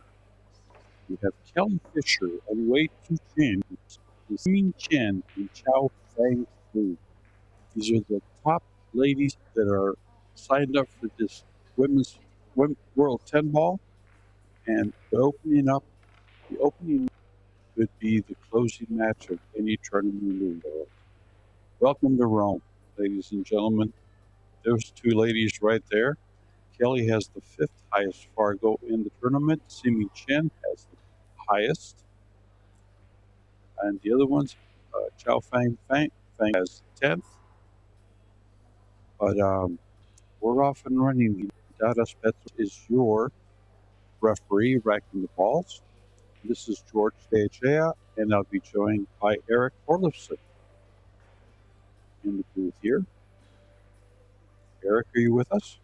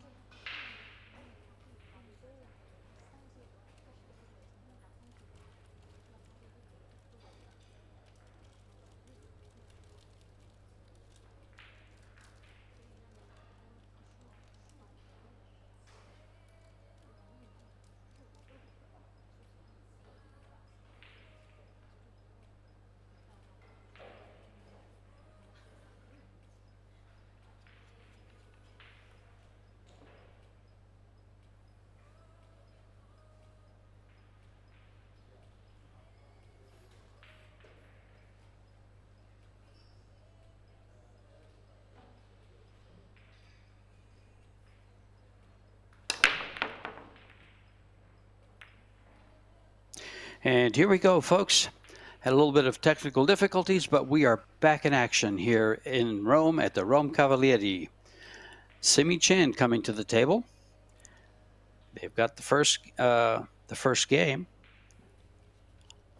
I wasn't able to watch that because I was doing some technical stuff, but it's 1-0, and I imagine they won the lag.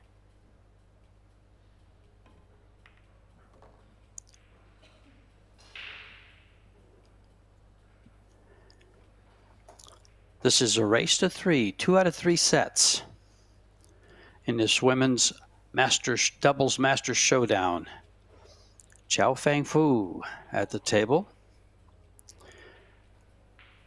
She is the 2010 WPA World 9-ball champion, 2011 China Open champion, 2017 Hayball World Team champion, China Open champion.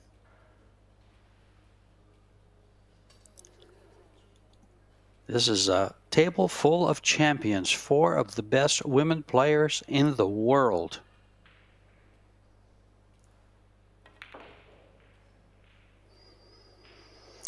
Working their way through this rack with ease. Absolute ease.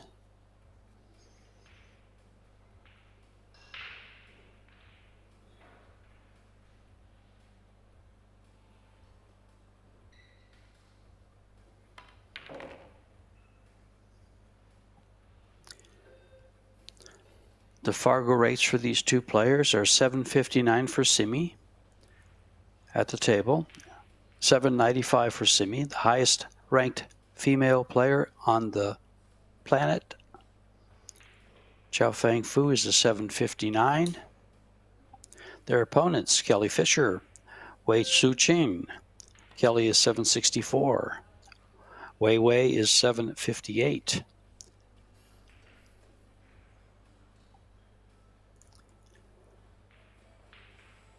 And this looks like 2 breaking runs in a row. Wow.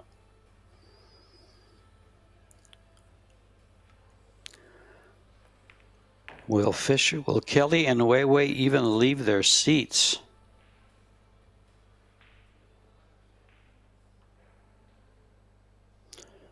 Position is impeccable.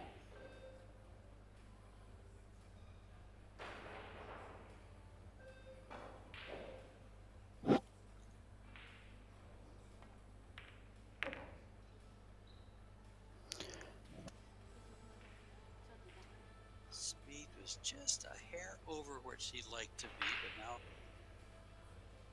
Chao Fang will move the cue ball around to get on the 10, playing the 9 ball on the side.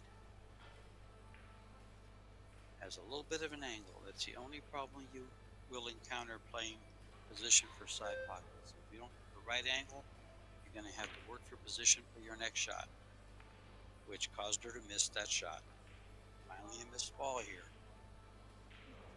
What looked to be perfect, just that little 2 inches off for the side pocket really caused that miss. Trying to get perfect again. A big break for Wei Wei and Kelly. And then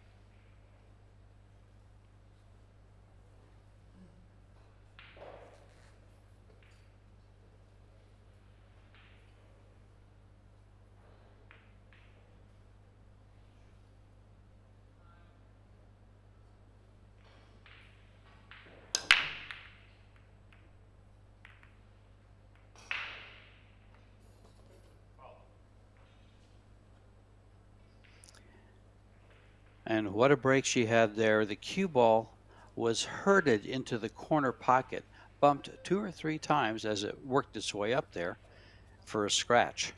So tied at 1, and Chen and Fu are back at the table.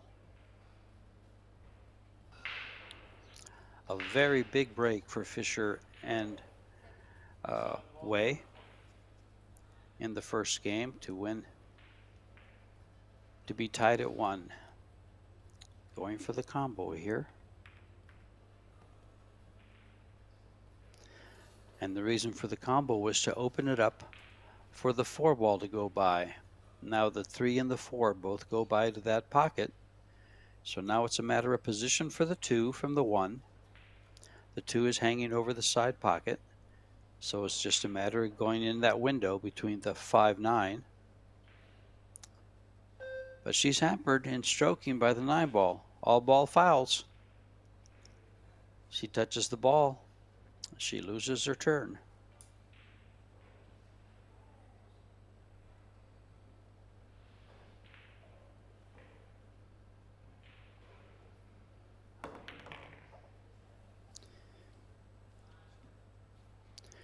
She chose to go the long way. Sometimes that's easier to do by just dropping your cue on the ball. Instead of having to control your speed, you can use the rails to control it, which is what she chose to do and did it very well. Everything open now for this fantastic duo.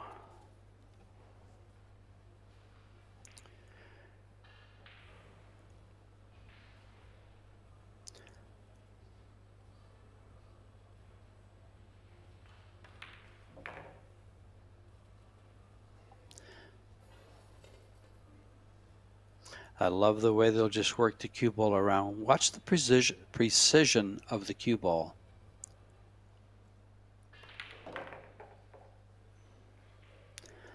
The perfect angle to go to the next shot.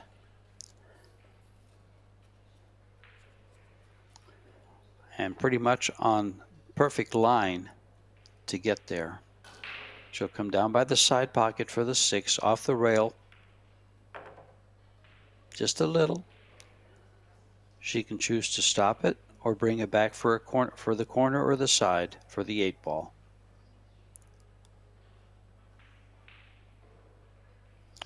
She wants the cue ball off the rail though, and there it is, which is probably why she took that side. There's new cloth here, so those draw shots are kind of grippy, and they'll come right back. Probably a little further than she wanted to come.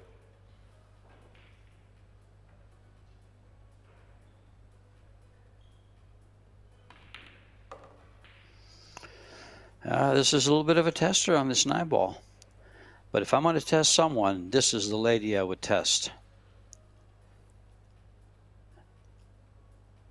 Great fundamentals, great talent from a very early age, and dead center.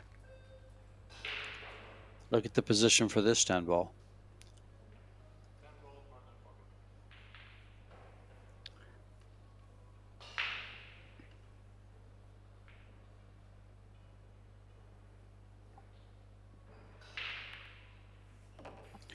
And here we go, 2 games to 1. And in this very, very short race to 3, they're what you would call on the hill. 2 out of 3 sets. This is the opening round of the Fujifilm Women's Doubles Masters Showdown.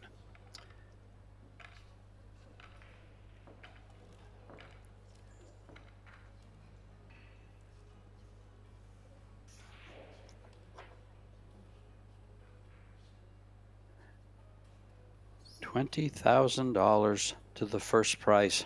First prize here, $75,000 prize fund for the 16 teams. The finest women players on planet Earth right here, right now. And they are in the eternal city of Rome. What a time these players are having here. And breaking for the fourth game, Simi Chen. From the side.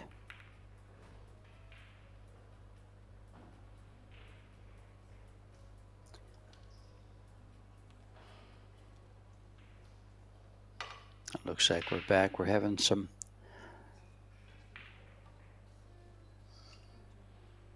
a dry break. And Kelly with the extension.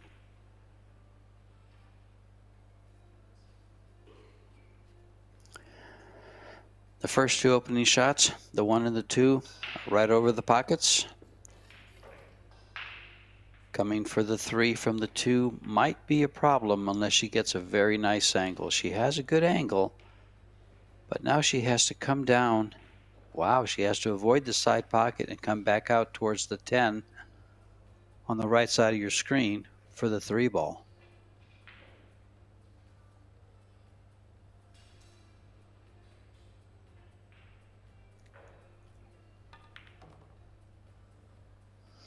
Very well done. Well, now things open up pretty good here. She's pretty straight, though. She has to get up for the 4. Yeah, center of the table is where Wei Wei wants the ball.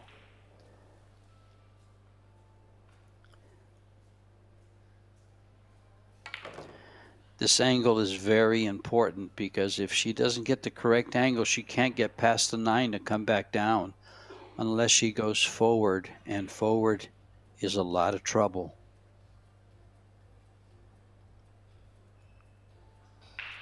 Must avoid the 9. Just come down past the side pocket. She should be okay.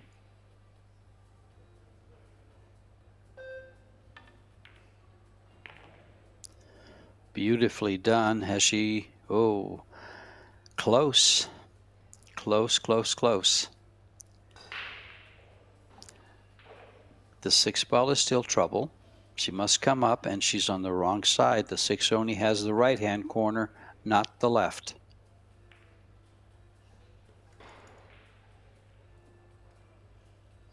Perfectly done. Still a lot of work here. In fact, this is where the rack can be won or lost.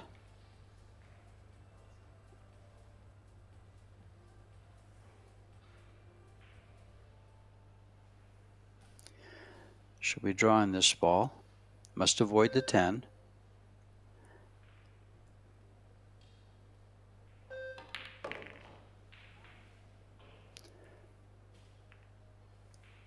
Look at this position for the 7 ball. She's clipped it, and they are in a tough, tough place here. Where do you go from here?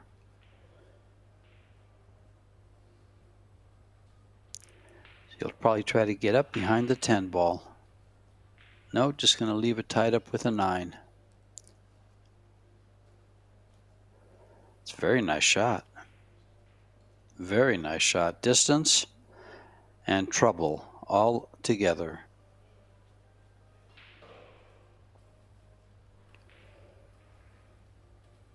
That was a very delicate feathering on the 7 ball to keep it tied up with a 9. And now Fu has her hands full.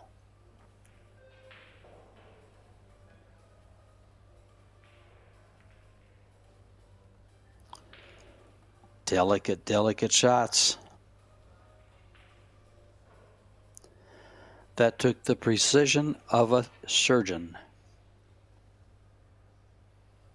to roll that ball 6 feet at that speed and hit it perfectly.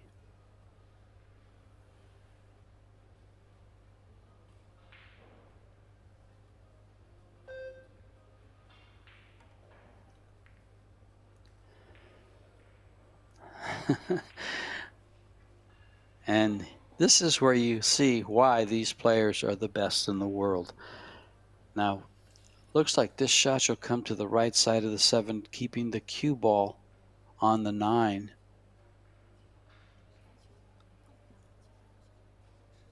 Yeah, just a very soft shot.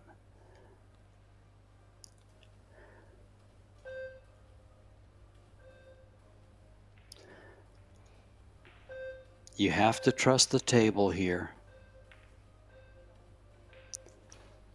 And trust that she does and execute it perfectly.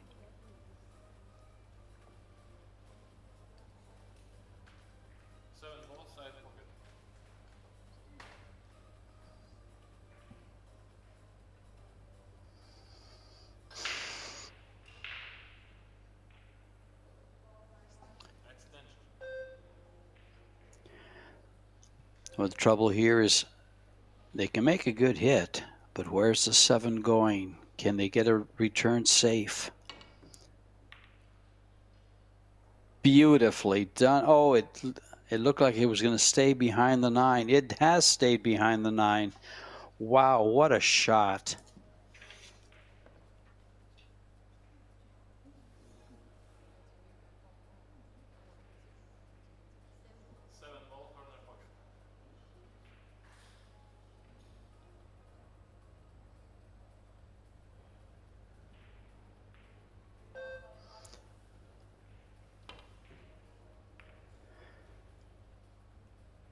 And look at this. Will it stay behind the 10? It doesn't look like it. Nope. Open table. And Fisher and Wei jump up out of their chair and come to the table. 4 balls to tie things up at 2.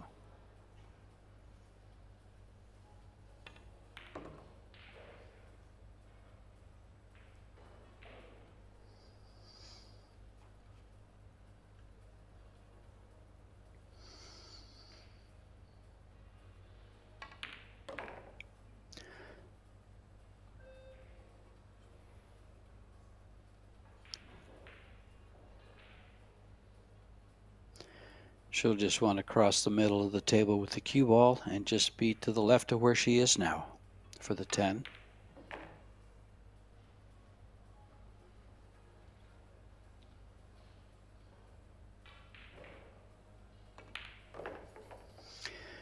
And we are tied at 2.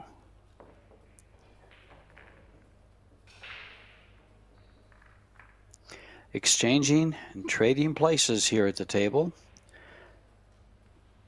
Chen and Fu win the first game. Fisher and Wei the second. The third for Fu and Chen. And then Fisher and Wei come right back with a game of their own. And a beautiful safety exchange in this last game. And then a 3-rail kick safe to win it.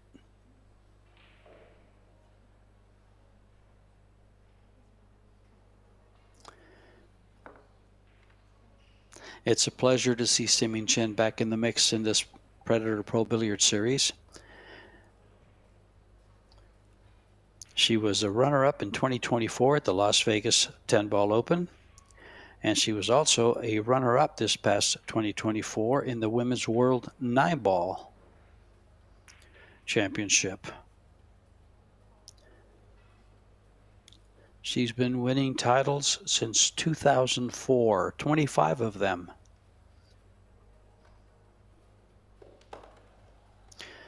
Kelly Fisher, of course, is probably the highest decorated player that we've seen other than Allison Fisher.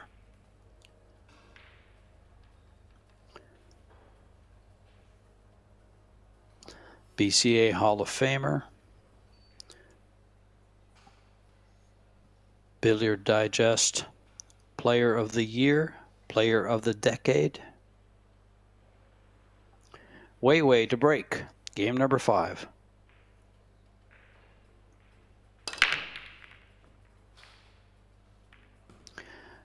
Nine ball, doesn't drop. She has the ball down, I think. Looks like there's one down. Nope. 5 and 5. She may be able to cut this one ball to the side. It's a very, very thin cut.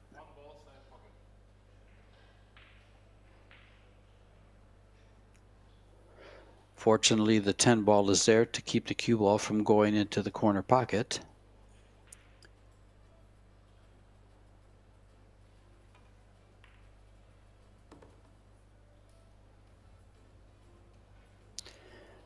She was able to avoid the 10. Wow, what a shot. What a thin cut.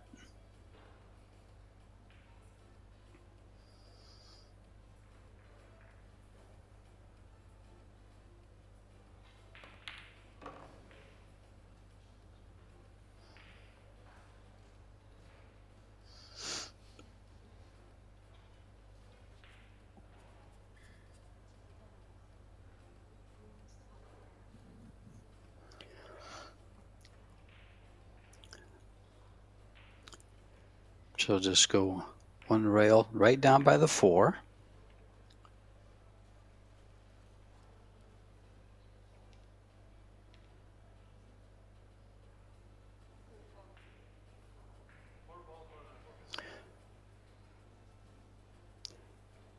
Pretty much you roll this ball in, get on the 5, look at the 5, 6, 7, 8, how well they lead to each other.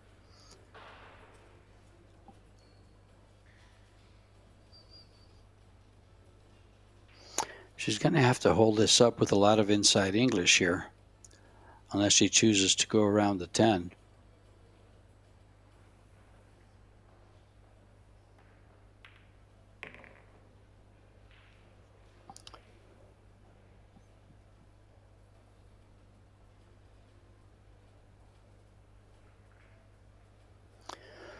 Notice how they ask for confirmation as to where you want the cue ball, which angle do you want.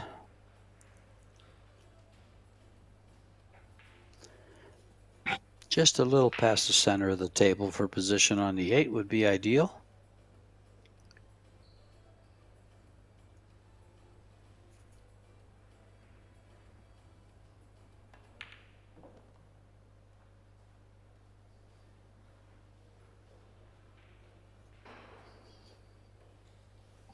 This is for the first set. Remember, it's 2 out of 3. And keep in mind, if they are tied at 2 in the third and deciding set, it goes to a shootout. And this is the opening round, so we haven't seen a double shootout by the ladies.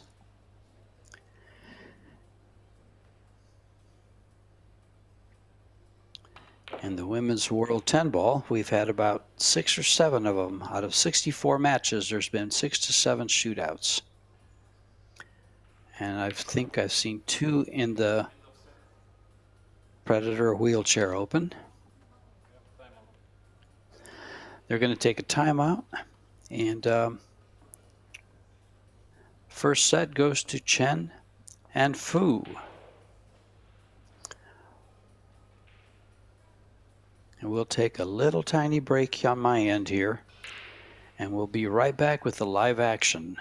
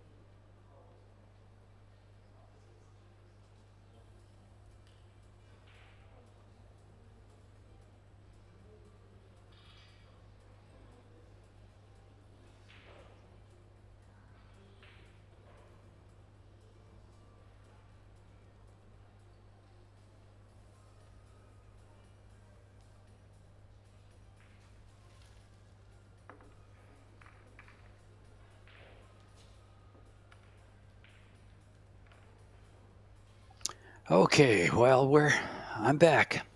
Needed to get a little water. But we're sponsored here, and the sponsors are what makes all these purses go up and up.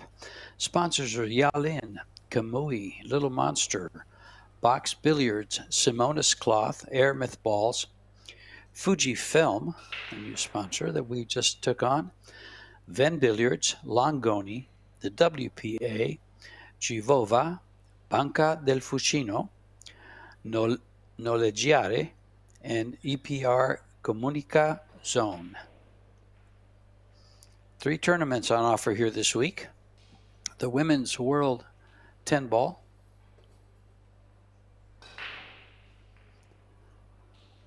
the Fujifilm Women's Doubles Master Showdown, which we're watching right here, and the Predator Wheelchair Open.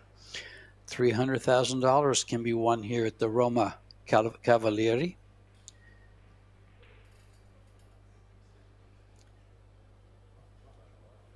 Here's some stats from the pool stat guy.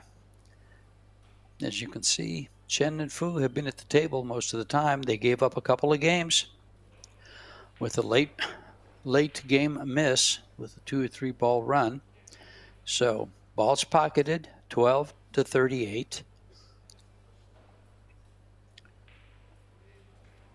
So basically that tells you that Fischer and Wei didn't work too hard, but what a safety exchange in the second game.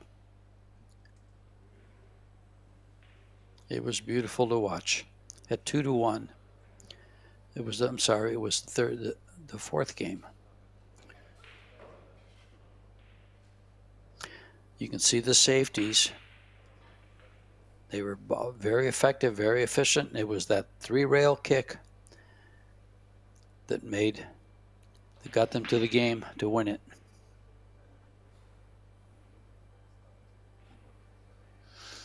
This is the 4th event in 2026 for the Pro Billiard Series. 4 more left. We'll be going to Vietnam next, and then Bali, Indonesia, over to San Antonio, and then Jacksonville to close out the year in December.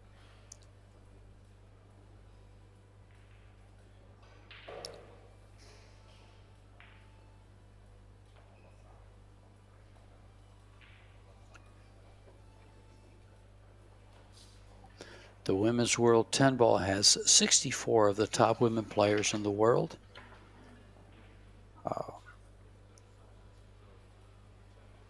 They have just at the very top, the highest Fargo is Simin Chen at 795. And we're looking at 27 players with Fargos of over 700. 27 out of 64. And here we are, ready to start set number 2. Can Fu and Chen close out Fischer and Wei in 2 straight sets?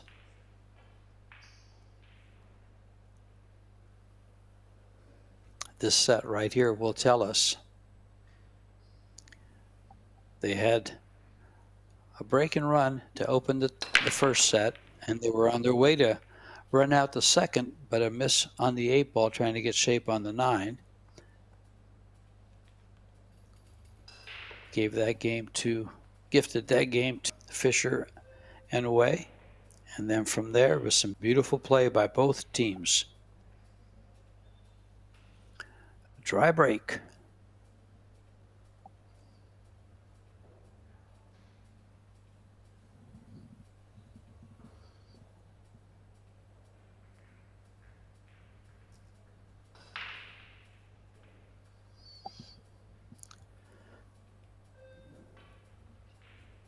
Where do you push? What can you do to your opponent? No push out. She's going to kick at it. She's going to jump at it. This is a tough jump. She's got to get it up in the air fast and keep it on the table after. She has to land on the ball to bring the cue ball back. This could double kiss and go off the table. She has to land it softly. And softly she did. Wei has come up with a couple of great shots, as has Kelly. That was a lot harder than it looked, folks.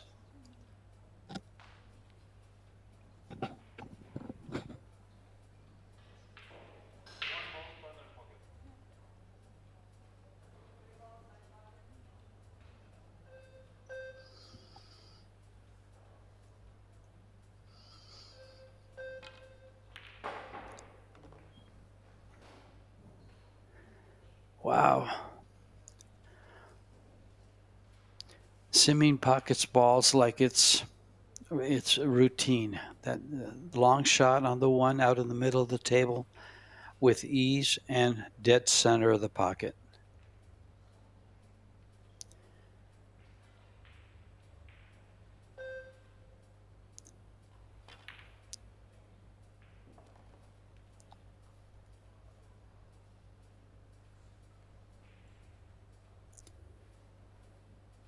The funny thing is, Simin Chen is the only player at the table of the 4 that does not have a WPA ranking. She doesn't play any of the WPA tournaments. Chao Fang Fu is ranked 24th. Kelly Fisher is 5th. And Wei Su Chen is 4th.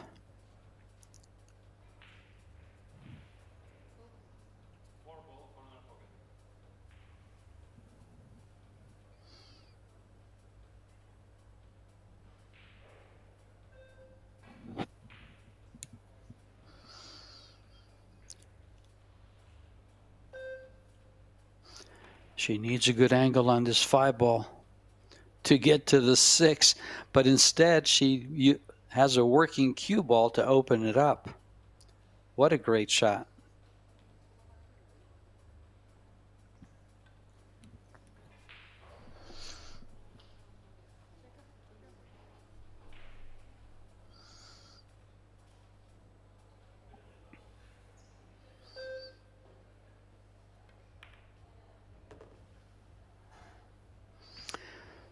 It must be that the 6 does not go by the 9 ball because they made sure to stay on the right side.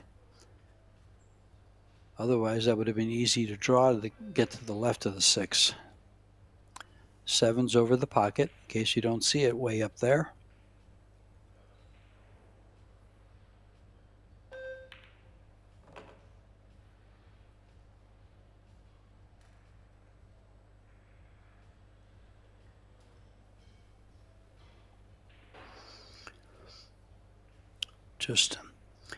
Just don't get behind the 10 here. She's going to be perfect on this 8.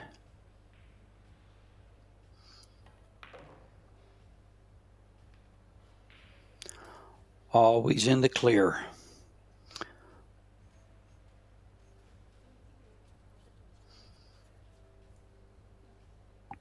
She's pretty flat on this ball, so she's trying to see where to put the cue ball for the 9. She can't get to the left side.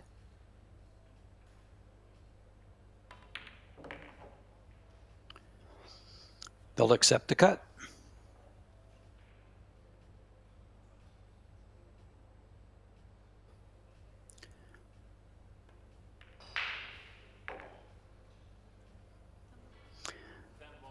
Uses the second rail to control the speed, and she positions the 10 ball perfectly for the side pocket. And again, game number 1. Well, in this first set, Chen and Fu are displaying some excellent cue ball control, run out ability. Kelly says, "What can we do? We're in trouble. How do you beat this?" From what I've seen, this is the team to beat. And on paper, that's what paper says. And now they've shown it.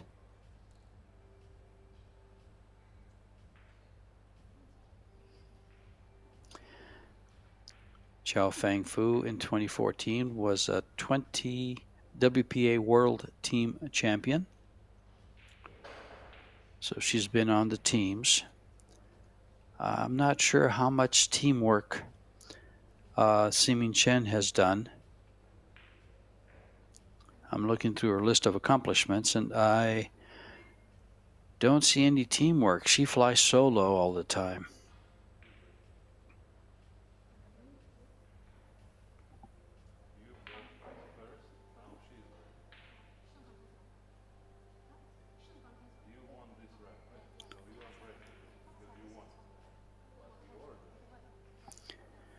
They're trying to determine who breaks next.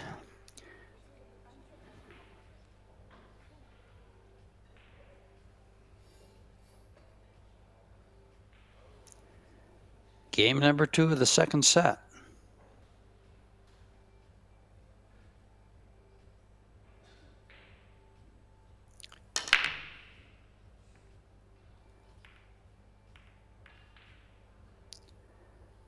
It looks dry. Nothing fell off the table. Fisher and Wei See, this is what's great about watching the women players, especially in doubles or when they're playing with the team. They're not serious. Chen and Fu are smiling between their shots, even when Kelly and Wei were in their chairs, smiling and enjoying the competition.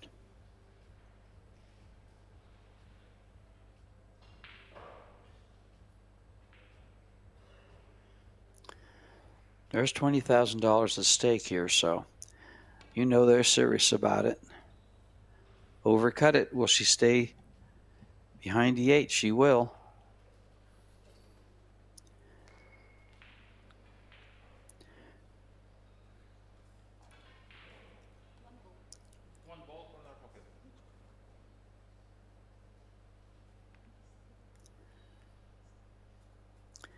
This will probably be a 2 rail. Try to clip it off the short rail on top there into the pocket so it slides around the 4 for position on the. She's going to do it hard. Oh, that's the danger with that shot. You get between the rail and the ball, the scratch is big, almost automatic. Kind of a replay of the first set.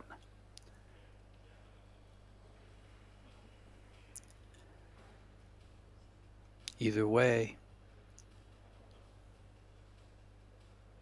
Wei is happy to be at the table, as is Fischer.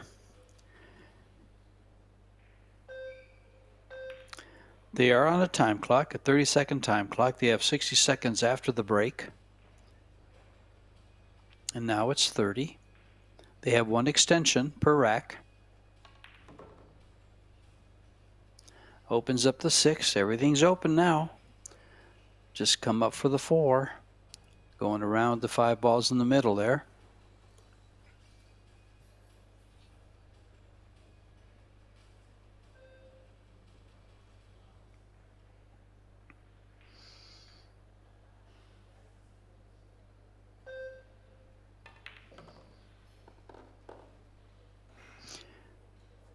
Did she get by the... I think she can possibly see the 4. It is so tight. If not, she brought the jump stick just in case. It's a very, very simple jump. She's only jumping a quarter of the ball. No, she's not jumping at all. She has a cut. Okay.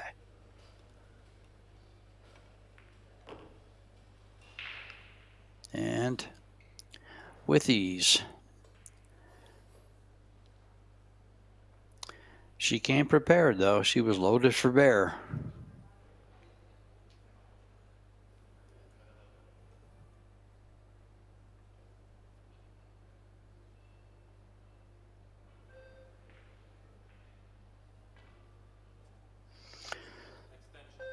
She'd like to have the cue ball close to where it is now, which is hard to do, so she's going to have to go to the left of that.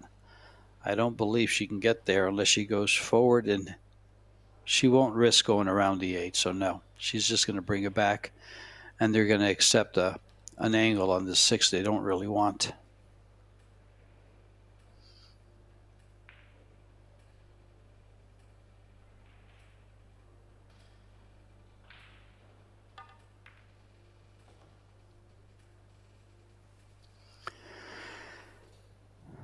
Accepted distance for the angle.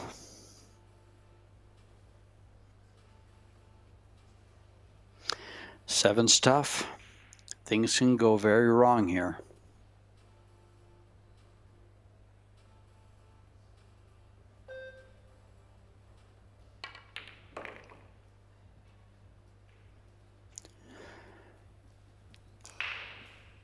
Look for the cue ball to be behind the 9. She could decide to cut this. This is not a bad cut.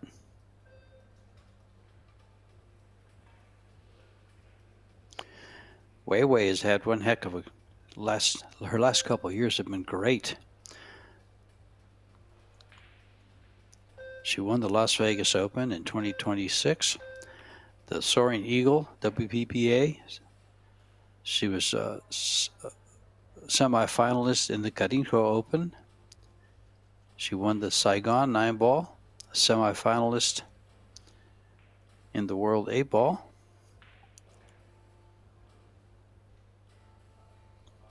She's been playing very, very well. Missed this ball. That ball was missed. Never in the pocket. But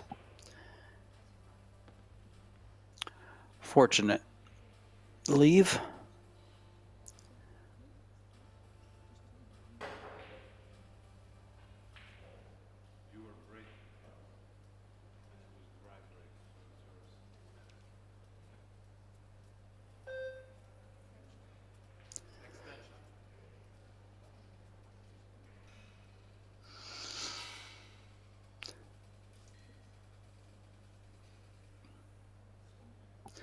If there's a drawback to doubles, it's who goes next. Kind of forget whose turn it is. And so they asked the referee, is this going to get all the way behind the 9? It is. What a good show. It didn't quite get there. It sure looked like it had the spin.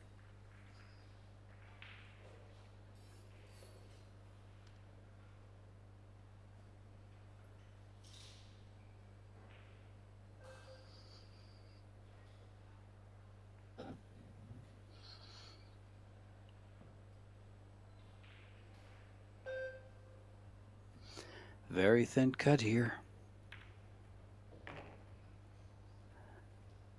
And Wei makes it look easy.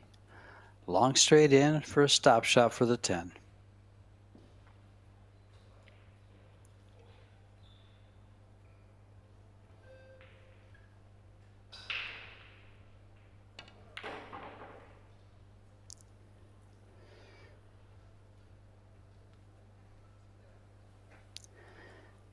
Pressure is real. Long straight in shots. The Mighty X is a great drill for long straight in shots.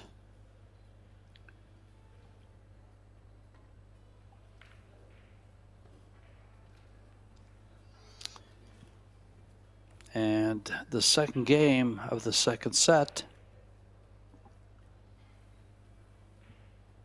is,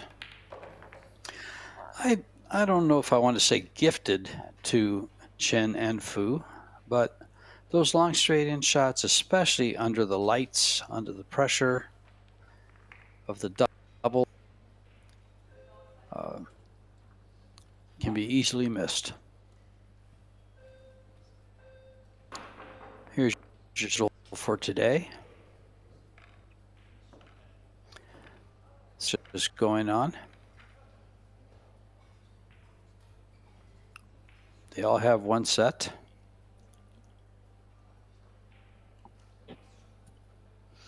There's another power team with Cho Che-Yu and Christina Tkach.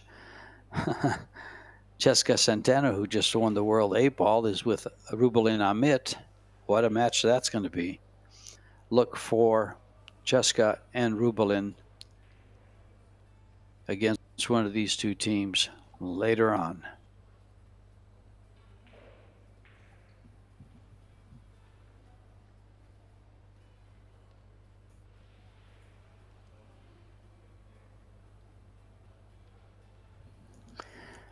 Cheska just went undefeated to win the Women's World 8-ball Championship less than about a week ago. So she's flying high.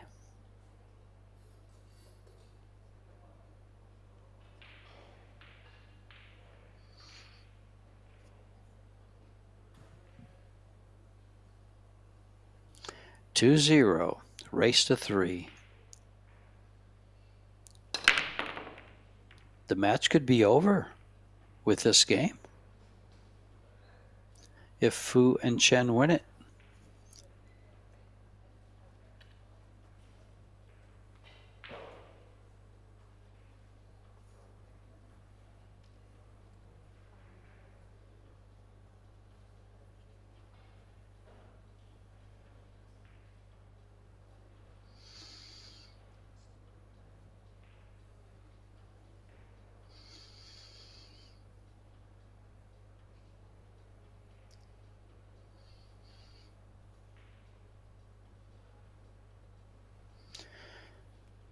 Probably a safety right behind the 8. I don't think she's winding up to shoot it. Is it going to get a rail?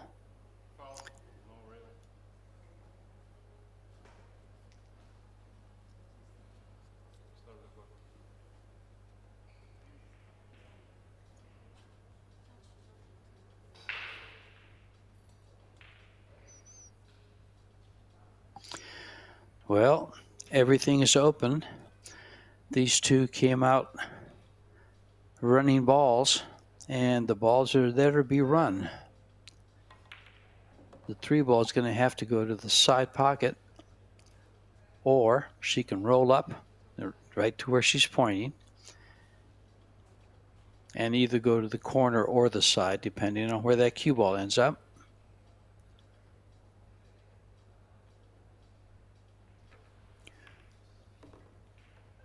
Corner pocket it is. Didn't quite have the angle to go up high enough for the other side.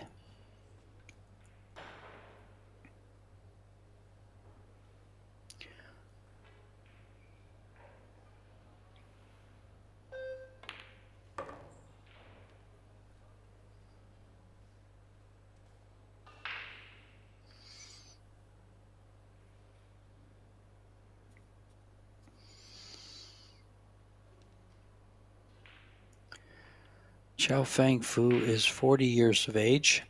Simin Chen is 32 years of age.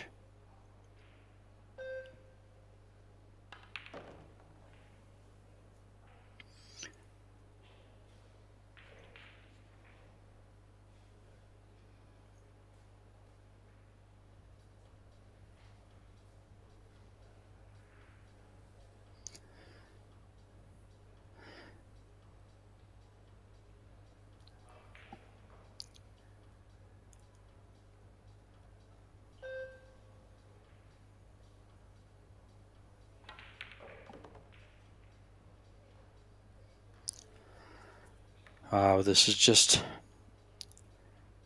so precise. It's just, I can't think of another word that I could use for the way they're playing. They're just, the cue ball is so precise. Little tiny angles to get exactly to where they have to go next.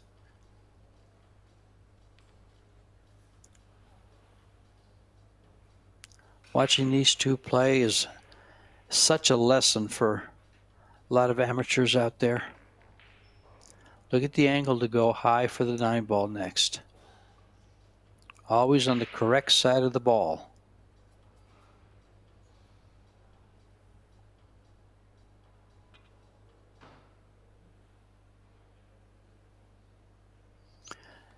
And Wei and Fisher, all they can do is look on. That's the one sad thing about pool, actually, I'm going to say, is in golf, you're playing the course, and your opponent can't do anything to you. In tennis, you got to go back and forth. But in pool, you can sit in the chair, and there's nothing you can do.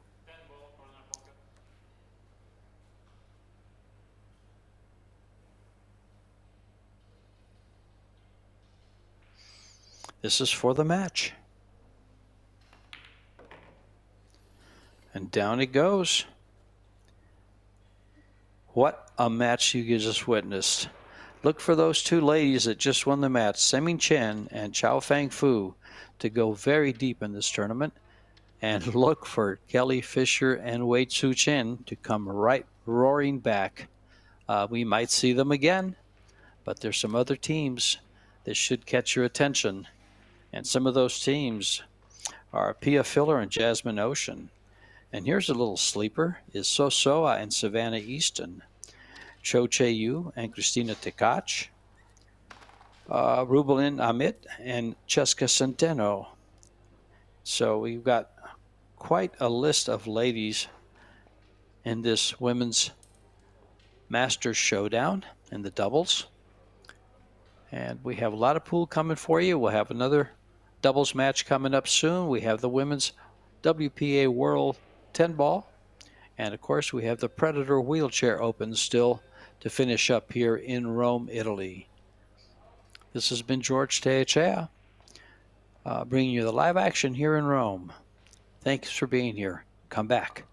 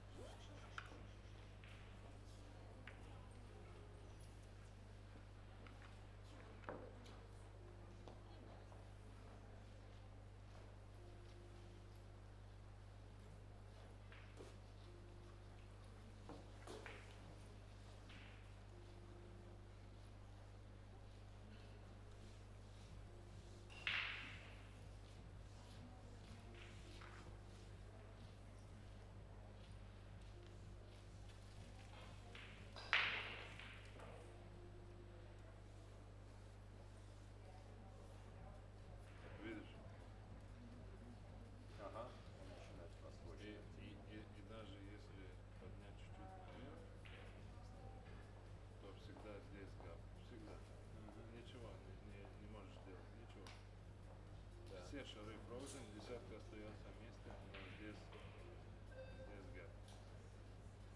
Видишь? Я поднимаю. Вся куча. Я поднимаю, они спускаются. Это надо первый шаг. Потому что по-другому, да, как ты говоришь, у тебя вся куча стоит стабильно, правда, здесь дыра. Да, но это, знаешь, он играет и определенно разбой с угла. Почему-то этот шар имеет точно такую же скорость, и он сбивает этот шар, который идет в середине. Хрен знает почему.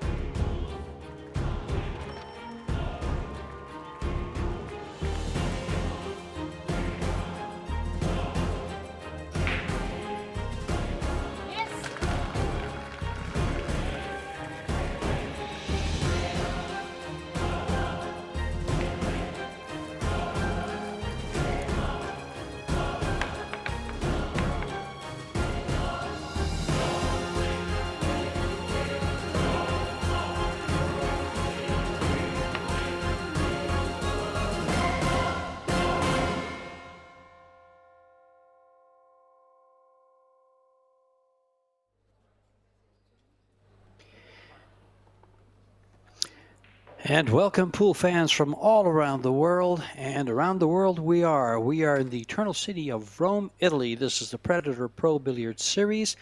This is the Women's Master Showdown. It's doubles, folks. First time ever the ladies are playing with each other. This is a winter qualification match.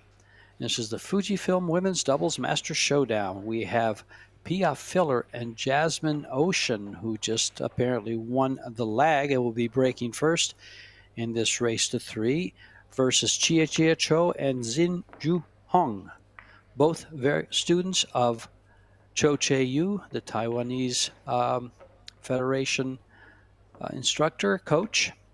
This is George Teachea, and I'm joined by Ben Francis, our Canadian champion, to bring you the live action here in Rome, Italy, at the Roma Cavalieri Hotel. Ben, look at these young ladies having a good time. Oh, I love that, George, and welcome everyone. If the lag is any indication of how good this match is going to be, I think we're in for a treat and maybe a little surprise. I think these young ladies from Chinese Taipei play pretty good. Pretty good is the word. They're coached by Cho Che Yu, the Taiwanese coach, and one of the most successful players on the Pro Billiard Series Tour. And so here we are, breaking off is Pia Filler. I don't know that Pia needs an introduction anymore. She is a 724 Fargo. She's ranked number 2 in the world by the WPA. Jasmine is ranked number 1 in the world by the WPA. And their opponents are ranked 59 and 26. Both youngsters, too. Very young. Well, number 1 and number 2 playing together. That's bound to be a good combination, you would think. Well, to tell you the truth, Ben, after my first match and watching Simi Chen and Chao Fang Fu play together, every team in this tournament, all 15 of them, have their hands full. Those ladies played just great as a team, absolutely to perfection. They won in straight sets over Kelly Fisher and Wei Wei. This is a race to 3. Oh, no, just kidding. This is a race to 3. It's 2 sets. In fact, they are on table 2 versus Sylviana Liu and Han Yu.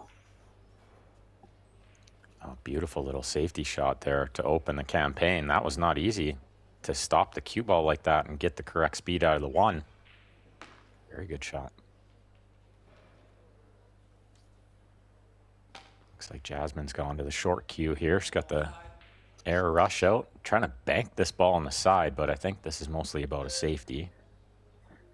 Yeah, air rush it is. Both Pia Filler and Jasmine Ocean are Predator-sponsored players, so they play with some of the best equipment in the world with the Predator. Wow, and they're so good with the jump cue nowadays. They're playing safeties, and that was a sweet one. She played a really great jump safety there, drew the cue ball down table a bit, got good speed out of the 1. And Cho Chia here that just took that shot. I've watched her play, and she doesn't have a Fargo because she hasn't played very much, but I'm surprised there's no Fargo listed for her yet. Played a couple of tournaments in Vegas now, and I've actually had the pleasure of watching her. So I figure she's somewhere in the high 600s. Her partner, Hong, is a 699. Yeah, I was going to say 700. These ladies play for sure at 700 speed. Look at this shot from Pia. That was really nice. About as good as she could get. On the 2 for Jasmine, if it does squeeze by the 10. But look at this, one eye closed. Tells you it's real close. Pia, of course, is a world team champion and does well in these team events. She always has. As does Jasmine. Safety all the way there. Might not have got it. Yeah, I think she was trying to cut it more and get more speed out of the cue ball. Just caught it a little thick, yeah, and I think she's left this on. And all the balls go. And in this Well, short it's race to 3 format, these mistakes are amplified. Sorry, go ahead, George. Oh yeah, it's just in these as exactly what I was going to say was these short races. You can't afford leaving shots like this. But the thing about doubles, it's not the Fargo; it's how you play together. Fargo gives Well, I us an think indication of what you can do. Playing together is something altogether different. Yeah, and I think we saw a bit of it at the last stop with Gorst playing with Yes. Rita. And I think they went out in the first round. They went 2-0. They had Yes, the they highest did. combined Fargos. But it's just a number, like George says. Good shot there to flick the 10 and still hold the cue ball nicely. As we watch them work their way through this first rack, both teams won their opening round. The Chinese Taipei team defeated Maite Ropero and Soledad Ayala. And of course, the Filler Ocean team defeated Bin Hung and Kristina Zlateva.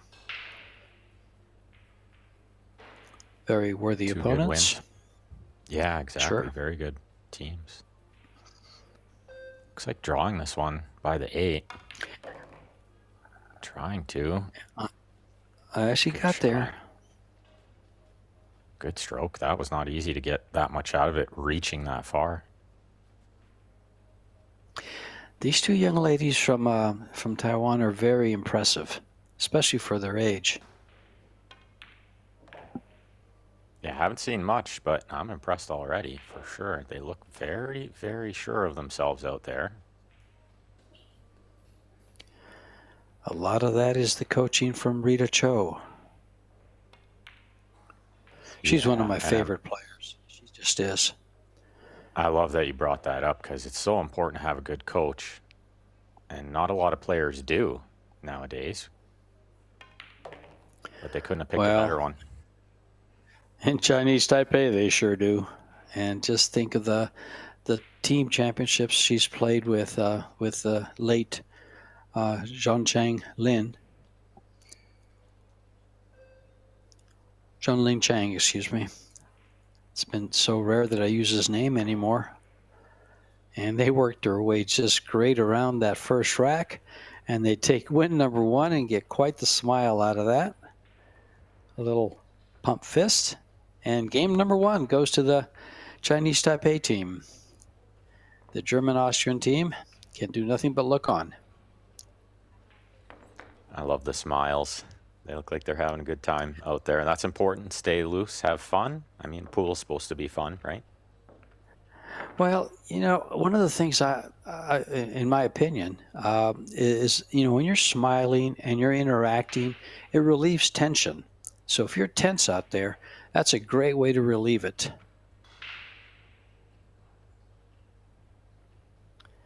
And so they do a good job with it. And I'm sure that is part of the coaching, is appear to have fun, and you probably will. Here's the stream schedule. The stream schedule and some of the other matches that have finished. We actually have one match going on in the opening round still, and they're in the shootout. Exciting stuff. Oh, wow. As we see A shootout in the doubles. Wow. And we had one on table 2 in the previous match, George. Pretty exciting stuff. Yeah, sure it would be. It was funny because in the WPA Women's World 10 Ball, there's been 64 matches so far, and let's see, with 6 or 7 shootouts. That's a lot. That's about 10%. And actually, Anna Sneak had 2 of them.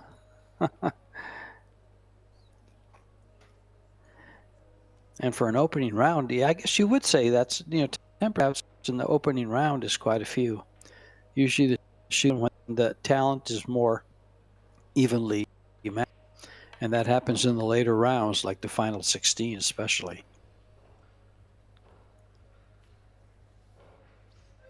Good shot there. Looks like she just held for position on the 2. and possibly going to be some balls moving here. I have to rearrange them a bit. Try to go into the 5-7, I think. Open those up and stay on the 3.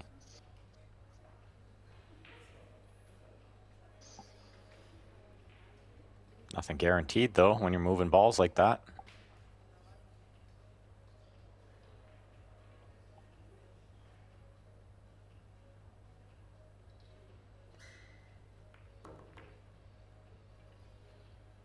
Yeah, I should try to play it soft enough to hold the cue ball there, but it was tough. So maybe just a safety coming up for Pia. Could contemplate the bank shot. These ladies, Pia and Jasmine, at the top of their games right now. They were all here in the U.S. for the World 8-Ball Championships.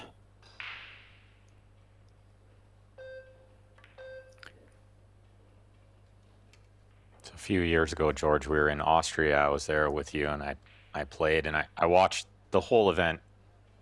Didn't miss a minute of it, and Pia beat Jasmine in that event in the singles. And somebody said something very profound after. They said, the scary thing is she's still getting better. And I think that often about Pia and Josh. They're so young, and it's hard to believe that they're still going to get better. They're so good already, but they're still getting better. Great point, Ben. Yeah, Pia at 28 years of age. You can say that about her right now. Still getting better. She's getting to where the finesse of her game is really stronger than it was. Fundamentals are fantastic, and she's got to have one of the best coaches in the world. Her husband, Joshua Filler. Good shot there to get the 3 far enough past the side. She couldn't do a lot better there. But a good shot.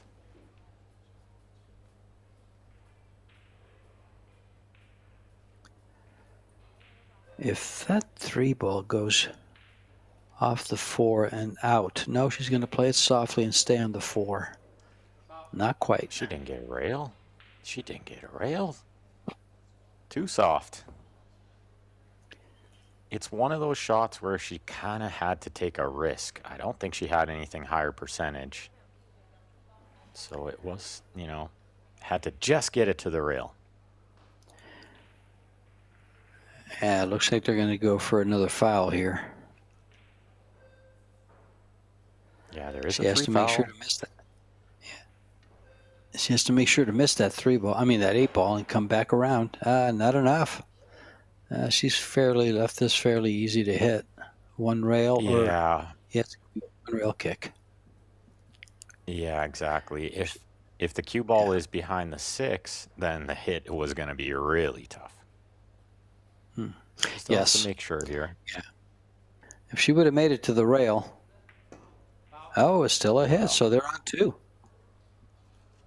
Yeah, and a good chance to lay down another real tight safety here. I just don't see the tight safety, though. It has to be along the same lines as she just played, and she has to get behind the 6 to take it away.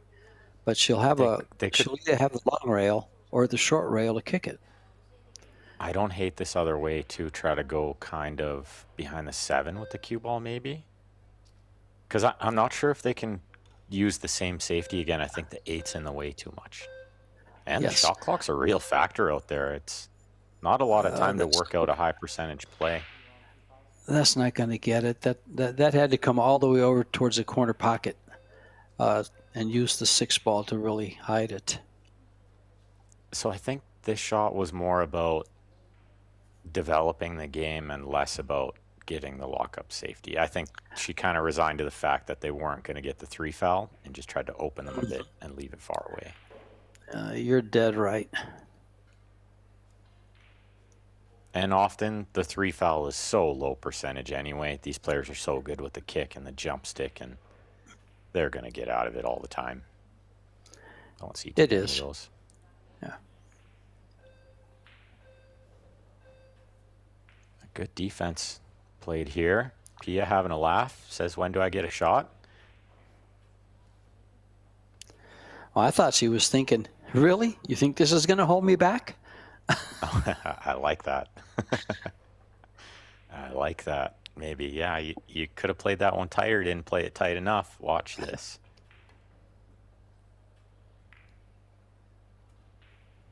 Caught the double kiss, and this it probably Go slips ahead, in there, right, George? Yeah, I don't know if she can make the ball, but if she can't, she can really put that cue ball up against that 9-6 and take away everything. I think on day 4 or 5 that ball might stay up, but I'm pretty sure the clot's still sliding in enough. This ball should go in off the side rail. And they recognize that, play it, and are now ready to attack with the 4-5, but the 6 ball's still a problem. Well, what a chance to get on the hill here early in set number 1. And it's no secret this would be a big upset.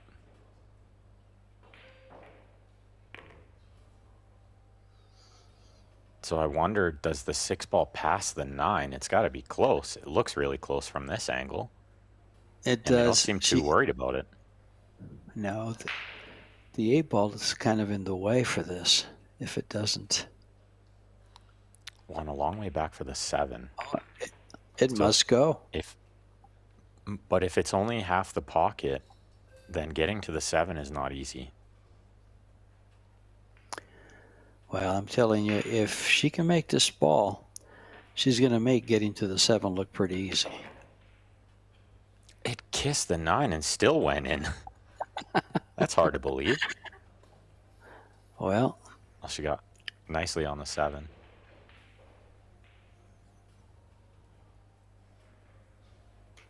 Well, I would have never guessed it could kiss that much of the 9 and still go in, but whatever works. agreed.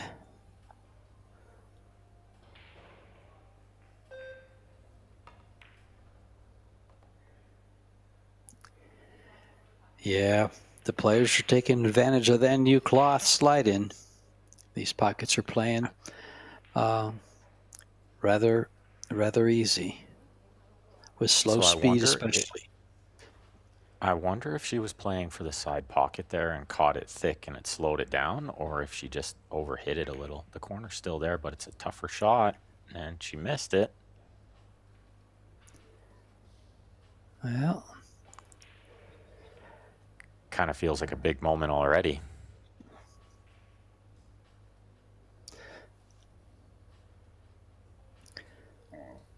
in these short races, Ben, you know as well as I do, a race to 3, every shot's a short moment. Or a big moment. Yeah, race to 3 is brutal tough. Like, the pressure on every shot is incredible. And then you add in how much prize money they're playing for over here. It's 75,000 in the total prize fund. 20K to the winner is enough to get the blood flowing. That'll get you touring Rome in a nice fashion. That's right. This is going to run. This is going to really run. And I don't think this is as available in the side pocket as that angle showed. No. I don't even think it's playable. Yeah, I think this might be a safety. Even the bank is tough. And cutting it down to the long rail is super tough. So Yeah, I think she's you going to forget 2-rail about this that. to the short rail. Yep, just right there. Yeah, that's pretty good. She's going to give up a bank that I think they attack to where she's standing. She's called it right away. No hesitation. You think like she does. And attack it is. And as bank shots There go. Yeah, this is a good one. High percentage, right? Yes, but it's not going to go. Yeah, it's a ways off. There is a two-way shot that happens sometimes there with the cue ball on one side rail and the object ball on the other, but it didn't look like she played for that. It looked like she went all in on the bank. I don't blame her. It was high percentage, or if there was high percentage long bank. This Well, tied with up. a new cloth it is. With a new cloth it is a higher percentage shot. But look how easily they Yeah. cut that in and tied at 1. Yeah, and just like that, it's back to square when looked like it could have been 2-0. Well, now it's a race to 2. Your referee is Perry Anderson from Youngstown, Ohio, USA. Enjoying the sights of Rome. Perry's a great guy. He loves pool. I love all these Predator refs are all really great. They're all just big fans of pool. They love their job. A lot of them have made their living with pool. Some are league operators. We got one that's it's a Latvia 8-ball champion. They got some players. We got some guys that just love playing pool. And some that make their living from it. There's one from Canada, from Eastern Canada, and he's a certified instructor too. He's good player, but also a really good instructor. Kyle Richard. Yeah. Jasmine to break, rack 3. Let's see what she's got. Looking for the 1 ball in the side pocket. Maybe a 4-railer, but should take anything on this break format. 1 gets kissed right away. And nothing drops. No, and a shot on the 1. A tough shot on the 1, but a shot on the 1.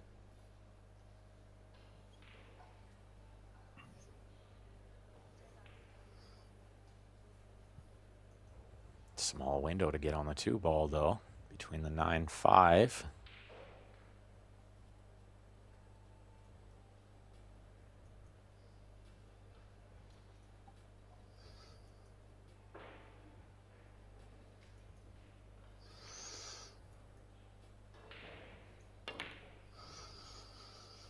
And there were some safeties there, but I like them going for it. I think you have to recognize who you're playing and take the chances that you get. A lot of times those little safeties don't pay off anyway with how good these players kick and jump. So, I mean, it was a tough shot, but I like her taking it on. I also, in addition to that, Ben, the inexperience of youth, their strongest suit is offense. Exactly. That's exactly right. Good point. You got to play to your strengths in this game and believe in yourself. And wow, she's made an absolute mess of this. And at least she can laugh about it. I was going to say, yeah, but with that positional shot there, that's not her best effort or one of her strengths. Even she was laughing at that. Thanks for the chuckle, Pia. Well, she says, I made my ball, and now it's your turn. There is that in doubles, isn't there? Looks like this is going to be a 2-rail hit. Yeah, it's going to be around the 10. And I think she should call it in the pocket where she's standing. If it was to go anywhere, you'd think it might be there. Should always call something, just in case. She comes across it and the cue ball's gone. It's a bit unlucky. Yeah. Well, if she catches that full, she might have found some cover with that safety, with that kick shot, the 2-rail kick. Yeah, and it wasn't far off. Yeah. It's ball in hand for the youngsters.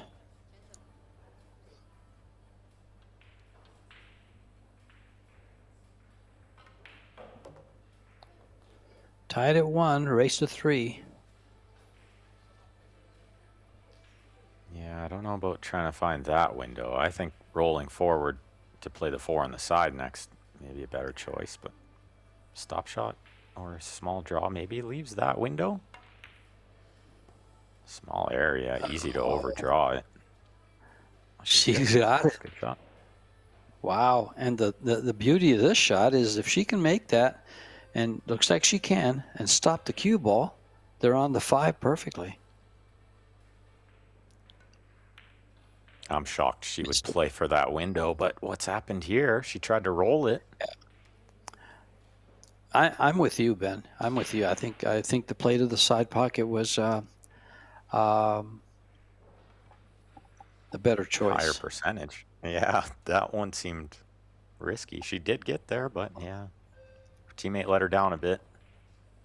Trying to roll those balls always tough. Sometimes better to stun follow that one.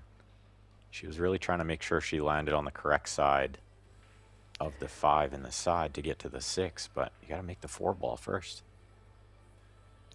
You know, in rotation pool, you don't roll the balls very often.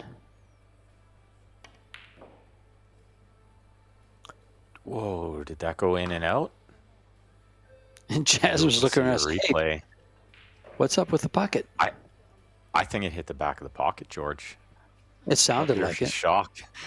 Yeah. I think it swirled like out. Yeah, I think she caught a swirl there. It happens. Yeah, the good thing about it is those people watching on YouTube can push their little mouse back and get their own replay to see if that did hit the pocket. We can't do that. What happened there? Big let off there. She's supposed to make that ball, I think. She really slapped at it.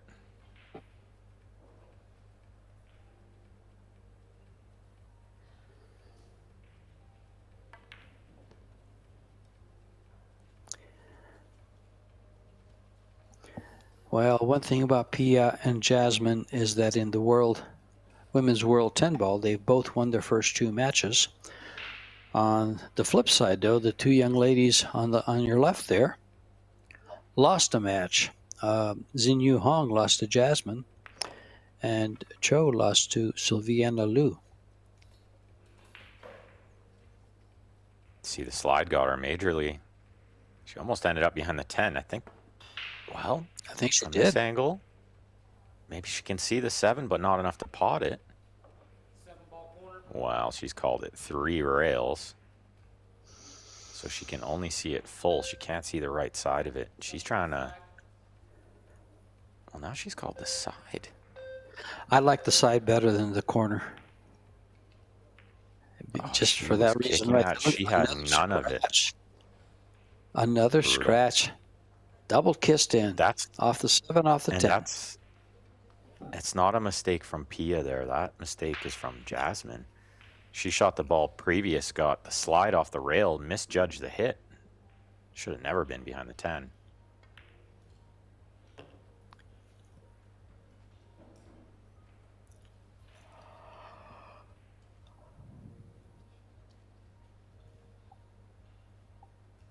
Nonetheless, chance for these young ladies to get on the hill first here in set number 1.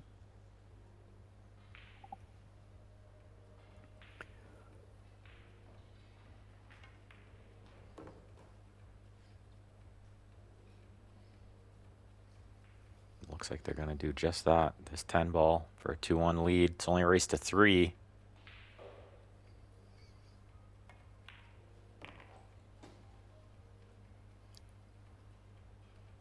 She's got it. And down it goes. 2-1. They lead, needing 1 for the set. But another set to come, and a third more than likely. Keep in mind that in the third and final set, if your score is tied at 2, it goes to a shootout. Some live stats from our stat man. No break and runs. Overall performance by the players. Jasmine and Pia, not shining, let's say. And the 2 young ladies from Taiwan, well, they're at about a 741 overall performance. Would you call this a little bit of a scrappy match? No one's won 2 games in a row. They've played 3 games.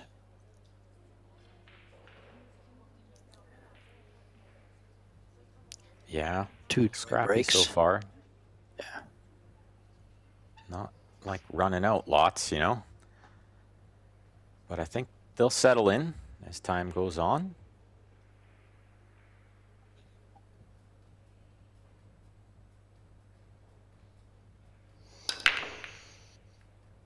Well, she really leaned into that one. But it didn't help much. Just spread them out lots.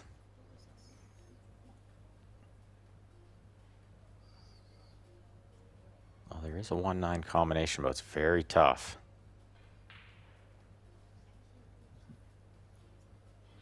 Not only tough to pocket the ball, but tough to hold the 1 and the cue ball for position after. That's why you see the big, deep breath from Jasmine there.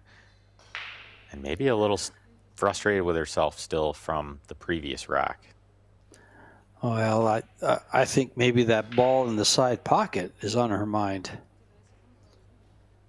The one that kind of got spit out. Well, yeah, absolutely. Yeah, I forgot about that one. She'd still be thinking about that for sure. It's a couple mistakes, if you can call that a mistake, in the last rack. I wouldn't call that a mistake. I'd just call it a incident. I guess you might something Maybe. like that, but that stays Maybe with bad you for a luck, while. Yeah, that stays with you for a while. So,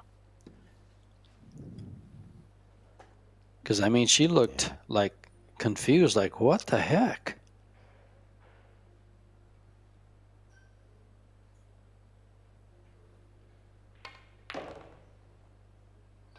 Yeah, and I didn't get to see the replay, but I'm pretty sure it did hit the back of the pocket.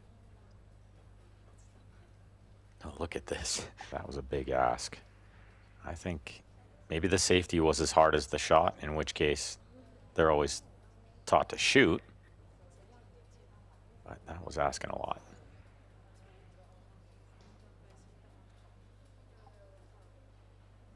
Gets banked the 2 away and put the cue ball under the 8 here.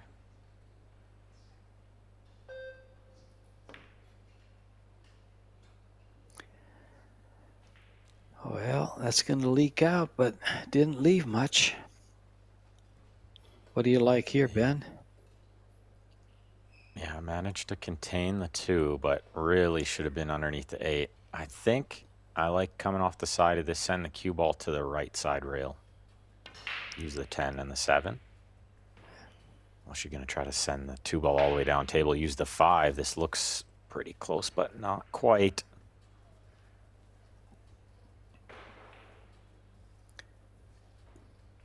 You know, on shots like that, I actually like spinning the ball in, but that corner pocket really accepts the cue ball rather well. Yeah, the top left from there. I'm with you on that one. Anytime the ball's close to the rail or frozen, you can spin it with the inside juice and make the ball a high percentage. But exactly, Jasmine, that's beautiful. That one in particular, that pocket looms big.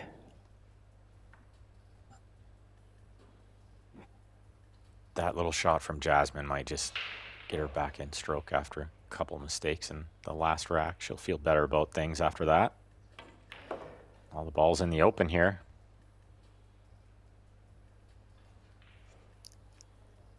Well, I'm not sure if the 8 ball is going to hamper her cueing. We'll soon see. It is. No, it isn't. Okay. She's free to fire. Yeah, just free of it. You could see them both willing that bump on the 8 ball with the body language. They got it.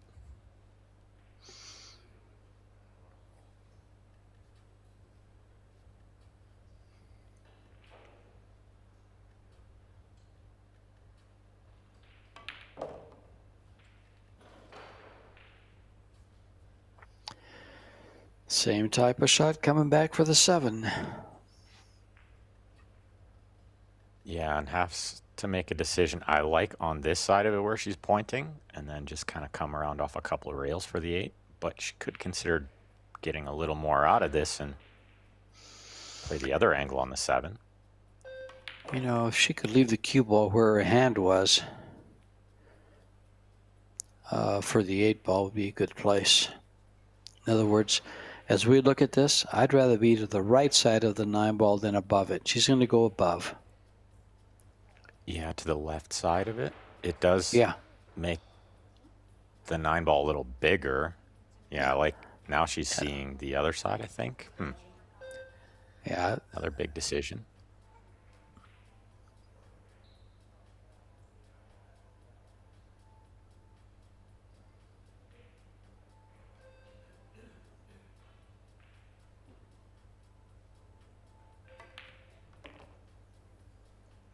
She caught it a Going little above. thick. Yeah, but she Perfect. ended up perfect. Ended up perfect.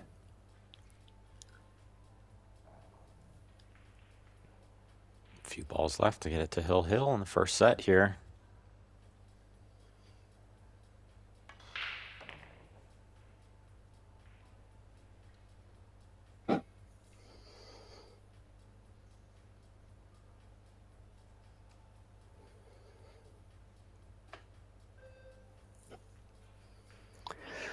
The ladies versus the girls. As we watch Pia and Jasmine at the table, and then the two young ladies sitting in their chairs. Oh, she'd rather not be on the rail here, but big favor to make this ball and get it to 2-2.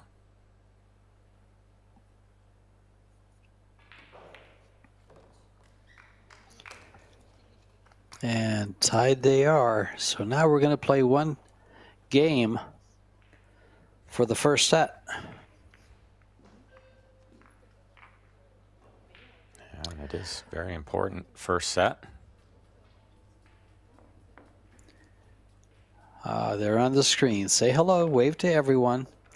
We don't know who you are. Lots of great seats in the arena there. You can get real up close and personal with these players. Like 6 feet away from them is pretty cool. I know if I was in the area, I'd be right there in the front row. Free to watch in person, free to watch online too, thanks to Predator, Pro Billiard Series, and all those great sponsors you see on the arena boards and on the posters. They look like a nice threesome, kind of nice. 3 people that went out to dinner, had a nice glass of wine with their dinner in Rome, and came over to watch some great pool. Well, heck, they're at the Waldorf Astoria Hotel. They must have great restaurants there.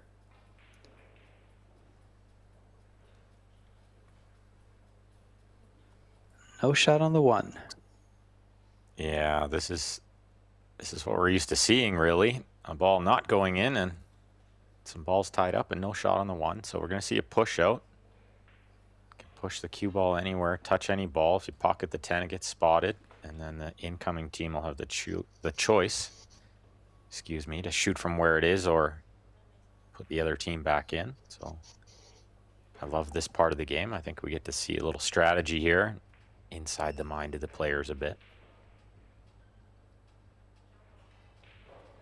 Somewhere to the end rail is good. They just hate doing it because they know that the 6, 3, 9, 4, 8's all pretty big for the safety in return. Push out.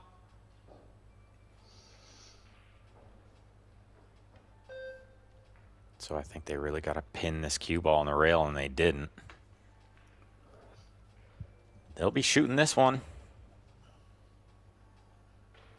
Won't be giving this back. She might consider banking it in. Yeah, she's called the bank. Big wall there to hide if it doesn't go in, and position on the 2 is guaranteed.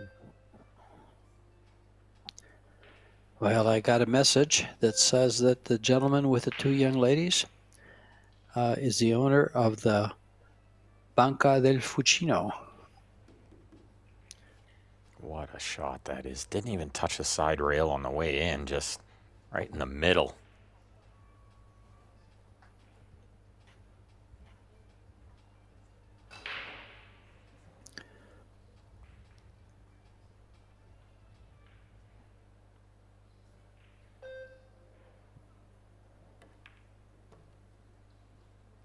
Three will go comfortable on the side, but the 4, maybe not so easy after. Let's see if she can get through this one a little to play the 4.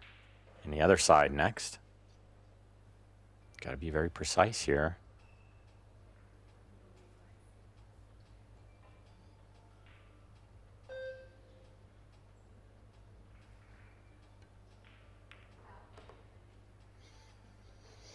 Yeah, she caught it a little thick and didn't get everything from the cue ball that she wanted. So on the wrong side here a bit, and Pia's got to find a way to the 5, missing some traffic.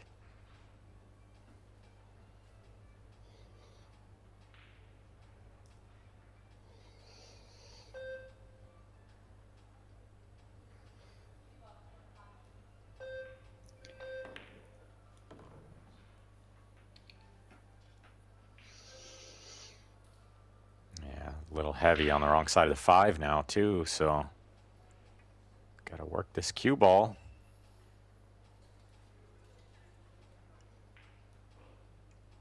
I think she's going to try to split the 7-10 to leave the cue ball around the 7.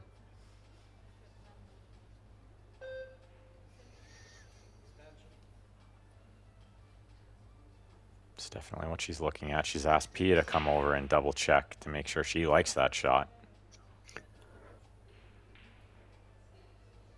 Looks like she got the nod of approval.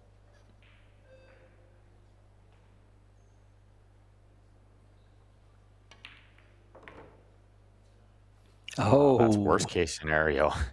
It's straight into the 7 and jacked up over the 10.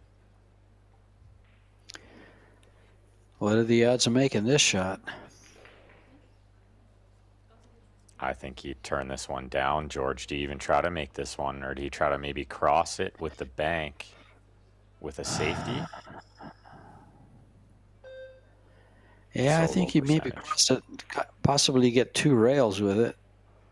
Yeah, I think that might have been a better choice than trying to pocket it. Up there was asking a lot, and if she touched the 10 at all, it was a foul. You can see Jasmine's blaming herself for that one.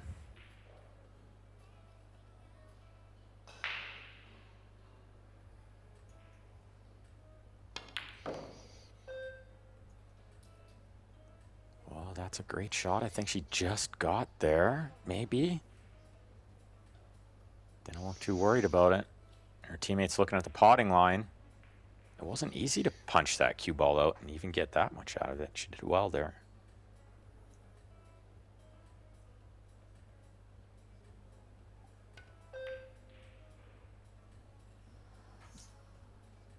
No.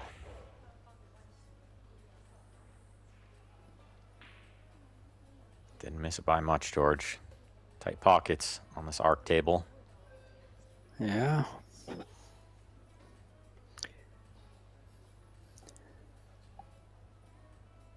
While Shasha Lu and Han Yu are 1-0 over Simin Chen and Chao Fang Fu.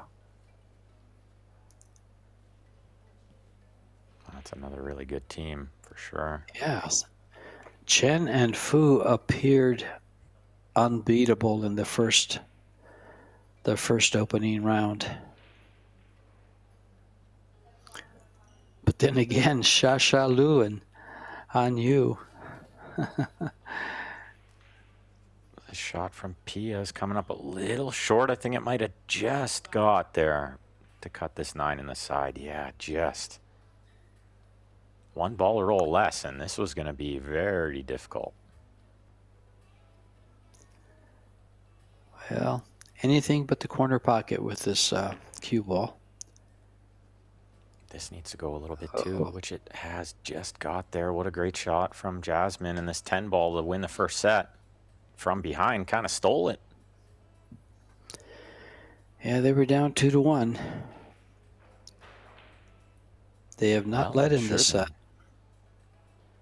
And maybe should have been down 2-0 at one point. And yeah, they didn't have the first chance to win this rack either, and kind of stole it. Looks like players are going to take a quick break, a little timeout, and George and I will do the same. We'll be right back. Don't go far, everyone.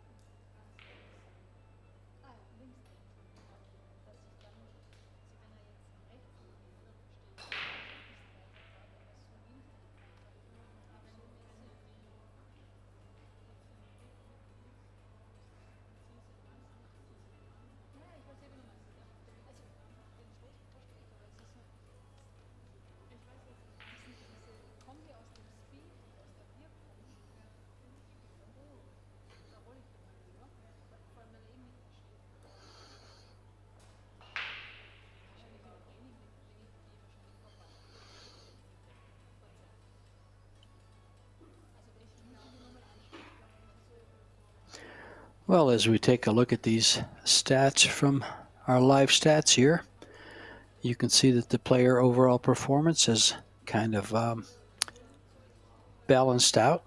It was, and reflects the score line, actually. No one's had any success breaking the balls.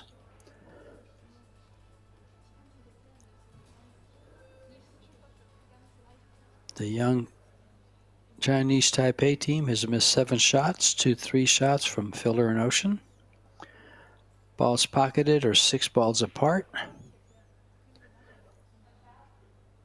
And the Chinese Taipei team had them on 2 fouls, but couldn't get the third one. Actually didn't really try to get the third one. They just wanted to make sure they could control the flow. Safety efficiency is pretty close, 62 and 71%. Time at the table is within 8%, and they were 1 game apart. So sponsors for this event here in Rome is Yalin, Kamui, Little Monster, Box Billiards, Simonis Cloth, Aramith Balls, Fujifilm, Venbilliards, Longoni, the WPA, Givova, and we saw the sponsors in the stands, the Banca del Fucino, Noleggiare, and EPR Comunica Zone. We've had 4 events so far this year in the Pro Billiard Series, 4 more to go. Upcoming will be Vietnam. In the middle of September, the end of September, will be Bali, Indonesia. San Antonio, November 23rd through the 29th. San Antonio, Texas, and then Jacksonville, Florida in December. Total money available from all 8 events was $3.6 million. Prize funds are growing, sponsors are growing. We have a bank now. We have Fujifilm from outside of billiards coming in to sponsor. That's what the growth of pool is all about. I think it's never been in a better spot. George, you've been around the game for a long time, but maybe you can have some insight to that. You saw it in the heyday in the 90s and stuff, but I think it's in good hands right now. Yeah, in the early 90s, you had, Coors was a big sponsor. They had a tour. There was just some big money in pool. You had, I think it was Trudeau. Well, we saw some $500,000 tournaments in the 80s with Trudeau. But I think only like a couple a year, you know what I mean? There wasn't like just a few. 3.5 million on offer from one tour in a year. There's more prize money now than ever. I think thanks to Predator and all those great sponsors, as we see the young Taipei ladies breaking off. First rack of set 2. They got the 1 ball down. They got the 2 ball down. Well, if they can find that window between the 7 and the 10 for the 4 ball, and the 3 ball lays really, really nice for it to be just where she's standing at the head of the table. If they can get that window, they're on their way, but the 7 will still be tough. Yeah, I don't think the 7 passes the 9, so they'll need to do something with that. But first things first, this is a tough one. And she's let up on the spin. Yeah. You can tell her stroke decelerated. She was afraid to draw it too much and didn't draw it at all. Yeah, exactly. Yeah, decelerated on the stroke and the spin didn't grip. She can kick a safety here. She hits this full and holds the cue ball behind the 6. Well, that works. That works too. At first glance, I thought, why is she hitting it so hard? I thought I was with you, just kind of knock it past the 610 and use cover that way. But she found a better way off 2 rails, kissing it going around. That was really good.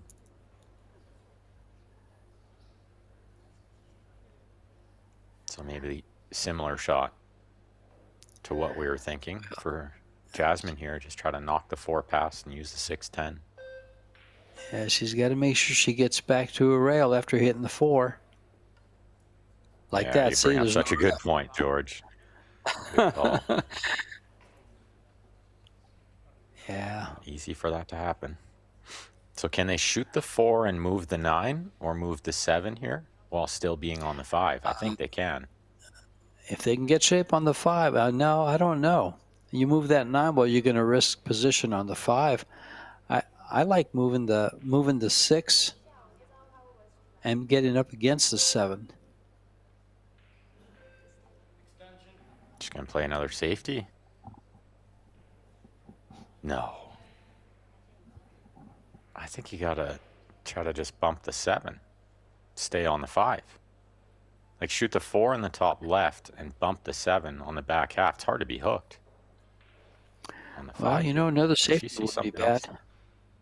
Yeah, another safety wouldn't be bad. Well, just I don't think it progresses the game though. Like even if she did freeze her on the 7, so then you get ball in hand again, and now what? You can't play another safety because you put the 4 in the middle of nowhere. Yeah, but from there it's kind of open. If you get ball in hand on this 4 ball, you're like a life. But not The more 7's still open a than it problem. just was. Yeah. Yeah, the 7's still a problem. Yeah, that shot didn't make a lot of sense to me. I think they had to try to develop the game. Especially with the level these players kick at. I mean, even if she froze her on the 7, you'd think she probably kicks and hits it a lot of times.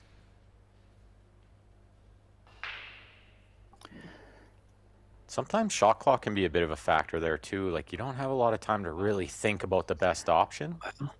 So you just play another safety and then hope you get a better look next time, you know, and have some time to think about it. And, yeah, sometimes shot clock's a bit of a factor. Wouldn't have picked Pia to drive right by that one though, right? Well, I wouldn't have picked Pia to kick straight at it. I think I would have tried to use the bottom rail and come up off the bottom rail. Because a lot of times you catch the side of it, sends it back to the middle of the rail, and the cue ball goes up by the 6. I don't like kicking straight at the ball. 5. I wonder if the 5 ball was in the way of that just a little bit. So she didn't want Could to be. risk kissing the back of the ball and scratching. But either way, yeah. Wouldn't have picked her to miss it. This will answer all our questions on what they do with this 7 ball. Good look at her cue and her grip there. If there's a good way to land short side, like send the cue ball into the 9 here, that works. But I'm still confused why they wouldn't have done that before. Just don't go past the 9. It's hard to get right up against the 9 because they're going to go for the bank. Okay. This actually makes sense now. They were okay with the bank. Is it on It's from lined here, up though, or nice. is it just... Is it a little double kissy? It's a little double. Actually, not with some inside. Maybe yeah, not. a touch She's of inside, but safe. then maybe... Yeah, getting to the So- 8 with the inside, not doable. They're going to play safe one more time.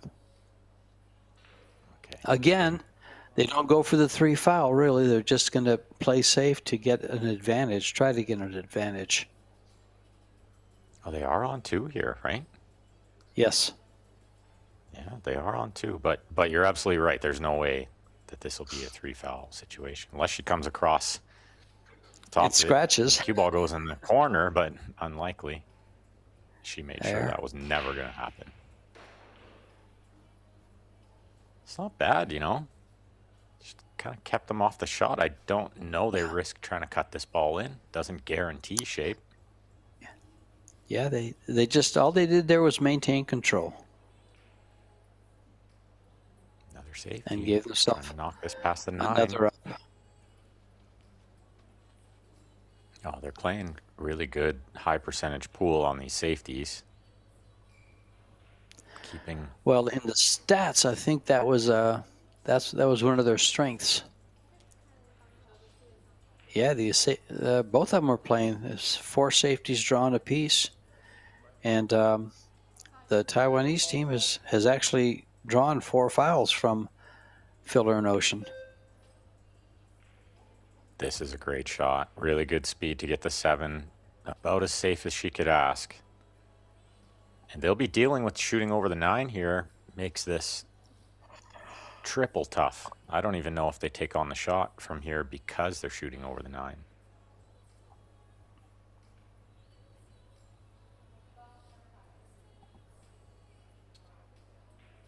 Yeah, shot clock again. A factory's here. Glance up at it. 8 seconds left.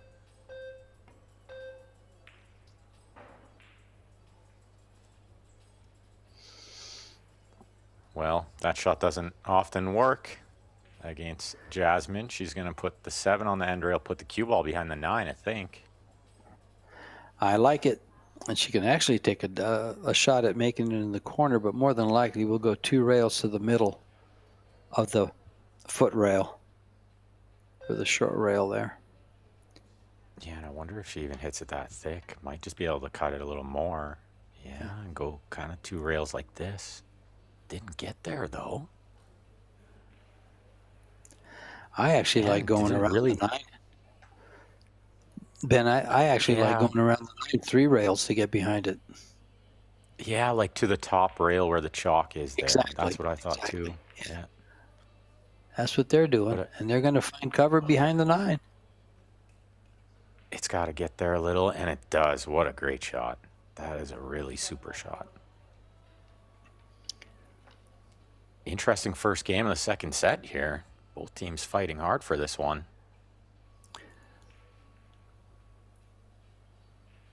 She's got the jump cue out. The air rush. Get over this 9. Try to pot the 7. Didn't miss it by much. Well, let's see how tight they play this cue ball to the 9. The battle for the 7 continues. Yeah. Yeah, right behind the 9 off 2 rails here, I think. Touch of left spin. Plus the 7 ball goes towards the 8. Yeah, really went for it there to freeze her up and did so well. What a great shot. Maybe took away the end rail hit here unless she's going to use lots of left spin. But smart to go for a little extra there and try to pin her on the 9. That's going to make this return kick safety very tough. As you can see, she's jacked up a little bit trying to get the siding she needs.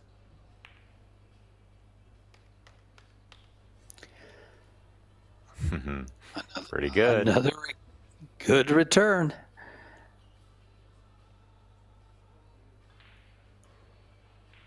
Wow. How many more innings do we have on the 7 ball, you wonder? At this rate, quite a few, but just once they show those stats, take a look at the fouls drawn, the safeties drawn, and the safety efficiency at 80%. And look at this shot. Hello. Talk about being nice and tied up against the ball. This is the best safety they've played yet.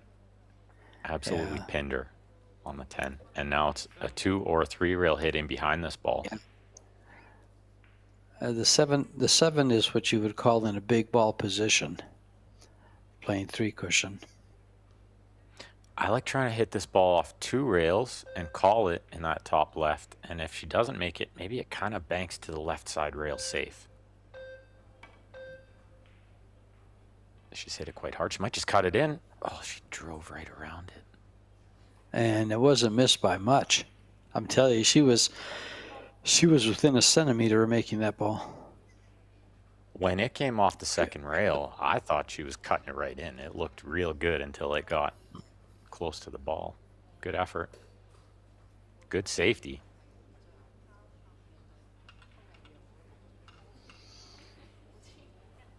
And it would have been easy for her to just play a stop shot on that safety and send the 7 around, but she drew it towards the 10 to really freeze her on it. Going for extra there got them the ball in hand.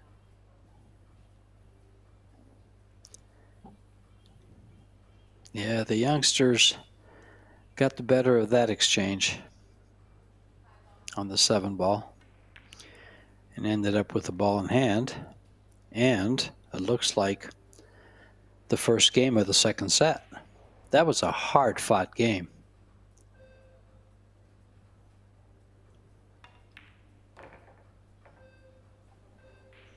Yeah, very hard fought. And the 10 ball's a gimme to put the first game on the board. Again, they won the first game in the first set. They sure did. And a repeat. But the only time a team won 2 games in a row, they won the set, and that was in the first set. Of course, in a race of 3, winning 2 in a row is big time. It's got to be an advantage. And there you see Chao Fang Fu on table 2 there, shooting at the 7 ball. What we don't see is the score. Yeah, it looks like 2-1 for Liu and Yu. So Siming Chen, she's got to make this ball. They got to get out of this rack just to get it hill in the second set, try to force a third set. They're back to the wall here. On table 2. Well, if you guys want to head over there, you can watch that as well and listen to our good buddy Eric Horlifson, the commentary there. Big Red, as we know him.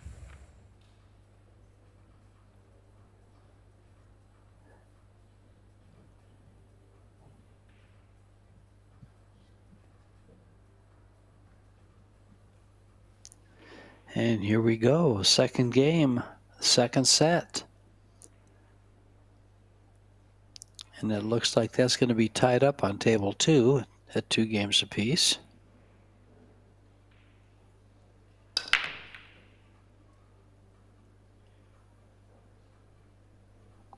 Nothing happening, and a shot on the 1. All the balls are pretty open. 4-8 combo looks dead later, so nice chance for Filler and Ocean to tie it up here. Well, the break has not been a factor in the first set or in the second set. I think as the events go on and as the table wears in a little bit, they'll start to find the 1 ball on the side more often on the break, but it's always been a big challenge out here on the Pro Billiard Series, something I really love because you get to see all aspects of the game this way. Well, you see more games like the one we just had. The strategy exchange, Exactly. the safety exchanges. Yeah, and that was a little bit more byproduct this of game. breaking, you know, from the side rail and the 7 tied up right away. And you could see it from the start of the rack that the 7 was going to be a problem. And when they break from the middle with, say, a template rack, the balls just go wide open all the time and nothing's ever tied up. And we don't see those kind of games. So I love this format. Pia kissed the 4 to get on the 3. And look where the 4 ended up again, George. Right back where it was somehow. Pretty close, except that now it's a pretty good-looking combo. And she's going to get past the 9 to play the combo. Or will she just play the safety? I'd love to see a still shot of where it was before she hit it to where it ended up, because it's got to be within a centimeter of exactly where it was. But yeah, Jasmine's cue ball just ran along a little bit there. So safety from Pia coming up, I think. Looks like the cue ball underneath the 7. But Jasmine's told her to go the other way. Send the 4 ball and put the cue ball underneath the 8. Kind of like that better. It's the first shot I saw. Yeah, the cue ball runs away too much on the combo if he plays the combo. She's just going to play the safety here. Yeah, it was the only thing she was never doing. And that's absolutely right, George. That combo was just not leaving position on the 4, so not worth it. But look at this little window she's left on a pretty basic safety.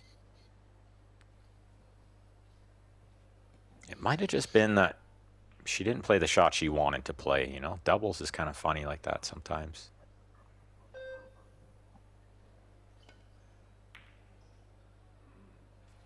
Yeah, that was extra tough, though.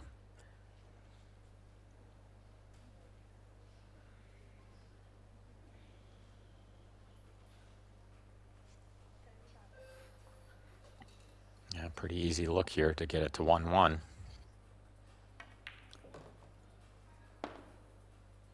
Wow. You see her just go straight back to the chair. She's disgusted with herself. Totally lost the cue ball there. She has left a bank, but I think Pia probably plays the safety because the bank doesn't really come with guaranteed shape unless she's willing to hit it quite firm. So Oh, she's cue playing the on 5 to the side. Oh, I thought she was going to cut it into the side pocket. You know, she almost had me fooled there too, George. I thought I was way wrong for a second. She looked like she was going to cut it in. As she took the better of the 2 shots. That was very smart. Very wise shot. And these are the kind of shots where the shot clock really comes in. If they don't have the extension here and she only has 8 seconds to shoot this, that's not a lot of time. Wow. What a shot. Unbelievable.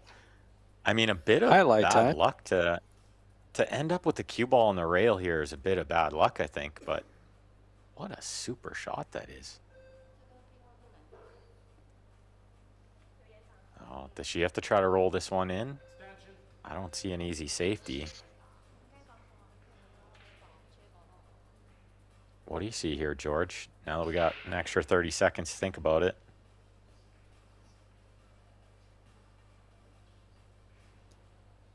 I'm still seeing that jump shot in my mind. Well,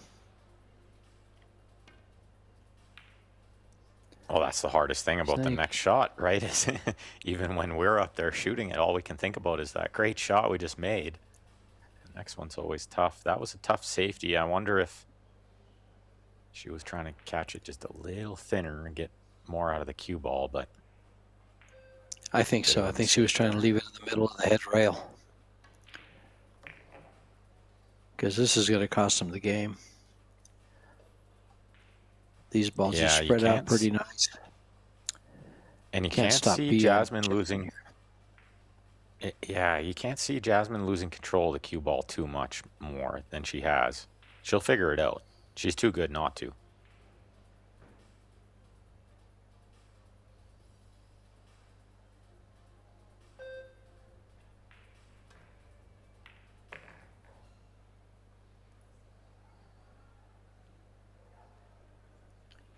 I think if you ever wanted to learn how to play pool, you watch these two, and then you just copy everything they do. Their technique, their mental, everything.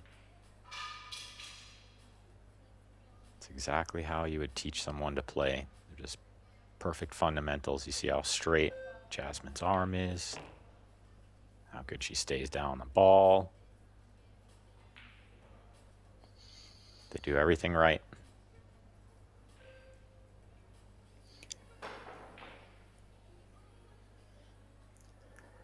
Yeah, let's see if she just crosses the middle of the table to come back for this 10 ball. Yeah, she will. The cue ball will probably hit right where her chalk is. That's a good target. Oh, she caught it real thick. Do you ever do that, Ben? I actually do that sometimes. I'll chalk my cue and then put the chalk as my target point where I want to hit. Yeah, absolutely. Yeah. I think you're not supposed to, in order, like, to kick at a ball or something, you can't put it over there as a target. But when it comes to playing position, yeah, absolutely. Yep. Good look at the venue. It's Hill over here on table 1. And Lou and you are shooting here with a chance to win the match.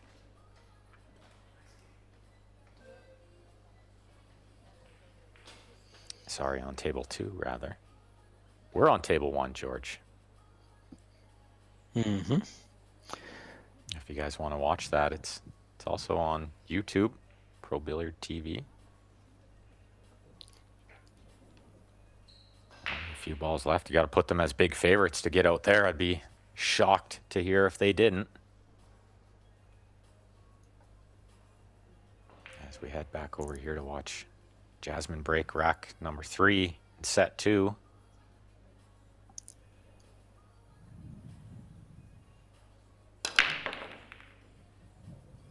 Oh, the one ball gets kissed away from the pocket right away, and nothing else is close.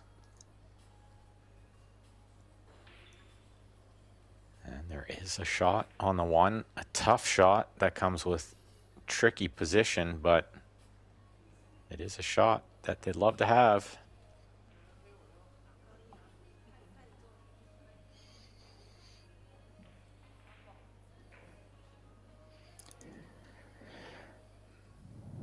The younger Cho with this one ball.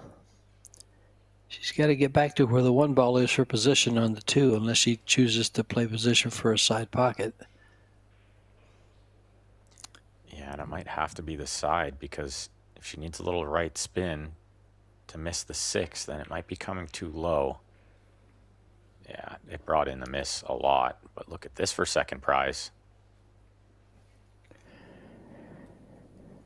That worked out for her. Yeah, Pia says, should I kick this way or the other way? And it looks like this way is good. Should probably hit this with a little speed, because you want to try to get the one ball out of there.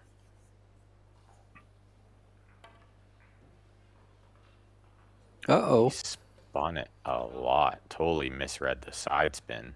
Trying to get to the second there.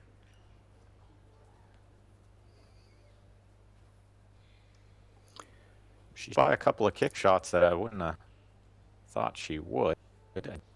Dave read the bounce to the rail and the slide a little better, but not a lot of time to work in these races to 3.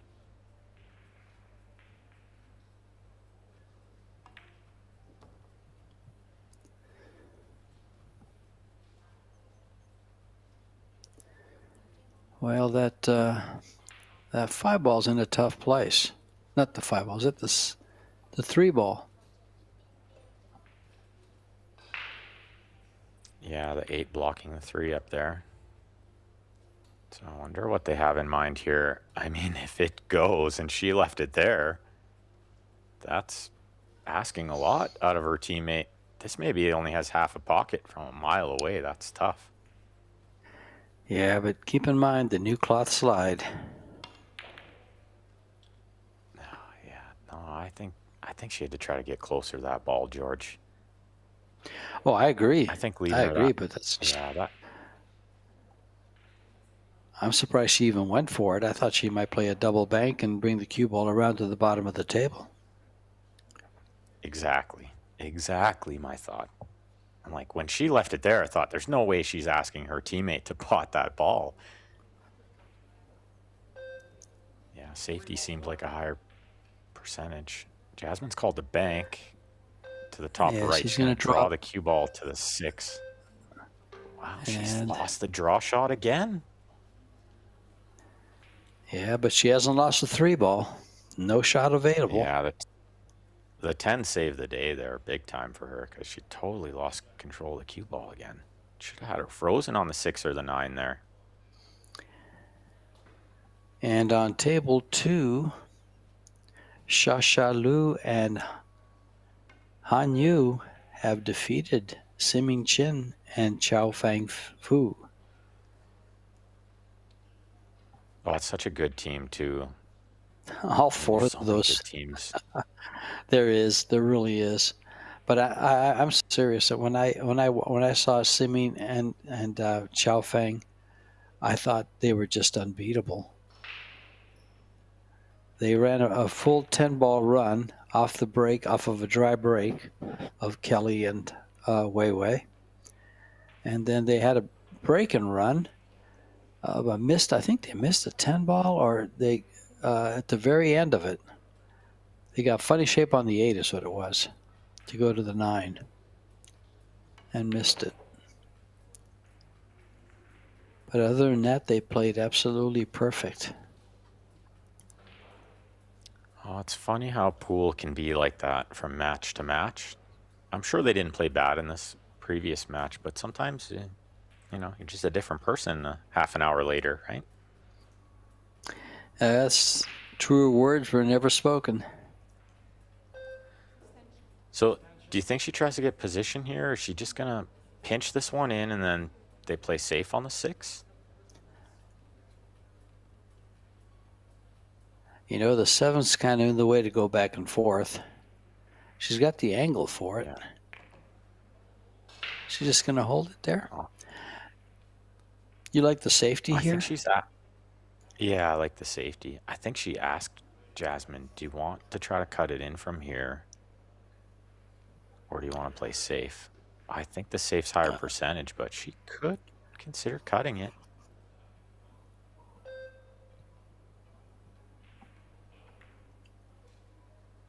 Yeah. Yeah, and that's a The good safe is safety. good value. Yeah, because you're going to block both one railers with the side pockets. That's a really good safety. 6-ball corner. She got to spin this one lots.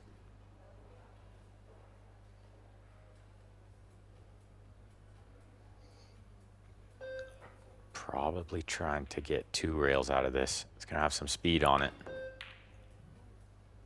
Wow, what a shot. She nearly cut it right in. And does the 6 go by the 7? It looks like it might. Pia looking at it now. Yeah, from that overhead angle, it looked close. From here, it looks real close. I think it just goes. Oh, yeah, lots of room. Good shot.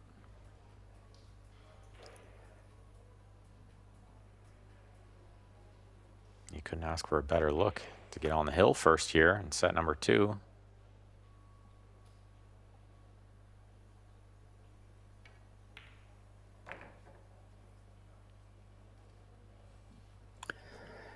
It would take a glaring error not to get out here.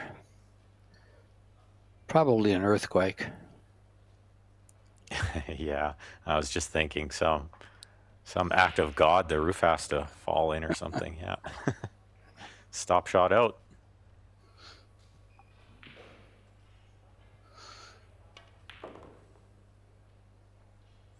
And they'll love to be on the hill first here. Last set, they trailed the whole time. But now they're going to break to try to win the match. Yeah. After stealing the first set, Filler and Ocean win 2 in a row to take a 2-1 lead in the second. And they'll be trying to close it out. Close out the match with this game that they'll be breaking. Look at how strong of a safety performance by both teams. Just look down at the bottom of all those stats. When do you ever get 5 fouls drawn from players like Filler and Ocean? That's unbelievable. Got some great matchups tomorrow morning. Make sure you guys set an alarm, 10 a.m. My time. Or sorry, local time, 2 a.m. my time, so I won't be awake for those. But Kelly Fisher and Han Yu right here on table 1 in losers round 2. Somebody's making an early exit. Yeah, we did switch up the times for the rest of the week, and instead of starting at 11, we're starting at 10 a.m. And the matches will be at 10, 12:30, 1600 and 1800. So 12:30, 4 o'clock, and 6:30 on Sunday and Monday. And then it's 10, 1500, and 1830 on Tuesday. And then at 11 and then 1700 on Wednesday.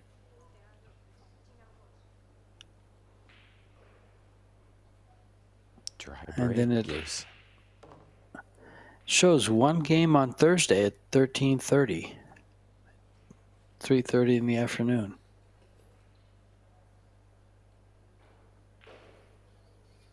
see this dry break from Filler and Ocean gives these young ladies a chance to get this to Hill again.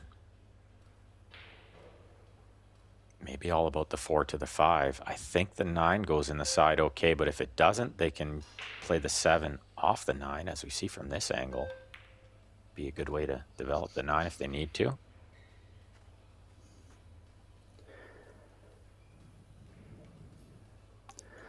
Well, these two young ladies cannot afford to lose a game here in this set.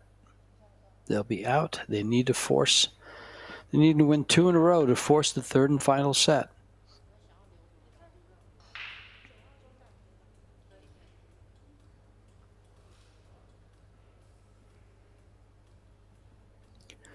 Is that 9 ball on the point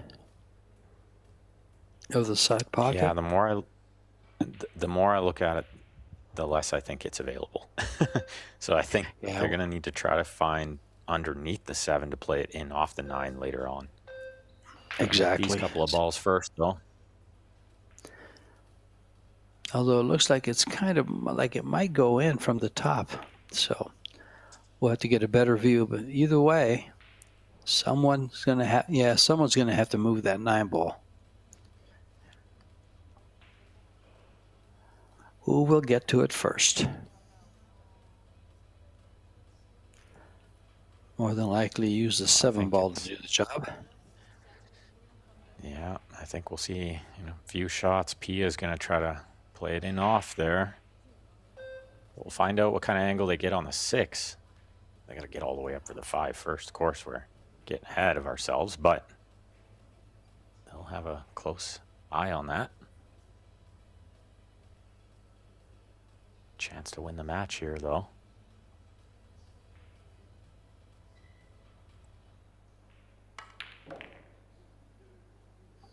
Uh-oh.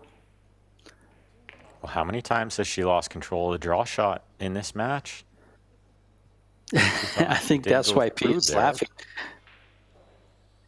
Jasmine doesn't care for it, but Pete... It's over gripped on her like 4 times. Well, big mistake.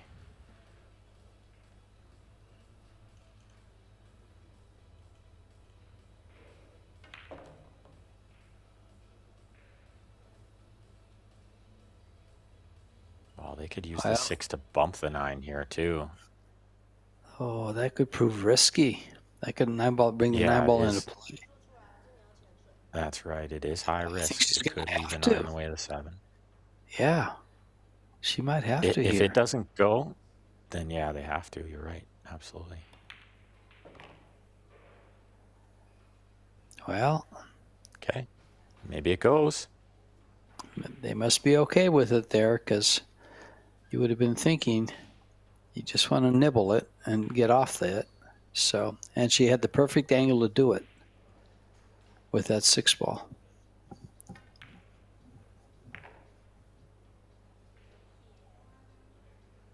That's where you don't want to be, is on the rail here for this shot. Yeah, absolutely. Limits the amount of left spin she can get on this, and she needs a little bit of left spin. 2 rails towards the 9.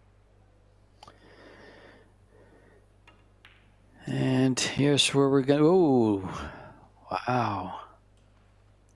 Mm-hmm. That's where the nerves come. You overcut that ball. Yeah, and just trying to get the left spin with the cue ball on the rail and hit it at that speed under pressure. Yeah, very, very tough.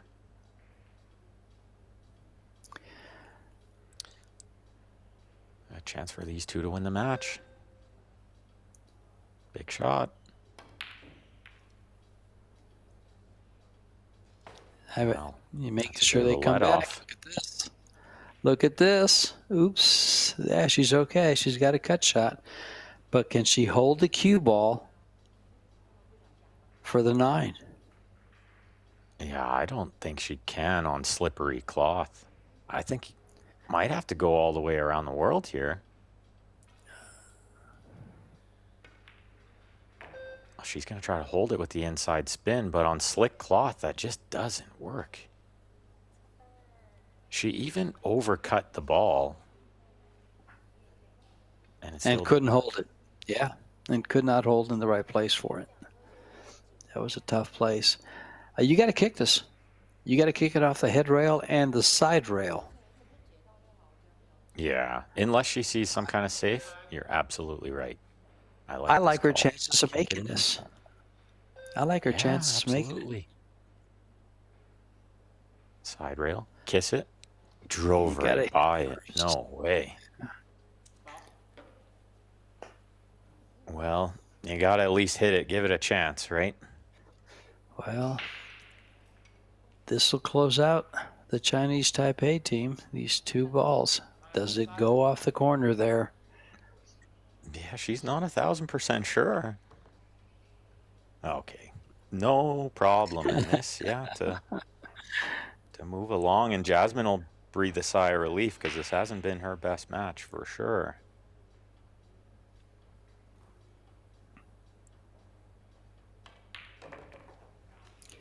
And there it is. It closes them out. 3-1. That'll do it for us tonight. That's the last match. We'll be back 10 a.m. tomorrow. So thanks to George for all the great insight today. And thanks to everybody for tuning in, all the fans out there. We'll see you all tomorrow from Ben Francis and my good friend George. Don't go far, everyone. We'll see you in the morning. Arrivederci.